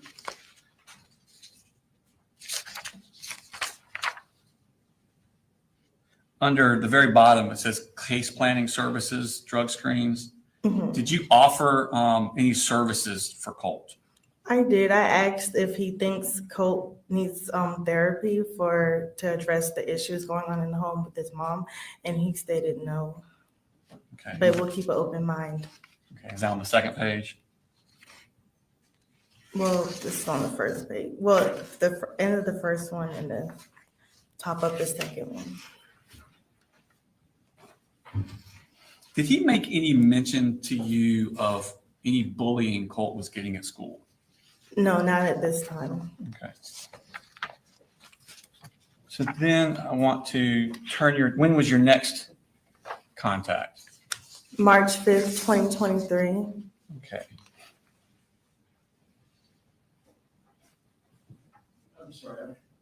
Maybe I've got dates wrong. I have first visit March 9th, second visit. Oh, I'm sorry. April 12th. She said March. May. I'm sorry. So your next one is May 5th, 2023? Yes. Shows 201.2. And is that a copy of your contact log from Yes. that day? Mm-hmm. And does it accurately reflect your conversation with Colin Gray on that day? Yes. Okay. And Your Honor, I tender state exhibit number 201.2 in evidence. No objection. All right, 201.2 is it? And again, this contact, was it face-to-face? Yes. And was it at the residence? Yes. Okay. And Was it unannounced? Yes, and it was typically, well, every time it was unannounced because every time I would call, I could never reach him on the phone by text or voicemail, so I just had to show up. He wouldn't answer phone calls? No. Okay. So what happened when you arrived? I had to ring the doorbell a few times. When he did answer, he was in his towel, his chest was out, and he said that he had to go back and change his clothes, but before he was confused why I kept coming back, and I told him, like I did the first visit, that I had to see them monthly. Okay. And did you go through that checklist with him also? I did.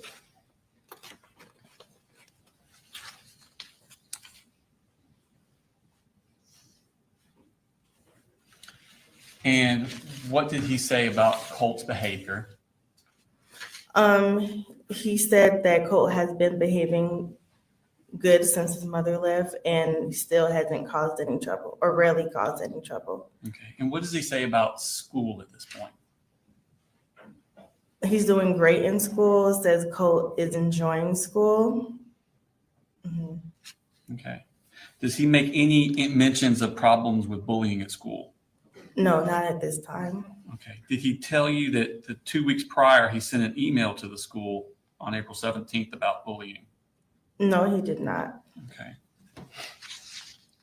Did you talk to him about further services? Yes, I would ask if he, well, at this time, I told him that the other case manager that was working with Miss Marcy, that they want Colt to do counseling. And when was your next monthly visit? June 9th, 2023. Okay. I'll show you. What's marked as 201.3.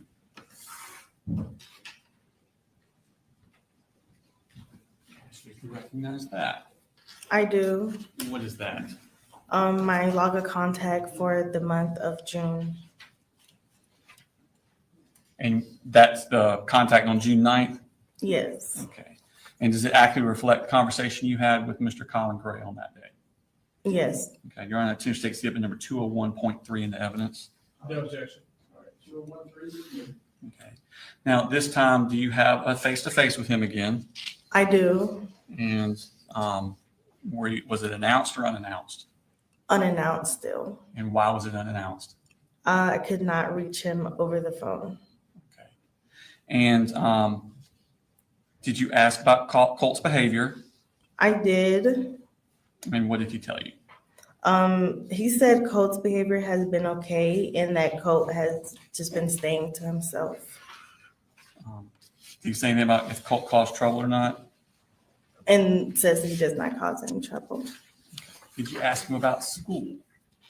Yes, so at this visit, he said that Colt was doing good in school academically, but has had trouble with, well, school was let out, so it was summertime. So he said that Colt was dealing with some bullying towards the end of the school year. Okay. This is the first time he'd mentioned bullying to you? Yes. Okay. Did he say anything to you about law enforcement coming out to his house 19 days earlier? No. Okay. Doesn't mention any of that at all? No. Okay. Did you talk to him about Colt needing further counseling? Yes. I did. And I told him this time, I said, Colt has told me some things about his mom and seems to have anger towards his mom. And I feel that Colt should be in therapy at this point. But he said since Colt hasn't been causing any trouble, he still doesn't feel like it's necessary. Okay. So he did not think counseling was necessary for Colt? Correct. Okay. Then I want to take your attention now to when was your next contact?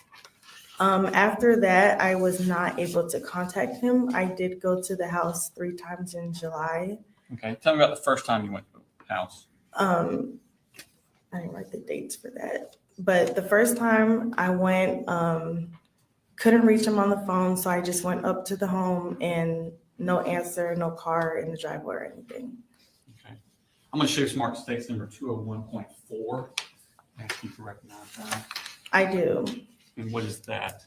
My log of contacts for the month of July, but we still have to write in our narrative. So even though there's not a contact? Yeah. Okay. And does it accurately reflect what you did during the month of July trying to contact Colin Gray? Yes. Okay. Your Honor, Tender State Exhibit number 201.4 in evidence. No objection. 201 submitted.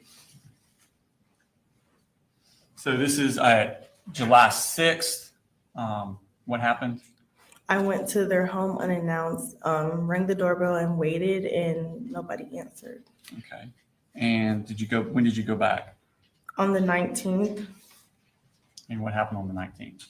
I went to the home unannounced, rang the doorbell, waited.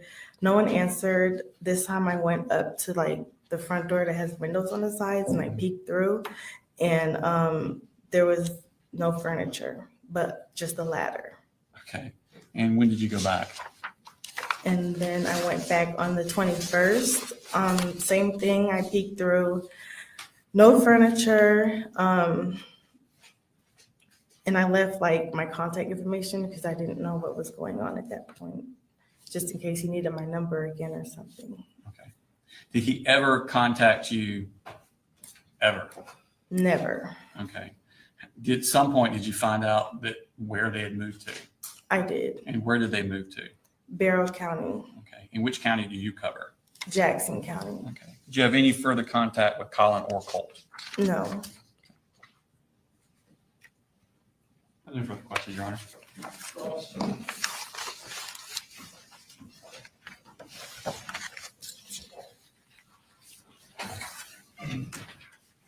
Good afternoon, Ms. Anderson. Hi. All right, I have a few questions. I know this is from a ways ago, so if you need to look at some of these logs, just let me know, okay? All right, so you met with Mr. Gray on April 12th of 2023, is that correct? Yes. Okay. And you go through this kind of a protocol you have where you make sure that you cover all the different topics you're supposed to. Mm-hmm. Is that fair to say? Mm-hmm. Yes. Okay.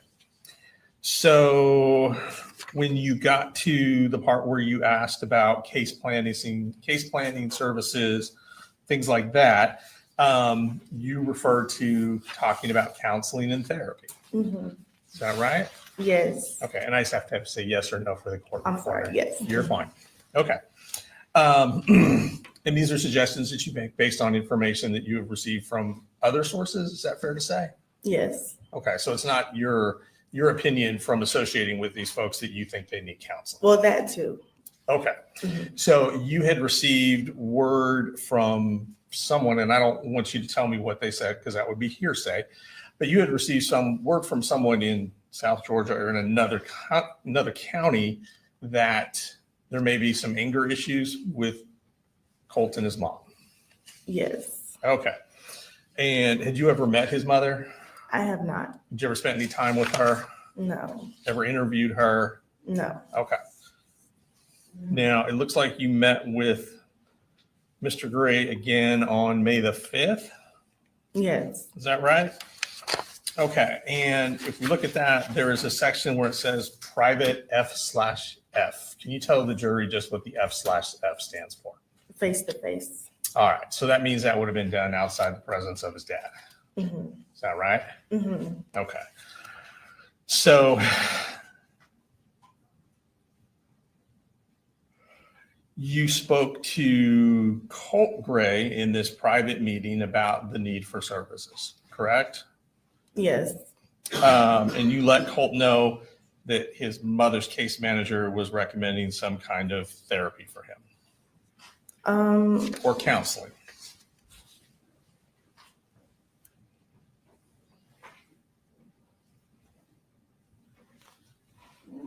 I don't think I let Colt know that. I'm not sure. Sure. Do you have page 57 in front of you? Or Yes. nearby? Mm-hmm. Do you see on page 57 where it says services/other, a little past halfway through? For See May if that- 5th? See if that refreshes your memory at all. Under the section for private F/F with Colt Gray.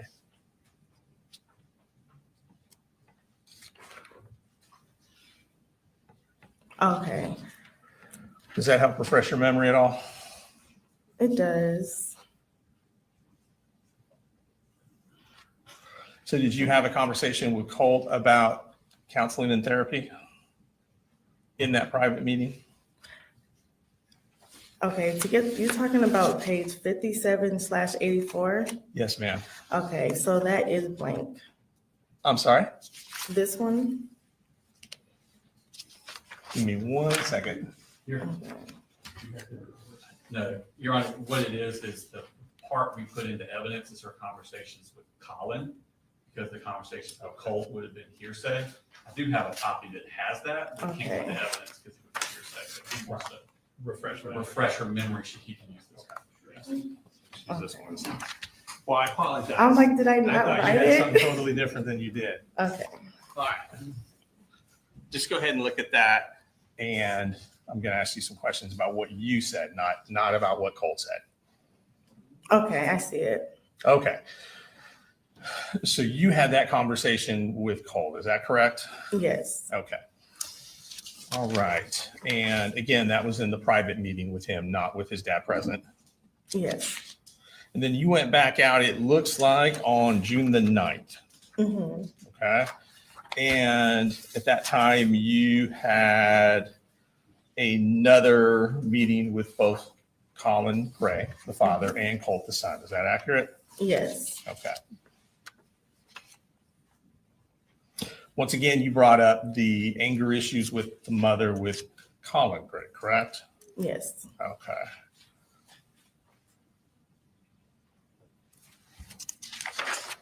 And to your knowledge at that time, and every time you visit them, it sounds like, mom was not living with them.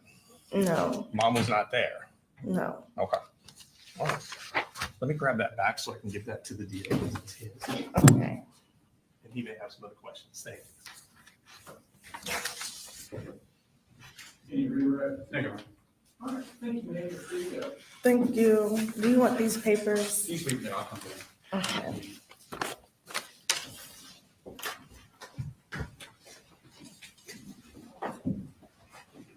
State calls next week. State calls to meet convention.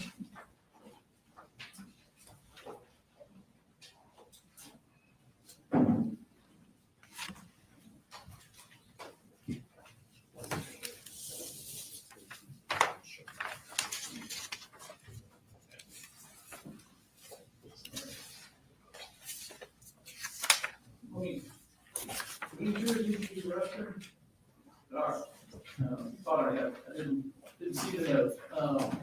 Take a 10, 15-minute restroom.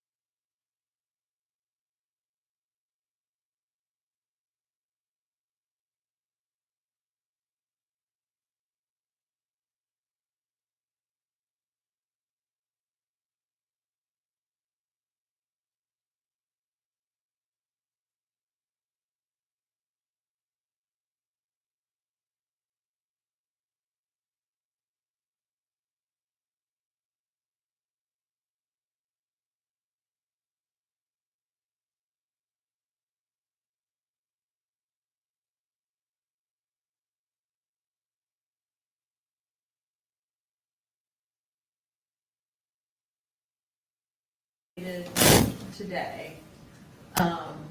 They are not very long witnesses. It is possible we will end early. Okay. But the witness who would come next is Heather Lashley, and she is the crime scene person from the house. And we do think she would be relatively long. So we don't want to start her like at 4 and then not be able to finish her. So I just kind of want to make that we're aware. But that wouldn't mean we would get through 16 witnesses. So I think that's good. And Judge, I was going to say, there is something that Jimmy and I need to speak with Mr. Gray about. We were hoping to get out a little early so we could have that conversation here before they send it back. So that kind of would work out to help us as well. Sounds like it all lines up. Thank you, Judge. Y'all ready for one? Yes, sir.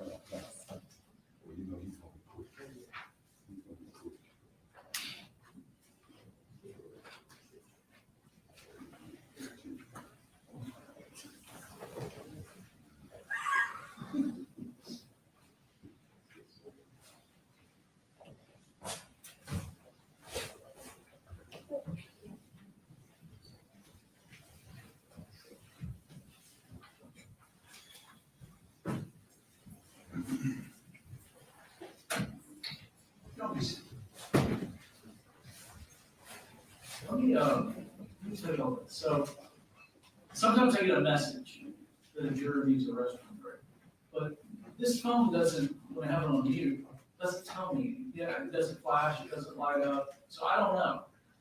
If you hit a point where you need a restroom break, and you're like, I told Brooks or one of the other bailiffs, and we had to, just raise your hand. There's nothing wrong with that. We'll take a break. All right, you call your next witness. State calls Tamika Mitchum to the stand.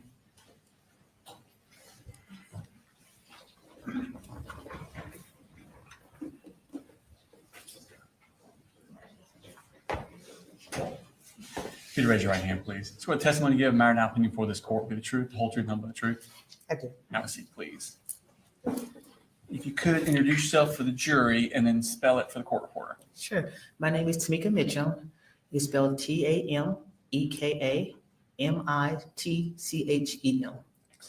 And what do you do, Ms. Mitchum? I work for the Department of Family and Children Services as a supervisor for foster care. Okay. I want to take your attention back to 2023. Where were you working then? I worked in Ben Hill and Irving County defects office as a case manager. Okay, so back then you were a case manager? Correct. What does a case manager do in general terms? They would go out and see families in the home, work a case plan. In the program that I was in, which was family preservation, I helped families to prevent foster care, work with kids that are still in the home. Okay. I want to take your attention back. Were you working in 2023 a case involving Colt Gray? I was. Okay. And was that case number 185316101? Yes. Okay. What's the background of that case? But I got the case, it was started in Jackson County and they got transferred to Ben Hill County when the mom and the two younger children moved back to Ben Hill County. Okay. And so your job was to do what? To work with mom, to help her work her case plan. The perpetrator was the mom. So we were focused more on mom and helping her work her case plan through therapy, making sure the kids are taken care of and things like that. Okay. And what two kids were down there in Ben Hill County? Jenny and Coley. Okay. And what child was still up in Jackson County? Colt. Okay. And who was watching Colt? I'm his father. Who defects wise was watching Colt? Jackson defects. Okay. So it was a different caseworker? Yes. Okay. Do you know Michaela Anderson? I didn't know her, but we had conversation over email and Okay. things like that. So yes, Okay. And she was the one following Colt? yes, As part of your job with DFACS, do you keep a log of all the contacts you have with people? that's correct. Okay. And is it made at the time of the contact? Yes, And is it kept in the ordinary course of your business with DFACS? correct. And is it used to refresh your memory years later? Yes. Okay. Now, at some point, did Colt also come down to Ben Hill? He did. You remember about when that was? It was during the summer. During the summer? Yes. Okay. I want to take your attention to specifically September 29th of 2023. Did you meet with Marcy on that day? Yes. Okay. Do you have a copy of your contact log with you? I do not. Okay. I'm going to show you this.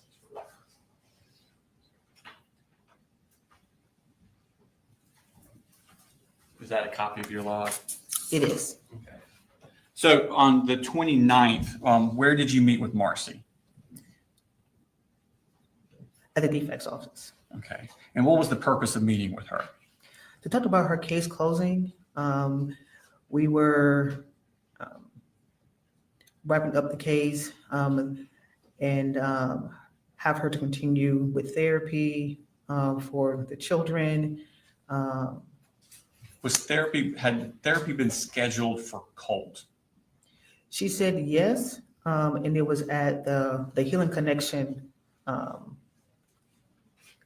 I want to say in Tifton, I believe. Okay. And when was it scheduled for? For that next Thursday. The next Thursday. Okay. And when was the next time you met with Marcy?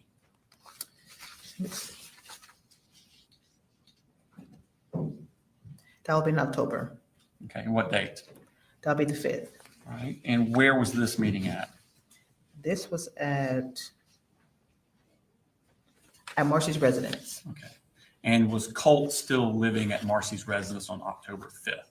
No, Where was he? he had moved back with his father. Okay. And was that before the Thursday he was supposed to have therapy?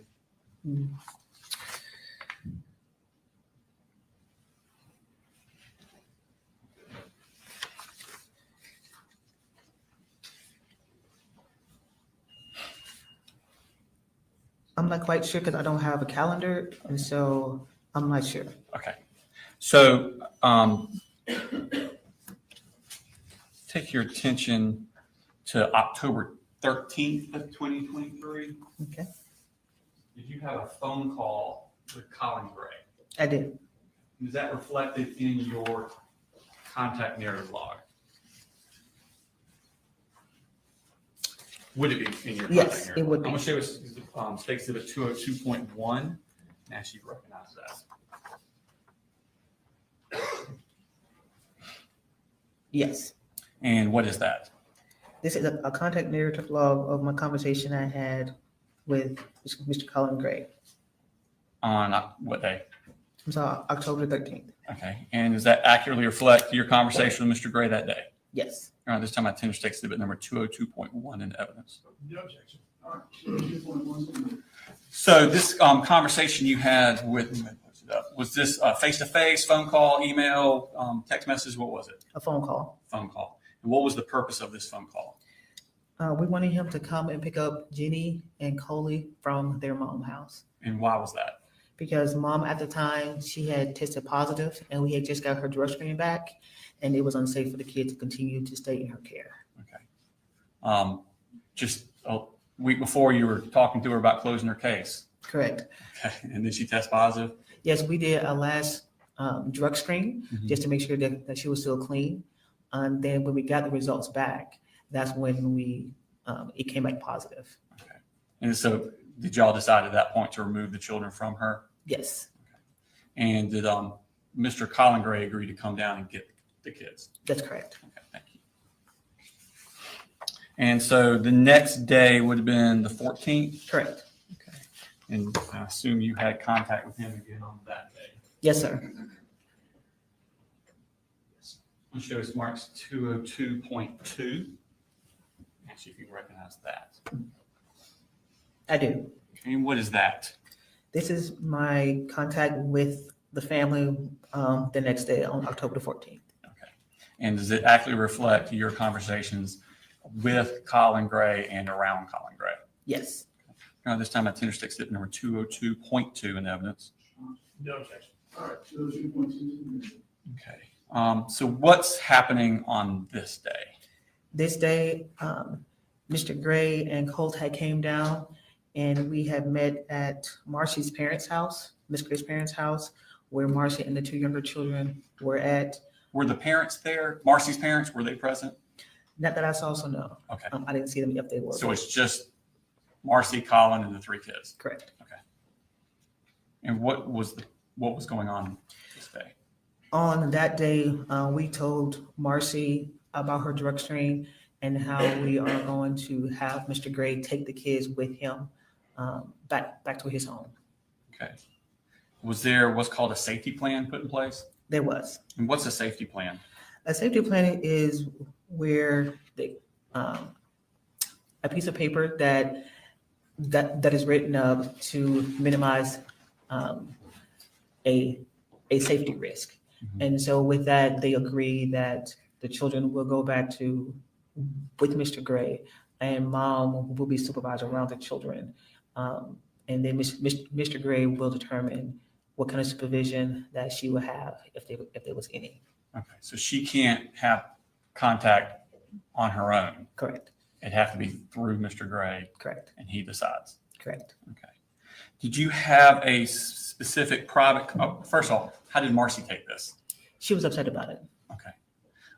Did you have a private conversation with Colin? I did. Okay. And what was the purpose of that conversation? Well, per DFAC's policy, all children, when we interview them, will have to be in private. And since this is my first time seeing him since he left, I would have to have a conversation with him in private to see how things were going with his dad. No, not Colt, Colin. I'm sorry. I'm sorry. My bad. I might not have been clear. To talk to him if he had any questions, any concerns, anything that I can answer, and to talk to him about moving forward with the kids in his home. Okay. Did you talk to him at all about the kids and their schooling? Yes. And what did you tell him? To get the kids in school and let's see. I knew that Colt and Jenny wanted to go homeschooling, but just to make sure that they get the education and get in school as soon as possible, as soon as you get up there. Okay. And did you talk to him about any sort of therapy or counseling for the children? Yes. And what did you tell him? That the kids need to go to therapy, and that as soon as he can, and that he has said that it would be good for them to go to therapy. Okay. Did he say to you whether or not he would put the kids in therapy? I'm sorry? Did he say whether or not he would agree to that, putting kids in therapy? Yes. What did he say? That the whole family will be going to therapy. Okay. So that was on the 14th? Correct. Okay. Did you follow up with a phone call on October 18th? Yes. Mr. Gray. Now, at this point, you're back up here in Barrow County? Yes. It shows March 6th, number 202.3. Actually, if you can recognize that. I do. And what is that? This is October 18th, the write-up on the phone call I had with Mr. Gray. Okay. And does it accurately, not yet, I haven't got evidence. Does it accurately reflect your phone call that you had with Mr. Gray on that day? Yes. This time I intend to this into evidence. No objection. All right, 202.3. All right. So in this conversation, do y'all talk about schooling for the children? Yes. And where are the kids doing for schooling? Coley had gotten into Austin Road Elementary. And even though Jenny and Colt wanted to do homeschooling, but the school district didn't have the space for them. So they were going to attend school physically. Okay. Did you ask anything about getting the kids in therapy? Yes. And what did Colin say about that? He said, well, I encouraged him to get the kids in therapy, and that he said that he looked into different therapists already. Okay. And did he agree that he and the kids would both be going to therapy? Yes. Okay. On the next day, October 19th, what did you do?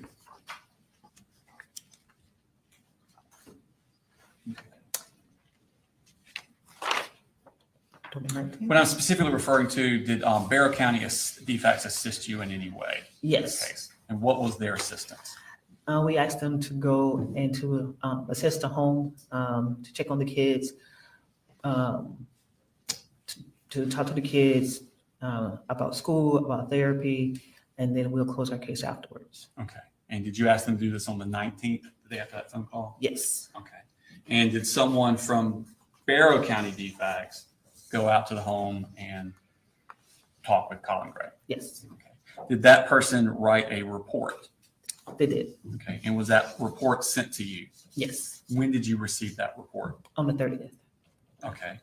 And when DFACS does a home check like that, a safety, what would you call it, a safety assessment? Yeah. Okay. Is there like a checklist they're going down of topics they're supposed to be covering, looking for? They are. Normally it's a walkthrough of the home, make sure there is no safety issues. Things are put up. Make sure that the other kids have beds, there's food in the home, things like that. There's no wiring, exposed wires, infestation, stuff like that in the home. Do they also talk about education for the kids and counseling and therapy and other services for the kids? Yes. Tell me about weapons. Do you ask about that sort of thing, weapons in the home? We do. Okay. And was that done in the safety plan that you got back from the person from Barrow County? Yes. Were all of those issues addressed? Yes. Okay. And based on that safety plan that you got back, what did you do with the case? We closed the case. Okay. And when did you close the case? I'm gonna say October 30th or 31st was the last day. I sent it. Closed based on the information you received in that home assessment? Yes. Okay. No further questions, Your Honor.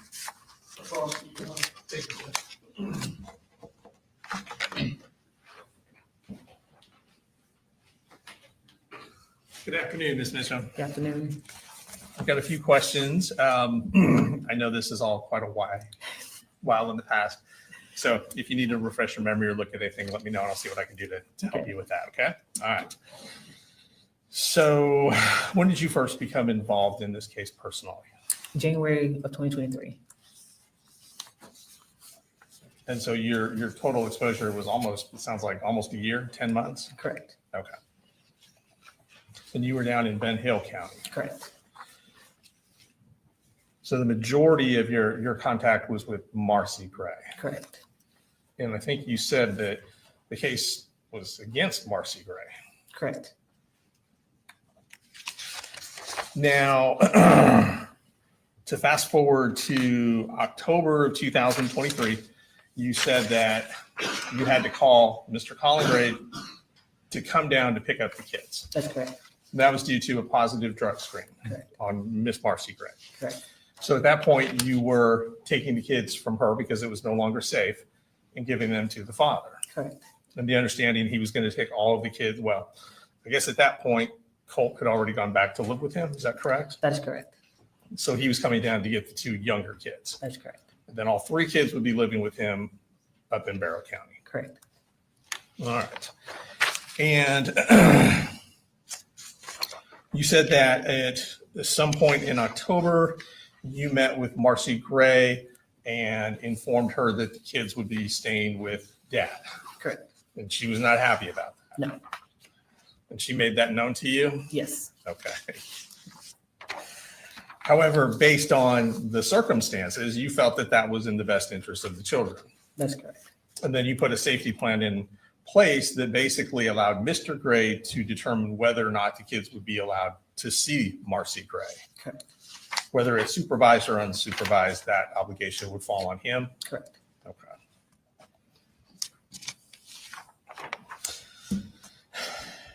Did you inform her that if she was unhappy with the access she had to the kids through Mr. Gray, that she would have to work that out with Mr. Gray. Correct. That wasn't going to be your job. Correct. Okay. Did she seem upset about that? Yes. I imagine she was. All right.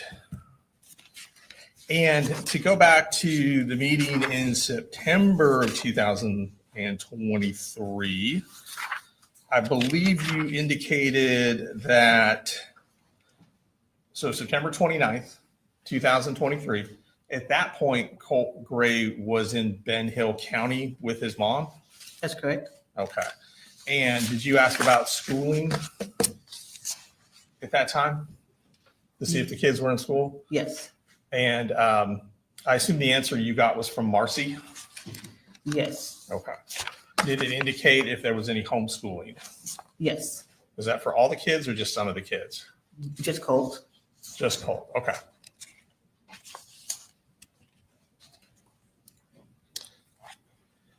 You also testified that there was some therapy scheduled for shortly after September 29th, 2023. Correct. And that information came from Marcy? Yes. Was that something that you had scheduled for them? No, Marcy was looking at her own therapy. Okay. For her and the children. Okay, gotcha. And when you recommended therapy for the kids, Coley Jr. and Jenny had been staying with their mom. Correct. And mom had tested positive. Yes. For a controlled substance. Yes. And were you concerned that they might need therapy for what it was they were seeing while living with mom? Yes. Okay. Thank you. No further questions. Just to clarify, Your Honor, we have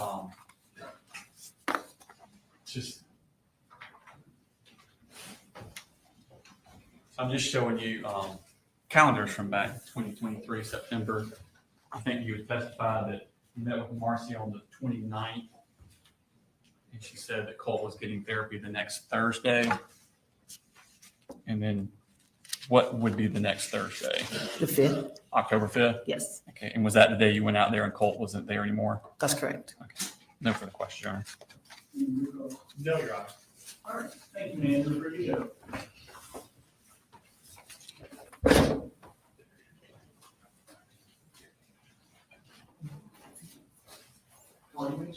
Kareem Pierre Charles.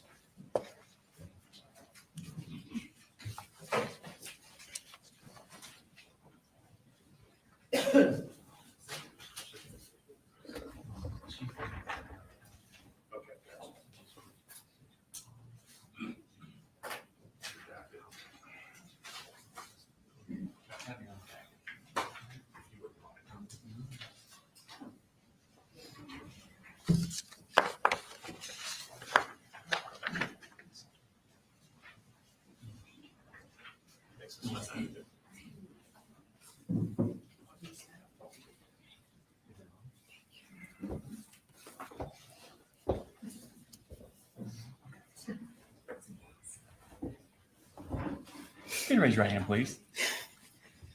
For the testimony given matter now pending before this court be the truth, the whole truth, and nothing but the truth, so help you God. I do. Okay. If you could introduce yourself to the jury. Hello, I'm Kareem Pierre Charles. Okay. And now if you could please spell your name for the court reporter. KARINEPIERRE-CHARLES. And what do you do, Ms. Pierre Charles? I am a CPS investigator, Okay. And what is a CPS investigator? Child Protective Services investigator with Barrow County defects. Is that the same? Child defects is Yes. CPS defects? Yes. Are they kind of interchangeable? Did y'all change names or? No, we just CPS investigators, case managers. Oh, okay. So that's the title of your thing. Okay. Yes. But you work for defects? Yes. Okay. I was confused. Sometimes agencies change their names and don't tell anybody. So were you working in that capacity back in October of 2023? Yes. Okay. Did you get asked to do an agency assist for the Ben Hill County defects? Yes. And what is an agency assist? A courtesy visit where a county will ask to do a home visit and ask questions, and then report back to the county that requested the home visit. Okay. And did you do a home assessment?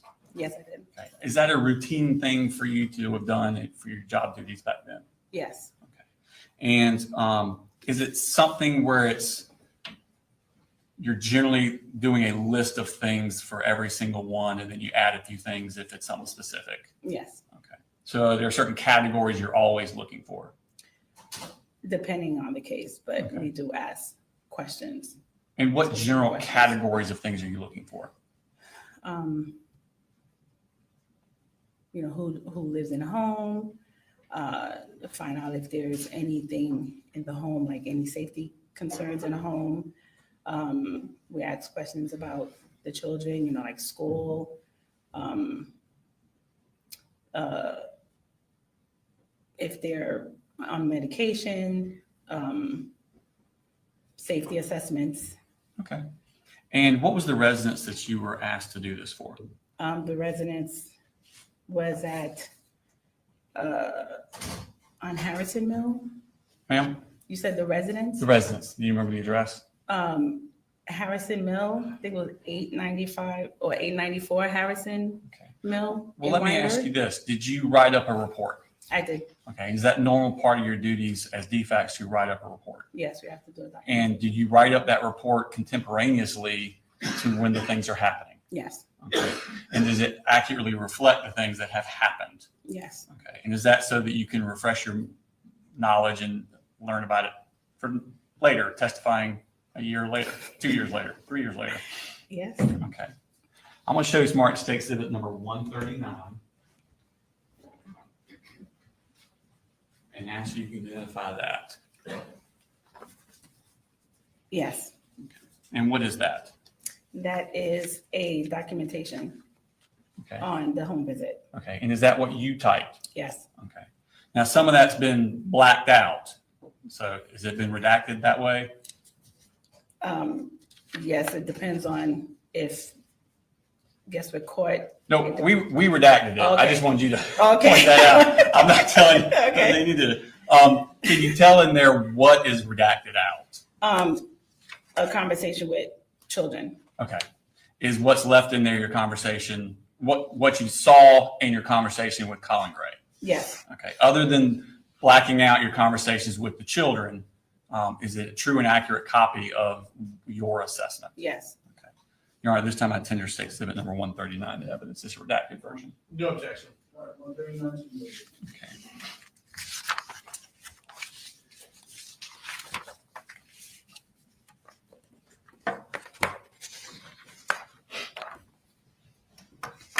So with your conversation, can we, what's that? Sure. So what date was this? On the 30th. Okay, of 2023? Of 2023. Okay, and that shows the address there, 894 Harrison Mill Road? Yes. Okay. Is that in Barrow County? Yes. Okay. And then the next section. So this is your conversation with Colin Gray? Yes. Okay. And what did he tell you about counseling services that he was going to get for children? He stated that he was arranging counseling services for the children and for himself. Did he say he was arranging or arranged? Arranged. Okay, so it already happened.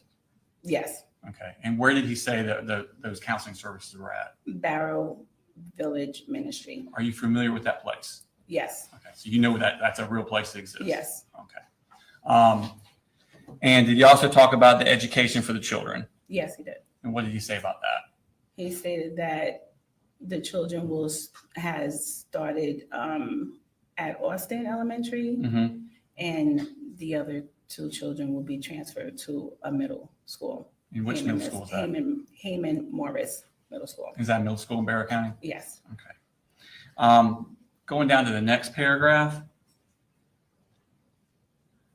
Did you discuss a safety plan with the children? He stated that he was given a safety plan. Okay. And who has supervision over their children according to the safety plan? He stated that the safety plan stated that he was able to let the children see mom with or without supervision. Did you ask him about weapons in the home? I did. Okay. And is that something that is important for your safety assessment? We will usually, that's a question that we would ask. Okay. And what did he say about weapons in the home? He stated that he has a weapon and that it was secure and locked up. Okay.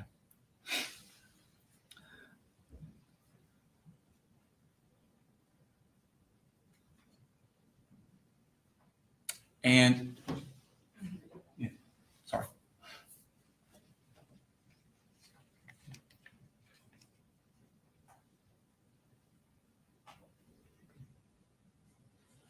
In the third paragraph, did he talk about DFAC's involvement with his case? He did. What did he say on that last? He said that he had never been involved with DFACs. Okay.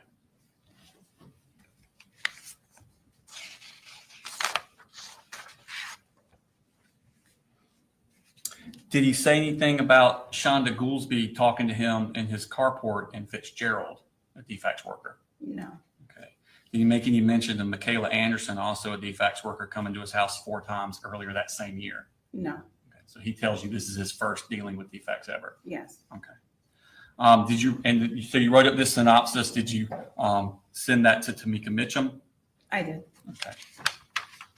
And did you have any further involvement with this case? No.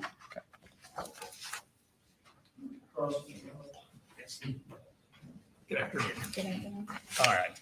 So on October 30th, 2023, you are dispatched to this address to do a safety check. Yes. And the safety check, you go into the home, you speak to everybody, is that correct? Yes. You do a walkthrough of the home, presumably? Yes. So you're able to observe the condition of the home? Yes. I assume you're looking to make sure there's food in the home, Yes. house is clean? Yes. Things are put out? Yes. You asked Mr. Gray about guns, I asked about weapons. about weapons? Yes. Okay. He told you he had some? He said he had weapons. Yes. Okay. And did he show you the weapons? He did not. Did you see the weapons in the house anywhere? No, there were no weapons. Okay. And you were told the weapons were stored away, Yes. that they were out of the reach of the kids? Yes. And locked away? Yes. Okay. And the conclusion of your assessment was that the home was safe. Is that correct? Yes. And that there were no observable hazards or concerns that you were able to see? Correct. Okay. Thank you. No further questions. Can you redirect? No, you're right. Excuse me. Thank you, ma'am. You're free to go. Thank you.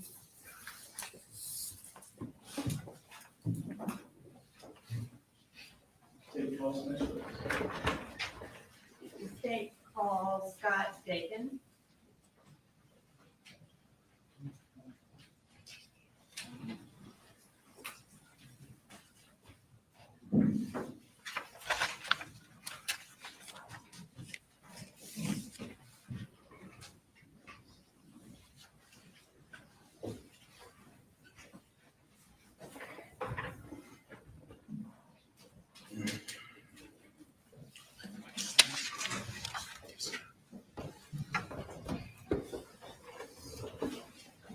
Please raise your right hand. Do you swear to tell the truth, the whole truth, and nothing but the truth to help you God? Yes, ma'am. Can you introduce yourself to the jury and go ahead and spell your last name for the court reporter? My name is Scott Dakin, Dakin. And what do you do currently? Currently, I am the executive director of the Ministry Village here in Winder, which is a Christian counseling nonprofit and a resiliency center. Okay. So prior to working for Barrow Ministry Village, what did you do?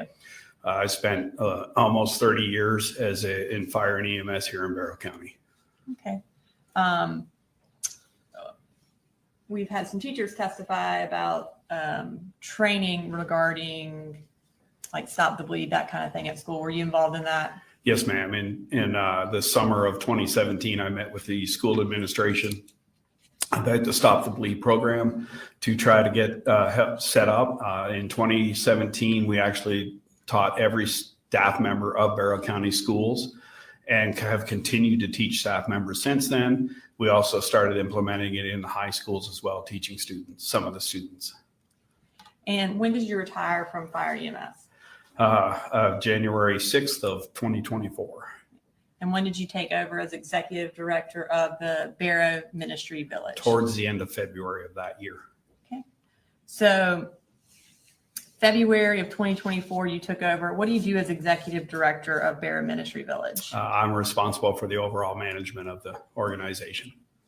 And you indicated that it's counseling services. Can you just tell us a little bit about who you offer counseling to? So we have numerous programs and numerous counselors. We offer a lot to victims of crime. We do a lot of teenage anxiety and depression. We offer it depending on how we have sliding scale fees and everything else to help as much as we can. We want to make it accessible to everybody. So that would include adults, teenagers, and children? Yes, ma'am. Okay. As part of your duties as executive director of Barrow Ministry Village, do you have access to their records? Yes, I do. Okay. And do y'all keep records for each individual person that y'all treat or that has been referred for treatment or has filled out a referral to get treatment? Yes, ma'am. We are required to keep, especially if they come in as clients, we are required to keep their information for many years. Okay. And as far as someone who wants to get treatment through Barrow Ministry Village, how do they go about contacting y'all? So whether they call or what, we prefer people to go online. There's a referral form, and even if they call, we have them fill out that referral form. That referral form goes into our system at that point. Okay. And then does that create a record of a patient or potential patient for y'all? Yes, ma'am. Okay. And how far do those records of yours go back for referral forms and also for patients? So at different times, but both of them date back to about 2019. Okay. So if someone had been a patient at Barrow Ministry Village in 2023, specifically sometime after October of 2023, would you have a record of that? Yes, ma'am. Did you review your records in preparation for testifying today? Yes, I did. And did you specifically look to see whether or not Colin Gray, Colt Gray, Jenny Gray, and Colin Gray had ever been a patient at Barrow Ministry Village? Yes, I did. And did any of those individuals ever receive treatment at Barrow Ministry Village? There is no mention of any of them individuals in any of our systems. So would that include also them never having filled out a referral form for Barrow Ministry Village? Yes, ma'am. Okay. And is there any records that suggest anyone on that list ever contacted Barrow Ministry Village for any reason? No, ma'am. The way we search, it should have showed up if any of them even just filled out a referral form.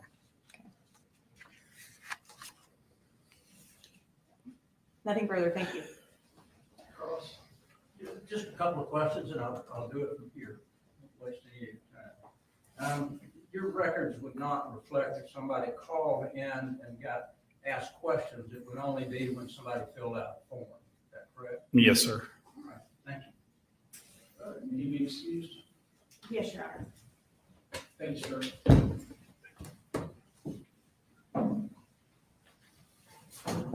State calls next, please.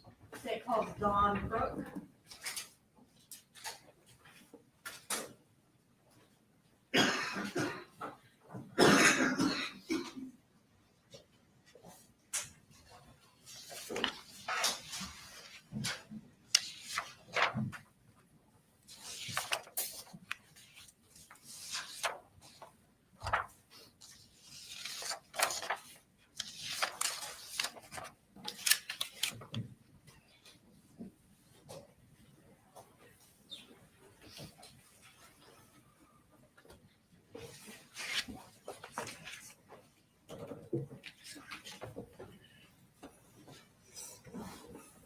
Hi, can you please raise your right hand? Do you swear to tell the truth, the whole truth, and nothing but the truth to help you God? I do. Can you introduce yourself to the jury and spell your name for the court reporter? Yes. My name is Dawn Crook. My first name is spelled D-A-W-N. The last name is C-R-O-O-K. And what do you do, Ms. Crook? I'm a therapist in the mental health field. And what can you tell us a little bit about your qualifications that allow you to do that? Yes, I graduated from RUC University Atlanta in 2006 with my bachelor's degree in psychology, and I also have graduated with my master's degree in 2009. and community counseling from RC University Atlanta as well. And do you have your own practice? Yes, I do. And what is it called? Enlightenment Counseling. How long have you had your own practice? It's been a little over 2 years now. And can you tell me a little bit about who you see and what you do at your practice? Yes, I tend to work with children, families, couples, providing counseling to them for a variety of issues, depression, anxiety, anger, a little bit of everything, really. And where are you located? My office is in Winder, Georgia. Okay. How would someone find you if they wanted to get counseling in the Barrow County area? So I have a website for my practice, and then I have a Psychology Today profile as well. I'm going to show you what's been marked as Exhibit 140.1 and 140.2. Okay. Do you recognize those? Yes, I do. And what do you recognize those as? That is my business website and the means in which to reach out for services. Okay, Your Honor, this time I'd like to introduce into evidence Exhibit 140.1 and 140.2. I don't have any problem with that. I don't know that they should go back to the jury advertisement, so we can talk about that later. Thank you, Your Honor. And we're going to go ahead and pull up 140.1. And you indicated this was your website. That is correct. And you don't have to read it specifically, but just kind of tell us exactly what this purpose of this part of your website is. It's just letting people know that, my experience in the field and what kind of therapy modalities I use, certification, the population that I work with, and also my degrees as well. And does that include teenagers, your population? That is correct. Then I'll pull up 140.2. All right, and tell us what this is. That is the form to fill out in order to reach out for services through my website as well. And how are you notified if someone fills out that form? I get an email in regards to those messages, and I can either access it through my email or the Wix site that hosts my email account, or hosts my business website rather. Okay. And if someone contacts you through this form and that you get an email, how do you respond?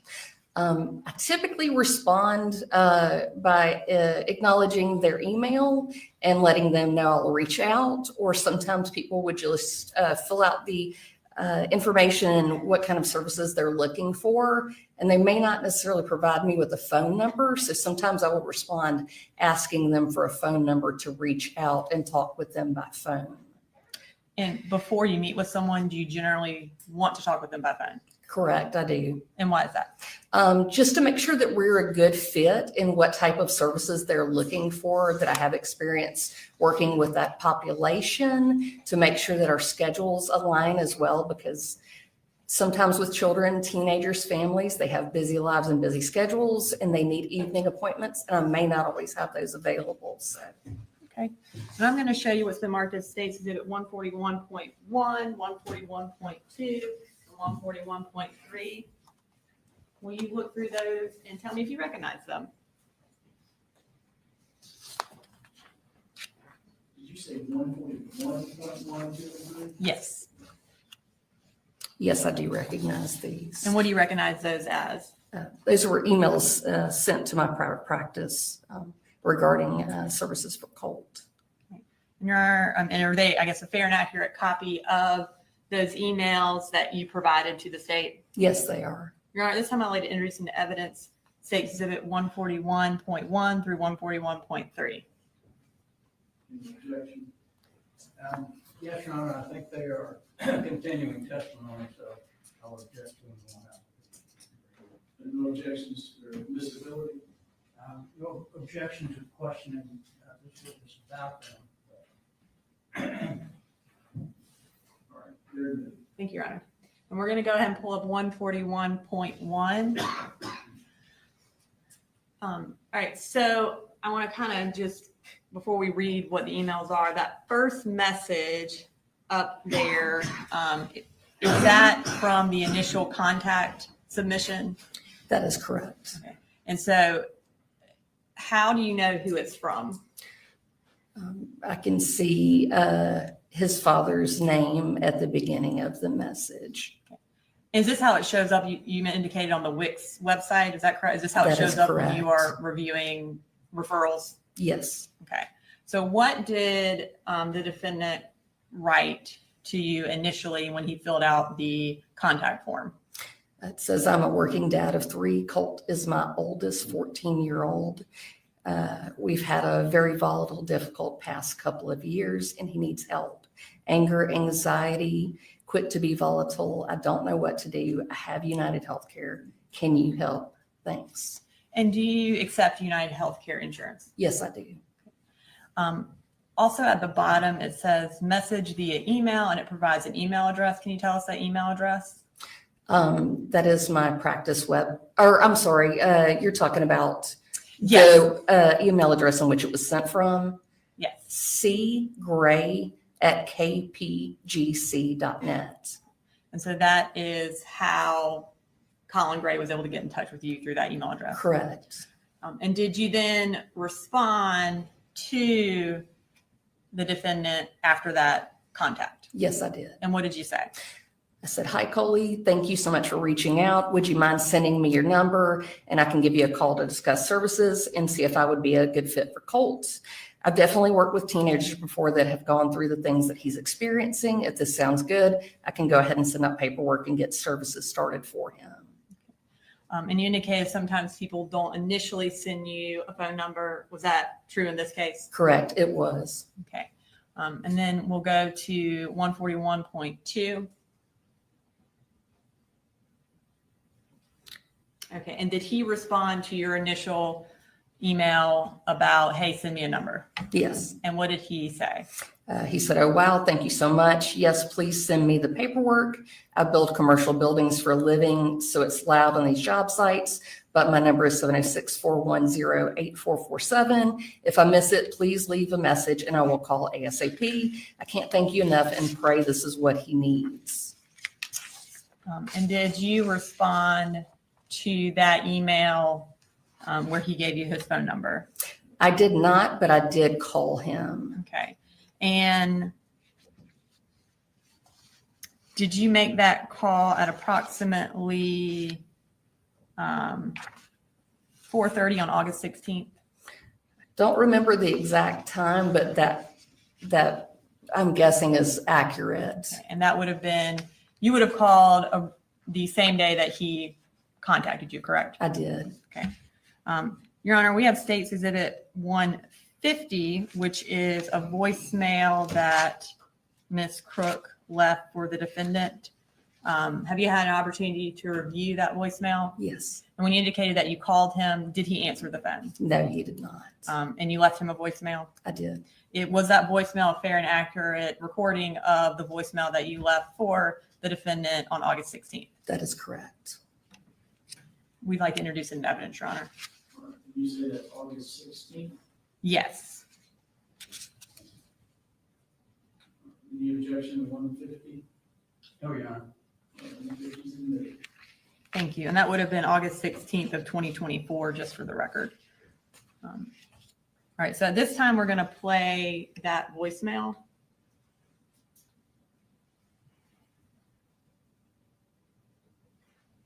Hey, Mr. Gray, this is Dawn Christmas Enlightenment Counseling. I was just giving you a call to touch base about services for Colt.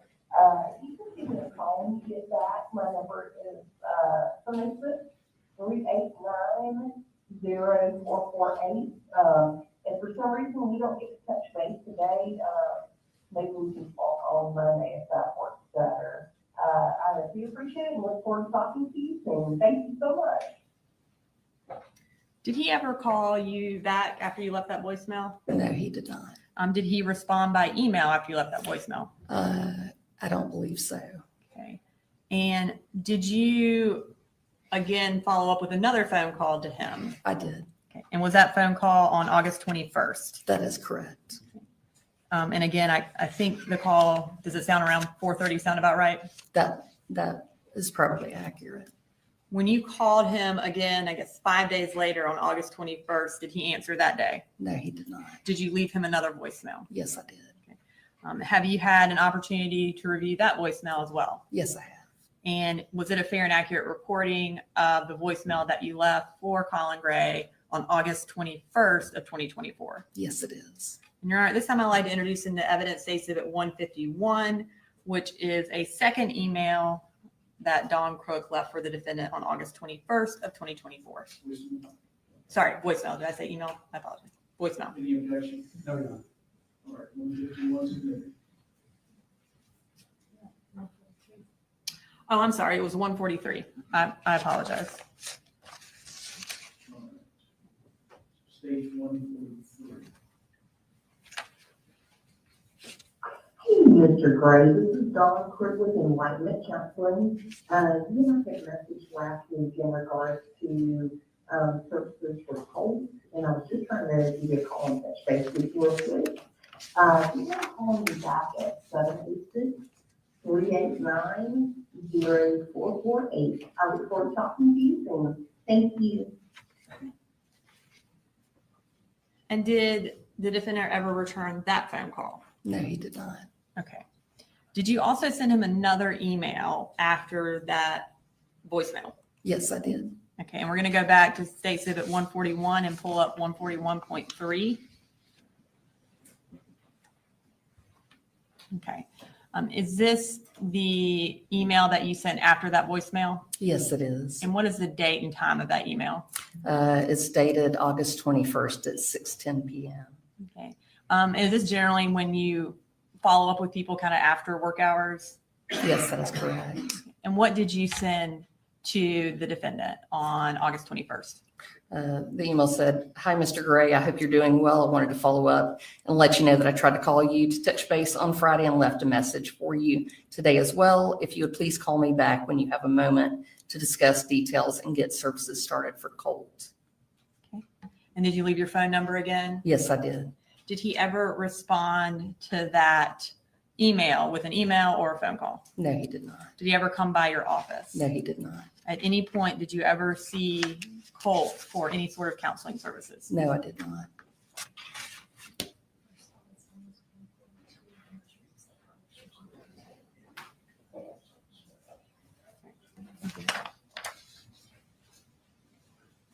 Cross. No question, Jim. All right. Thank you, Major. Appreciate it. Thank you, sir.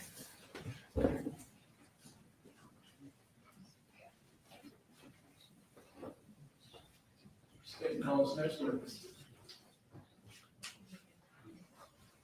State calls Mackenzie McCorkle.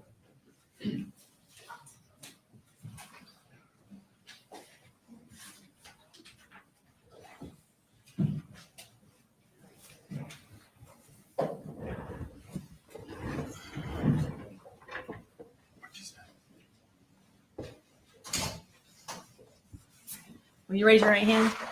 Do you swear to tell the truth, the whole truth, and nothing but the truth to help you God? I swear. Can you introduce yourself to the jury and also spell both your names for the court reporter? My name is Mackenzie McCorkle, Mackenzie. Last name McCorkle. I'm an investigator with the Sheriff's Office. I investigate crimes against persons. I internet crimes against children, and I do digital forensics. So you indicated that you work with the Sheriff's Office. How long have you worked with the Sheriff's Office? 13 years. Okay. When did you become a member of the investigations unit? In July of 2021. And when did you start doing the digital forensics? Around 2022. And kind of tell us that part of your job. What does that entail? I do cell phone extractions. I do computer evidence, USB thumb drives, anything that stores data. And can you just sort of tell us a little bit about what you mean by cell phone extraction? Yeah, it's also called a phone dump is the more common term, but it just takes all the evidence, everything on a device and puts it into a readable format. And back on September 4th of 2024, were you in that same role at the Barrow County Sheriff's Office doing digital forensics and investigations? Yes, I was. Did you perform any phone extractions related to the Colt and Colin Gray case? I did. Okay. And before we get into the specific phone extractions, I want to get into a little bit about your training that you have related to conducting phone extractions. First off, are you certified in phone extractions? Yes. And what device do you generally use to extract phones? It's called Cellbrite. And can you tell us what that is? It's a program that is in software and hardware, and it extracts the data from the phone and then parses that data into that readable format. Okay. And are you a member of any task forces that are related to these digital forensics? Yes. And what is that? I'm part of the Secret Service Digital Evidence Task Force. And what does that entail? More just digital evidence, acquiring that digital evidence and making it readable for other investigators. Okay, so other investigators from other agencies? Yes. Do you, as part of being, or when you are a part of that task force, you also receive training through the Secret Service? Yes. Okay. And approximately how much training have you gotten related to digital forensics? Couple hundred hours, probably. And as far as for extractions, approximately how many devices have you done extractions on? Somewhere between 400 and 500. Talking about Cellbrite, you mentioned that it takes data from a phone and puts it in a readable format.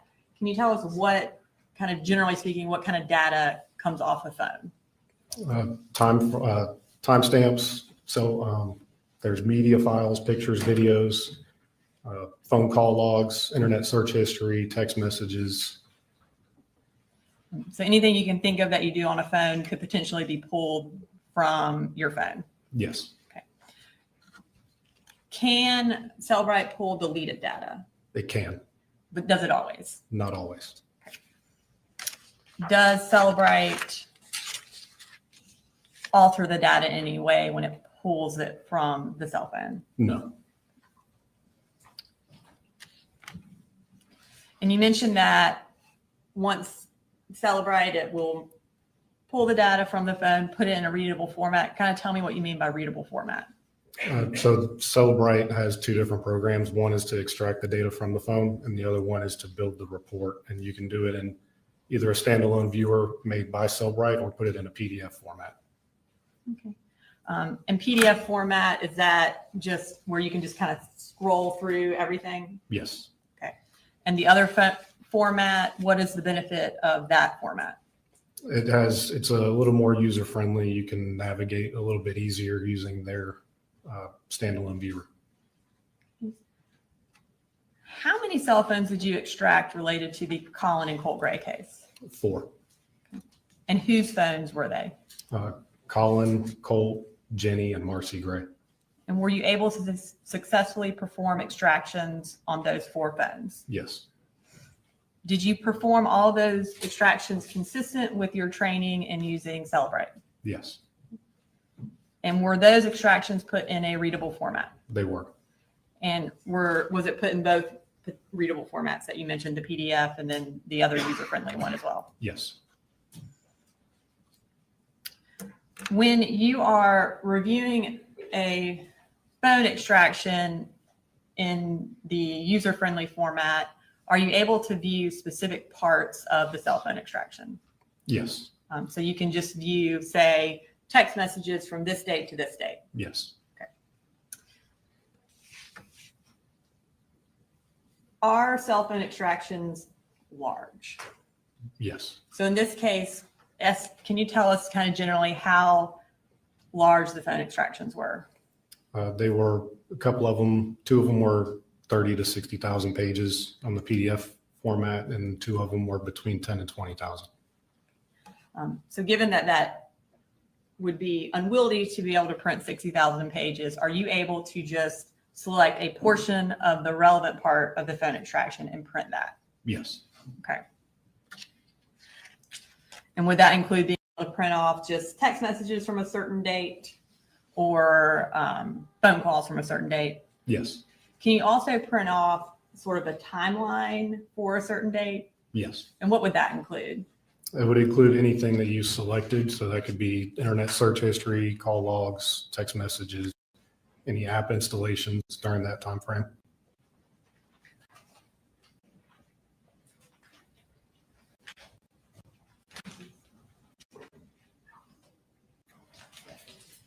I'm going to show you what's been marked as safe exhibit 155. Do you reckon?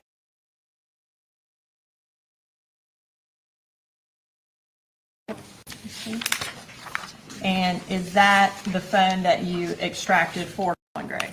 It is. Your Honor, this time I'd like to introduce an evidence safe exhibit 155, Colin Gray's cell phone.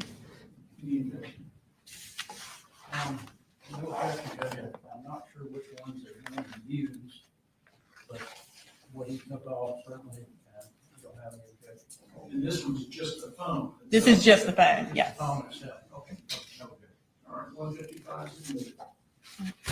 And I'm going to give you this for reference.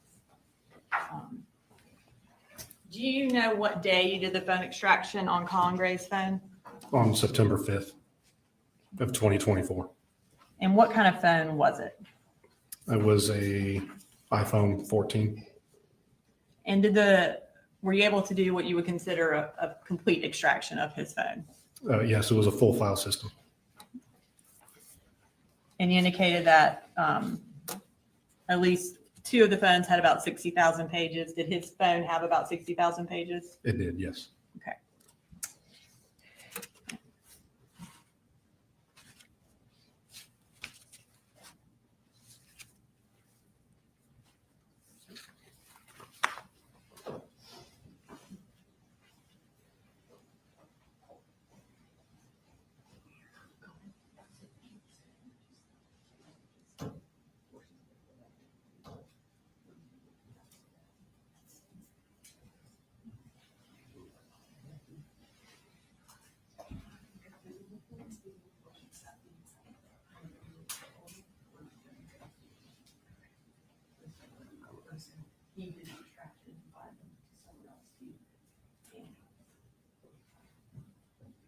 Can we come to the bench, Your Honor? Yes.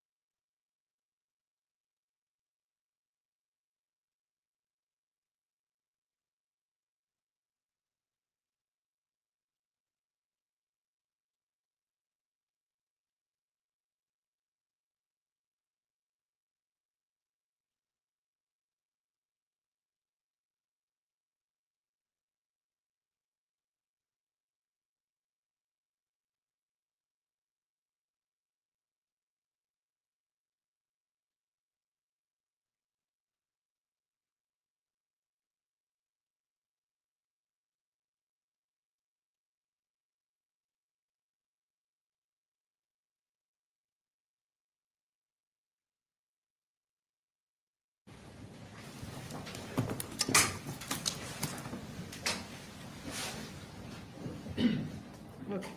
So I'm going to start with State Exhibit 156.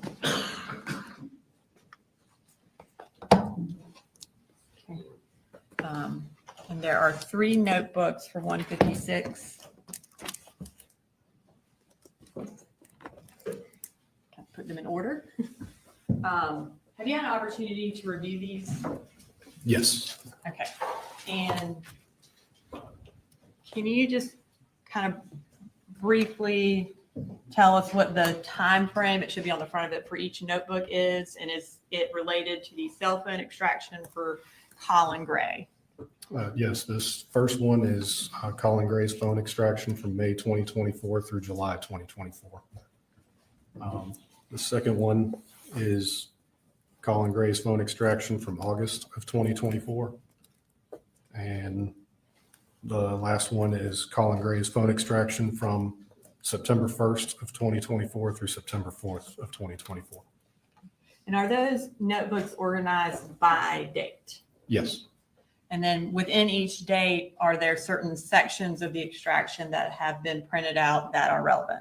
Yes. Right. And would that include, I know we mentioned timeline extractions, text message, internet history, and then images. Is that essentially how each date is laid out? Yes. Okay. And having reviewed those previously, are those portions of Colin Gray's extraction that have been printed are all of those in that notebook that were, let me say that better. Is everything in that notebook from Colin Gray's extraction? Yes. Okay. You're right. This time I'll introduce an evidence State Exhibit 156. The rules we talked about, we don't have any problem with that, but we may have individual objections to some of the items that they pull out of that book. I find that a foundation's been laid for stage 156, related to the evidence, but some portions are admissible. Yes. And just for the record, the state will be going through those notebooks with a different witness. We're just laying the foundation through Investigator McCorkle. I'm going to show you State Exhibit 157.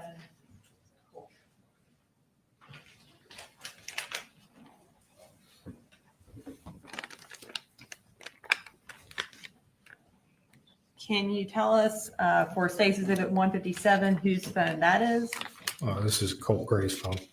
And is that also a phone that you extracted? It is, yes. You're right. This time I'd like to introduce into evidence State Exhibit 157. Same objections. 157 phone of Colt Gray.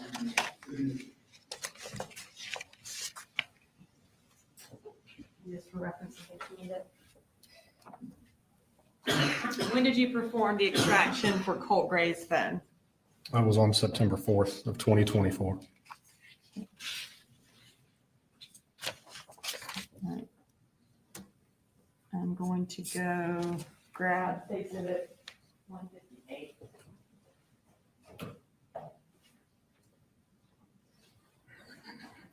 What kind of phone was Colt Gray's phone? It was an Android. And approximately how long was that report? That was somewhere between 10 and 20,000 pages. Okay. And for State Exhibit 158, again, are you able to print out smaller portions of relevant records as opposed to the entire 10,000 pages? Yes. And is that what is in this notebook? Is it smaller portions of Colt Gray's cell phone extraction? Yes. Is it organized in a similar way to Colin's phone by date and by type of information? Yes, it is. Okay. And I'm going to show it to you. Have you had an opportunity to review that? Yes. And again, does that notebook only contain information from Colt Gray's extraction? Yes, it does. All right. This time I'd like to introduce into evidence States Exhibit 158. Same objections. Foundation.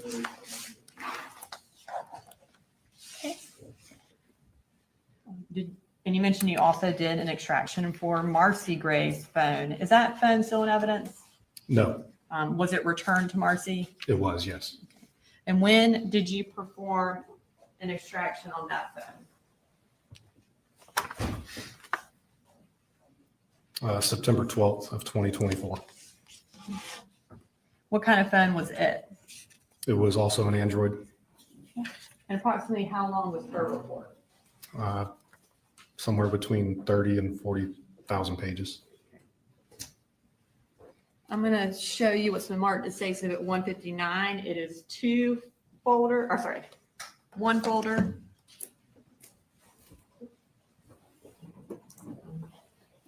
Can you tell us the time frame for that? This was August 21st through September 4th. Okay, and is everything in State Exhibit 159 from Marcy Gray's extraction? Yes. And again, is it the smaller snippets that are organized by date and by type of information? Yes. You're at this time, I'd like to introduce into evidence State Exhibit 159. Foundation's been laid for 159. Okay, and did you, you mentioned you also did a phone extraction on Jenny Gray's phone. Is that phone still in evidence? No. Was it also returned to Jenny Gray? Yes, it was. And when did you perform an extraction on that phone?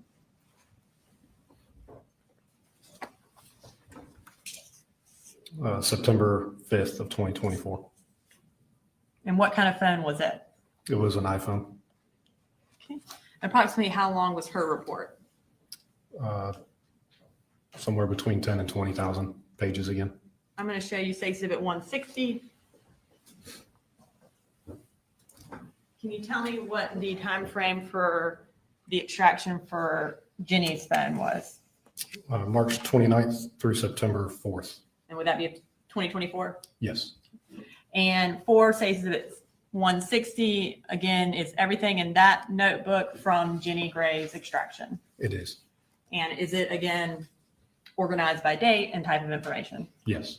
You're at this time, I'll like to introduce into evidence State Exhibit 160. Thank you. All right, foundation's been laid for 160. Now, for this case, was your role specifically to do the phone extractions? Yes. Okay. Did you analyze the phone extraction reports at all? No. And once you created those phone extractions, did you turn them over or put them in a place where additional investigators could retrieve them? They were put on our phone dump server, and the other investigators could later retrieve those extractions. I don't have anything further. Thank you, Investigator McCorkle. Cross.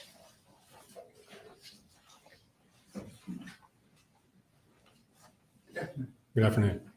Were you ever told that there was a second phone that Colt Gray had? Not that I recall. Okay. As I understand, you didn't do anything with the computer. You didn't attempt to take anything off of the computer that was there at the home? No. And who would have done that? I don't know. Maybe the GBI. Okay. Do you know if anybody did? I don't. Thank you. Any redirect? No, Your Honor, may he be excused? Yes, you're free to go.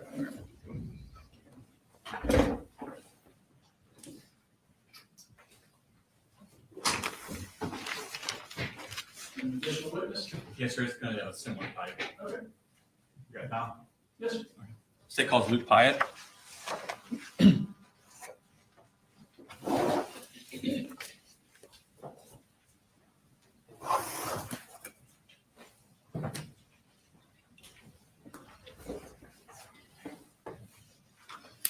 you raise your right hand, please? Swear the testimony given in the matter now pending before this court will be the truth, the whole truth, nothing but the truth, so help you God. I do. Okay, have a seat, please.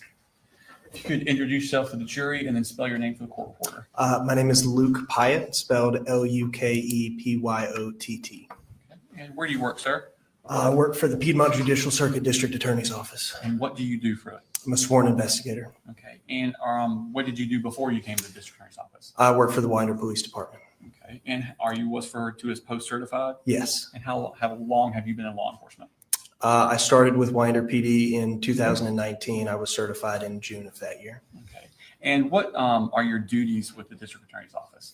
I wear a lot of hats. I work major felony cases, post-arrest or post-charges, things like sexual assault, murder, aggravated assault, child abuse, things like that. I also consult with local agencies and provide assistance on pre-arrest cases or cases where Individuals have not been identified as suspects yet.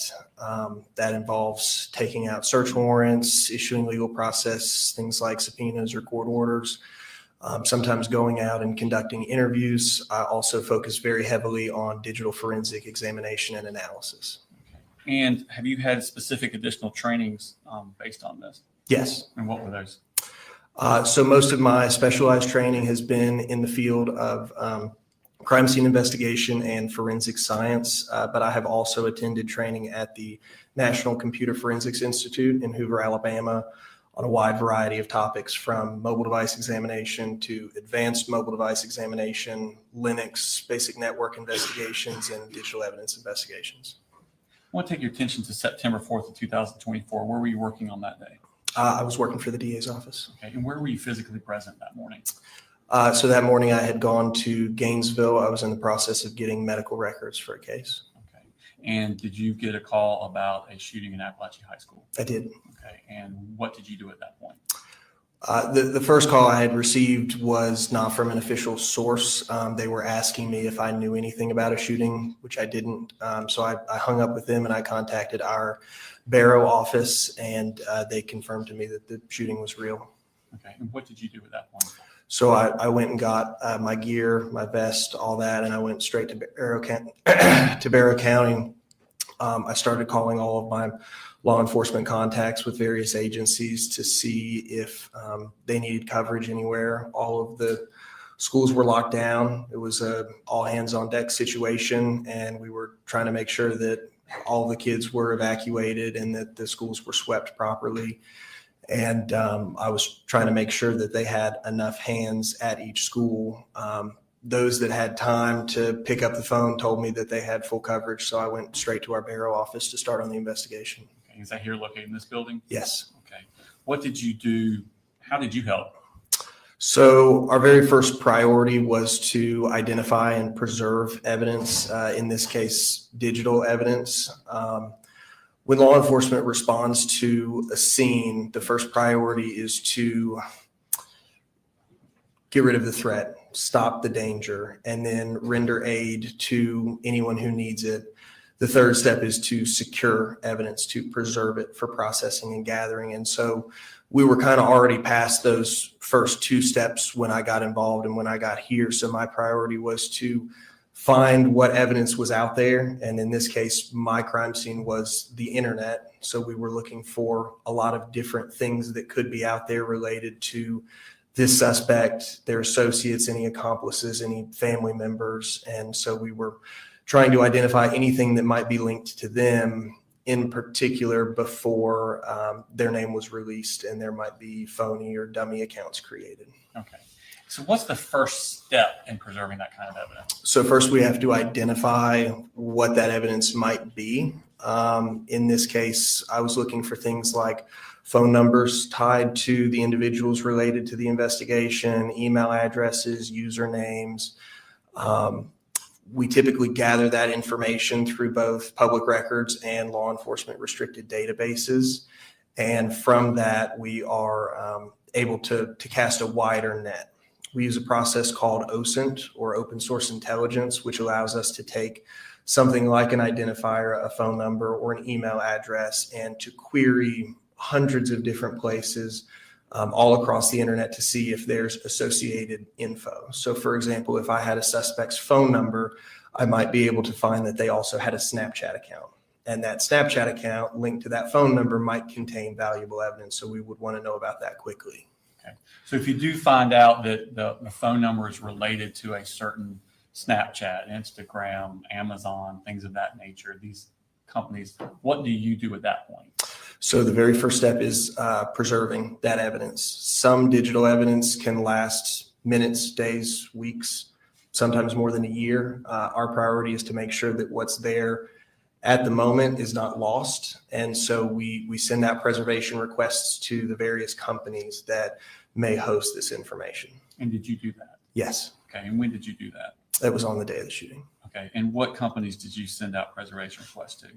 I believe on the date of the incident, it was various cellular and phone carriers. There was AT&T, Verizon, T-Mobile, Comcast, Windstream, Intelliquent. We also sent off a few for social media. I believe it was Facebook and TikTok. And what else did you do on that day? So I was kind of acting as a liaison with various different agencies. In particular, I was communicating heavily with the Department of Family and Children's Services to try to get the records for the suspect's family as quickly as possible. And did you do that? Yes. Okay. I want to take your attention to the next day, September 5th, and actually September 5th, 6th also. What did you do on those days? So we were still looking for what evidence we needed to preserve. I found additional phone numbers that we also sent off preservation requests for. I also sent off preservation requests for Apple and Google accounts associated with the suspect. Okay. Did you also subpoena records from Advantage Behavioral Health System? Yes. Call logs? Yes. Okay. And did you receive those? Yes. Okay. Show us Mark State Exhibit number 161.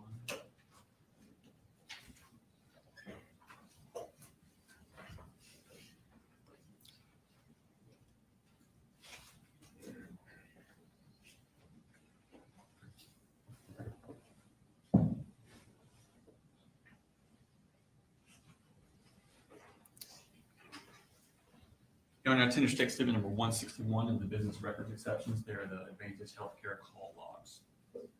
Any objection? No objection, other than whether it goes to the jury, which we'll take up later. All right, 161 submitted. On September 11th, what did you do?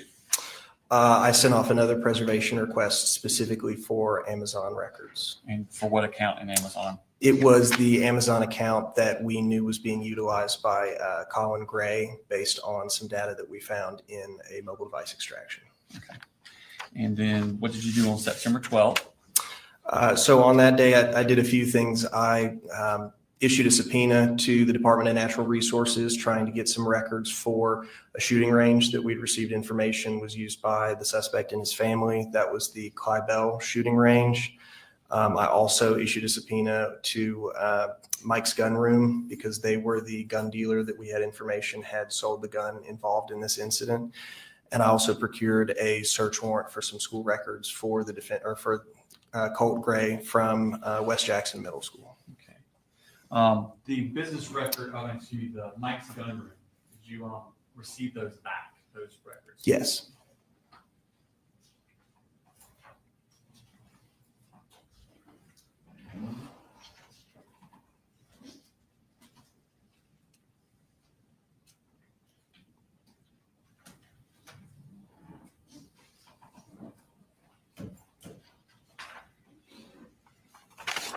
Your Honor, I finished text number 164 on the business records certification for Mike's Gun Room business records. Same objection. All right, 164 submitted. On September 13th, what did you do? I had heard back from the Department of Natural Resources at this point, and they had communicated to me that they may have additional records relating to the defendant and his family for two other ranges, Big Laser Creek and Wilson Shoals shooting range. And so I issued them another subpoena for those records specifically.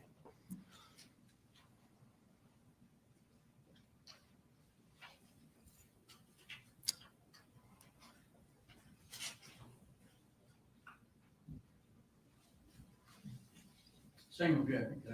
Your Honor, I finished text number 165 on the business records exception for the records from Wilson Shoals Gun Range. All right, 165 submitted.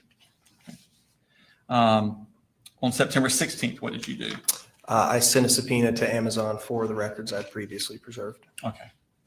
And then on September 18th, what did you do? I took quite a few search warrants out for various identifiers we had previously preserved. Those were T-Mobile, Verizon, Apple, TextNow, and to TikTok. Okay. And on September 19th, what happened? I received the Amazon records back.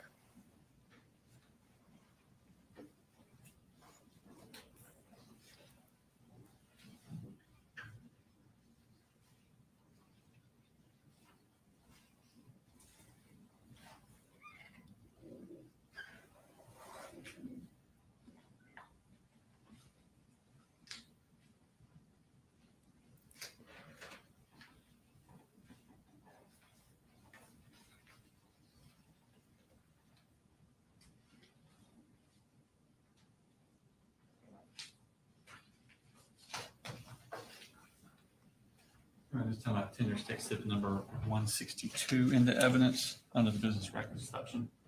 Same objection, Judge, and I'm not sure whether some of the photos there in the back or something that were done later. Whether Amazon actually sent those, whether they were photographs and put into that. But we'll discuss that later. I can. Is 162 part of what you received with the business record? You're talking about. Okay. Check marks 162. Next to you look at that.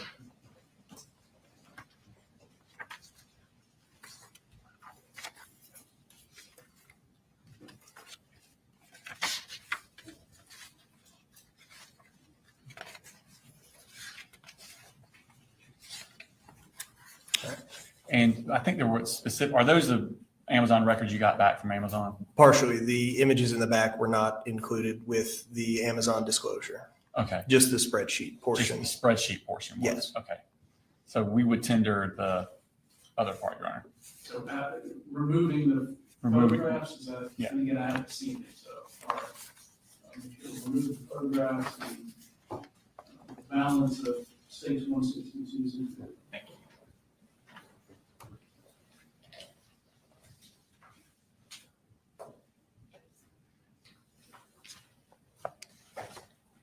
All right, moving on in the next few days, did you receive any records from T-Mobile?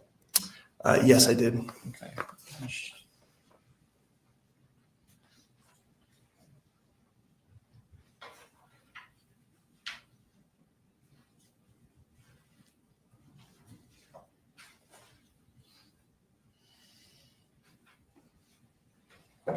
Tender exhibit number 168 into.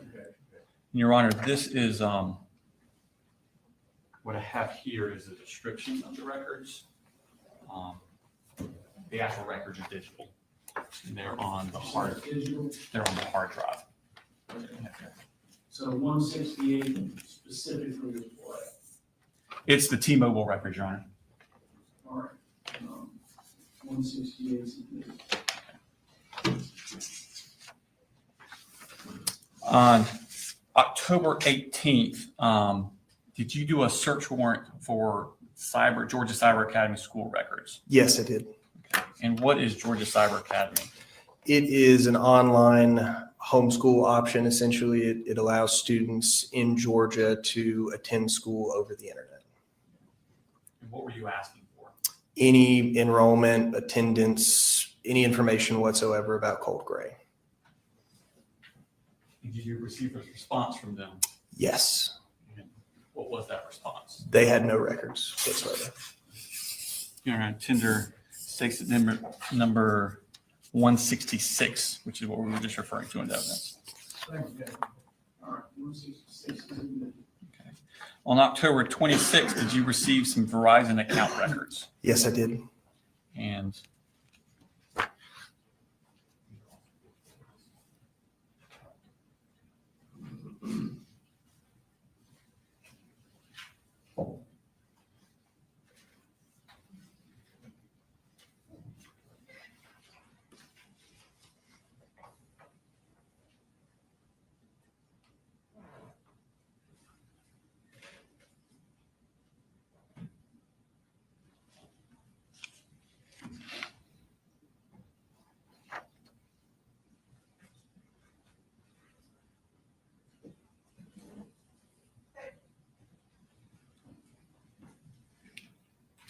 oh, I'm sorry.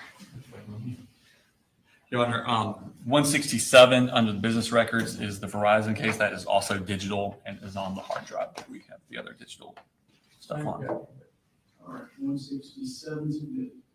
Are you familiar with the app Discord? Yes. Okay, and what is that? It's a third-party communication service. It allows messaging between two users. It allows video streaming, video chatting, voice calling. It is different from a lot of other messaging services in that it is designed for groups to be able to interact in what they call servers. So multiple individuals can drop in or out of a voice channel, a video channel, or a text channel anytime they like. Okay. And did you ask for records from Discord related to this case? I did. Okay. This is also digital, Your Honor. It's going to be states 163, tender under the business records exception. Any objection to 163?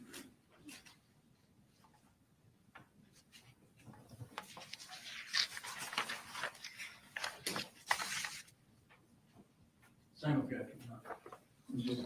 I think I know, but for the record, when you say same objection, you mean whether or not it goes out with the charade. That's correct, Judge, I'm sorry. No, you're fine, I just wanted to. Yeah, all right, 163 is admitted. No further questions, Your Honor. Cross, just a couple of things. Are you familiar with the dark web? Have you dealt with that before? I have, yes. Okay. And who did the extraction of the computer there at the home? Mr. Gray, do you know? I don't know offhand, no. Thank you. Any be excused? You may, Your Honor. Thanks, sir.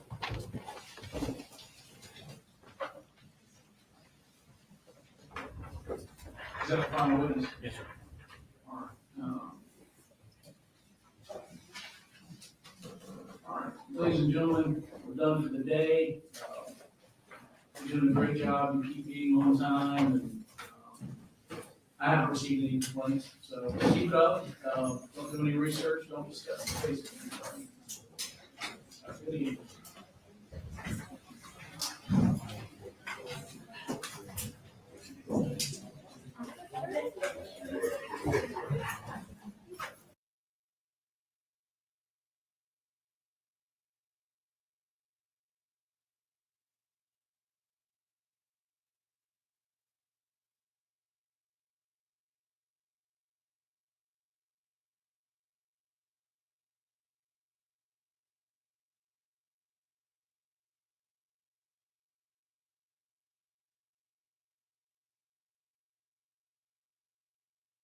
From the extractions.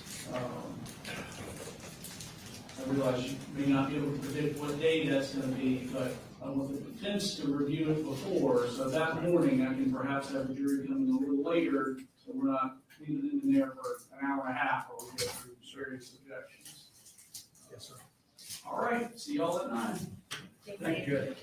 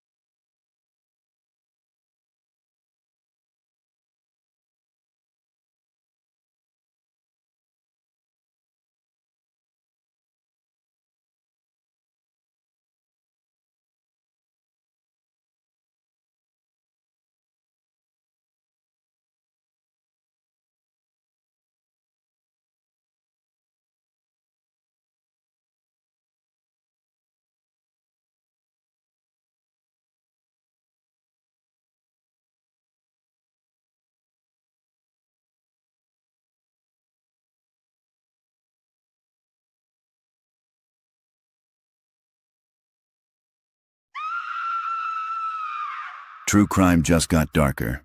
Catch the full episode on the link above. Subscribe to At Southern Sin today and hit the notification bell for more live original episodes Wednesdays at 8 p.m.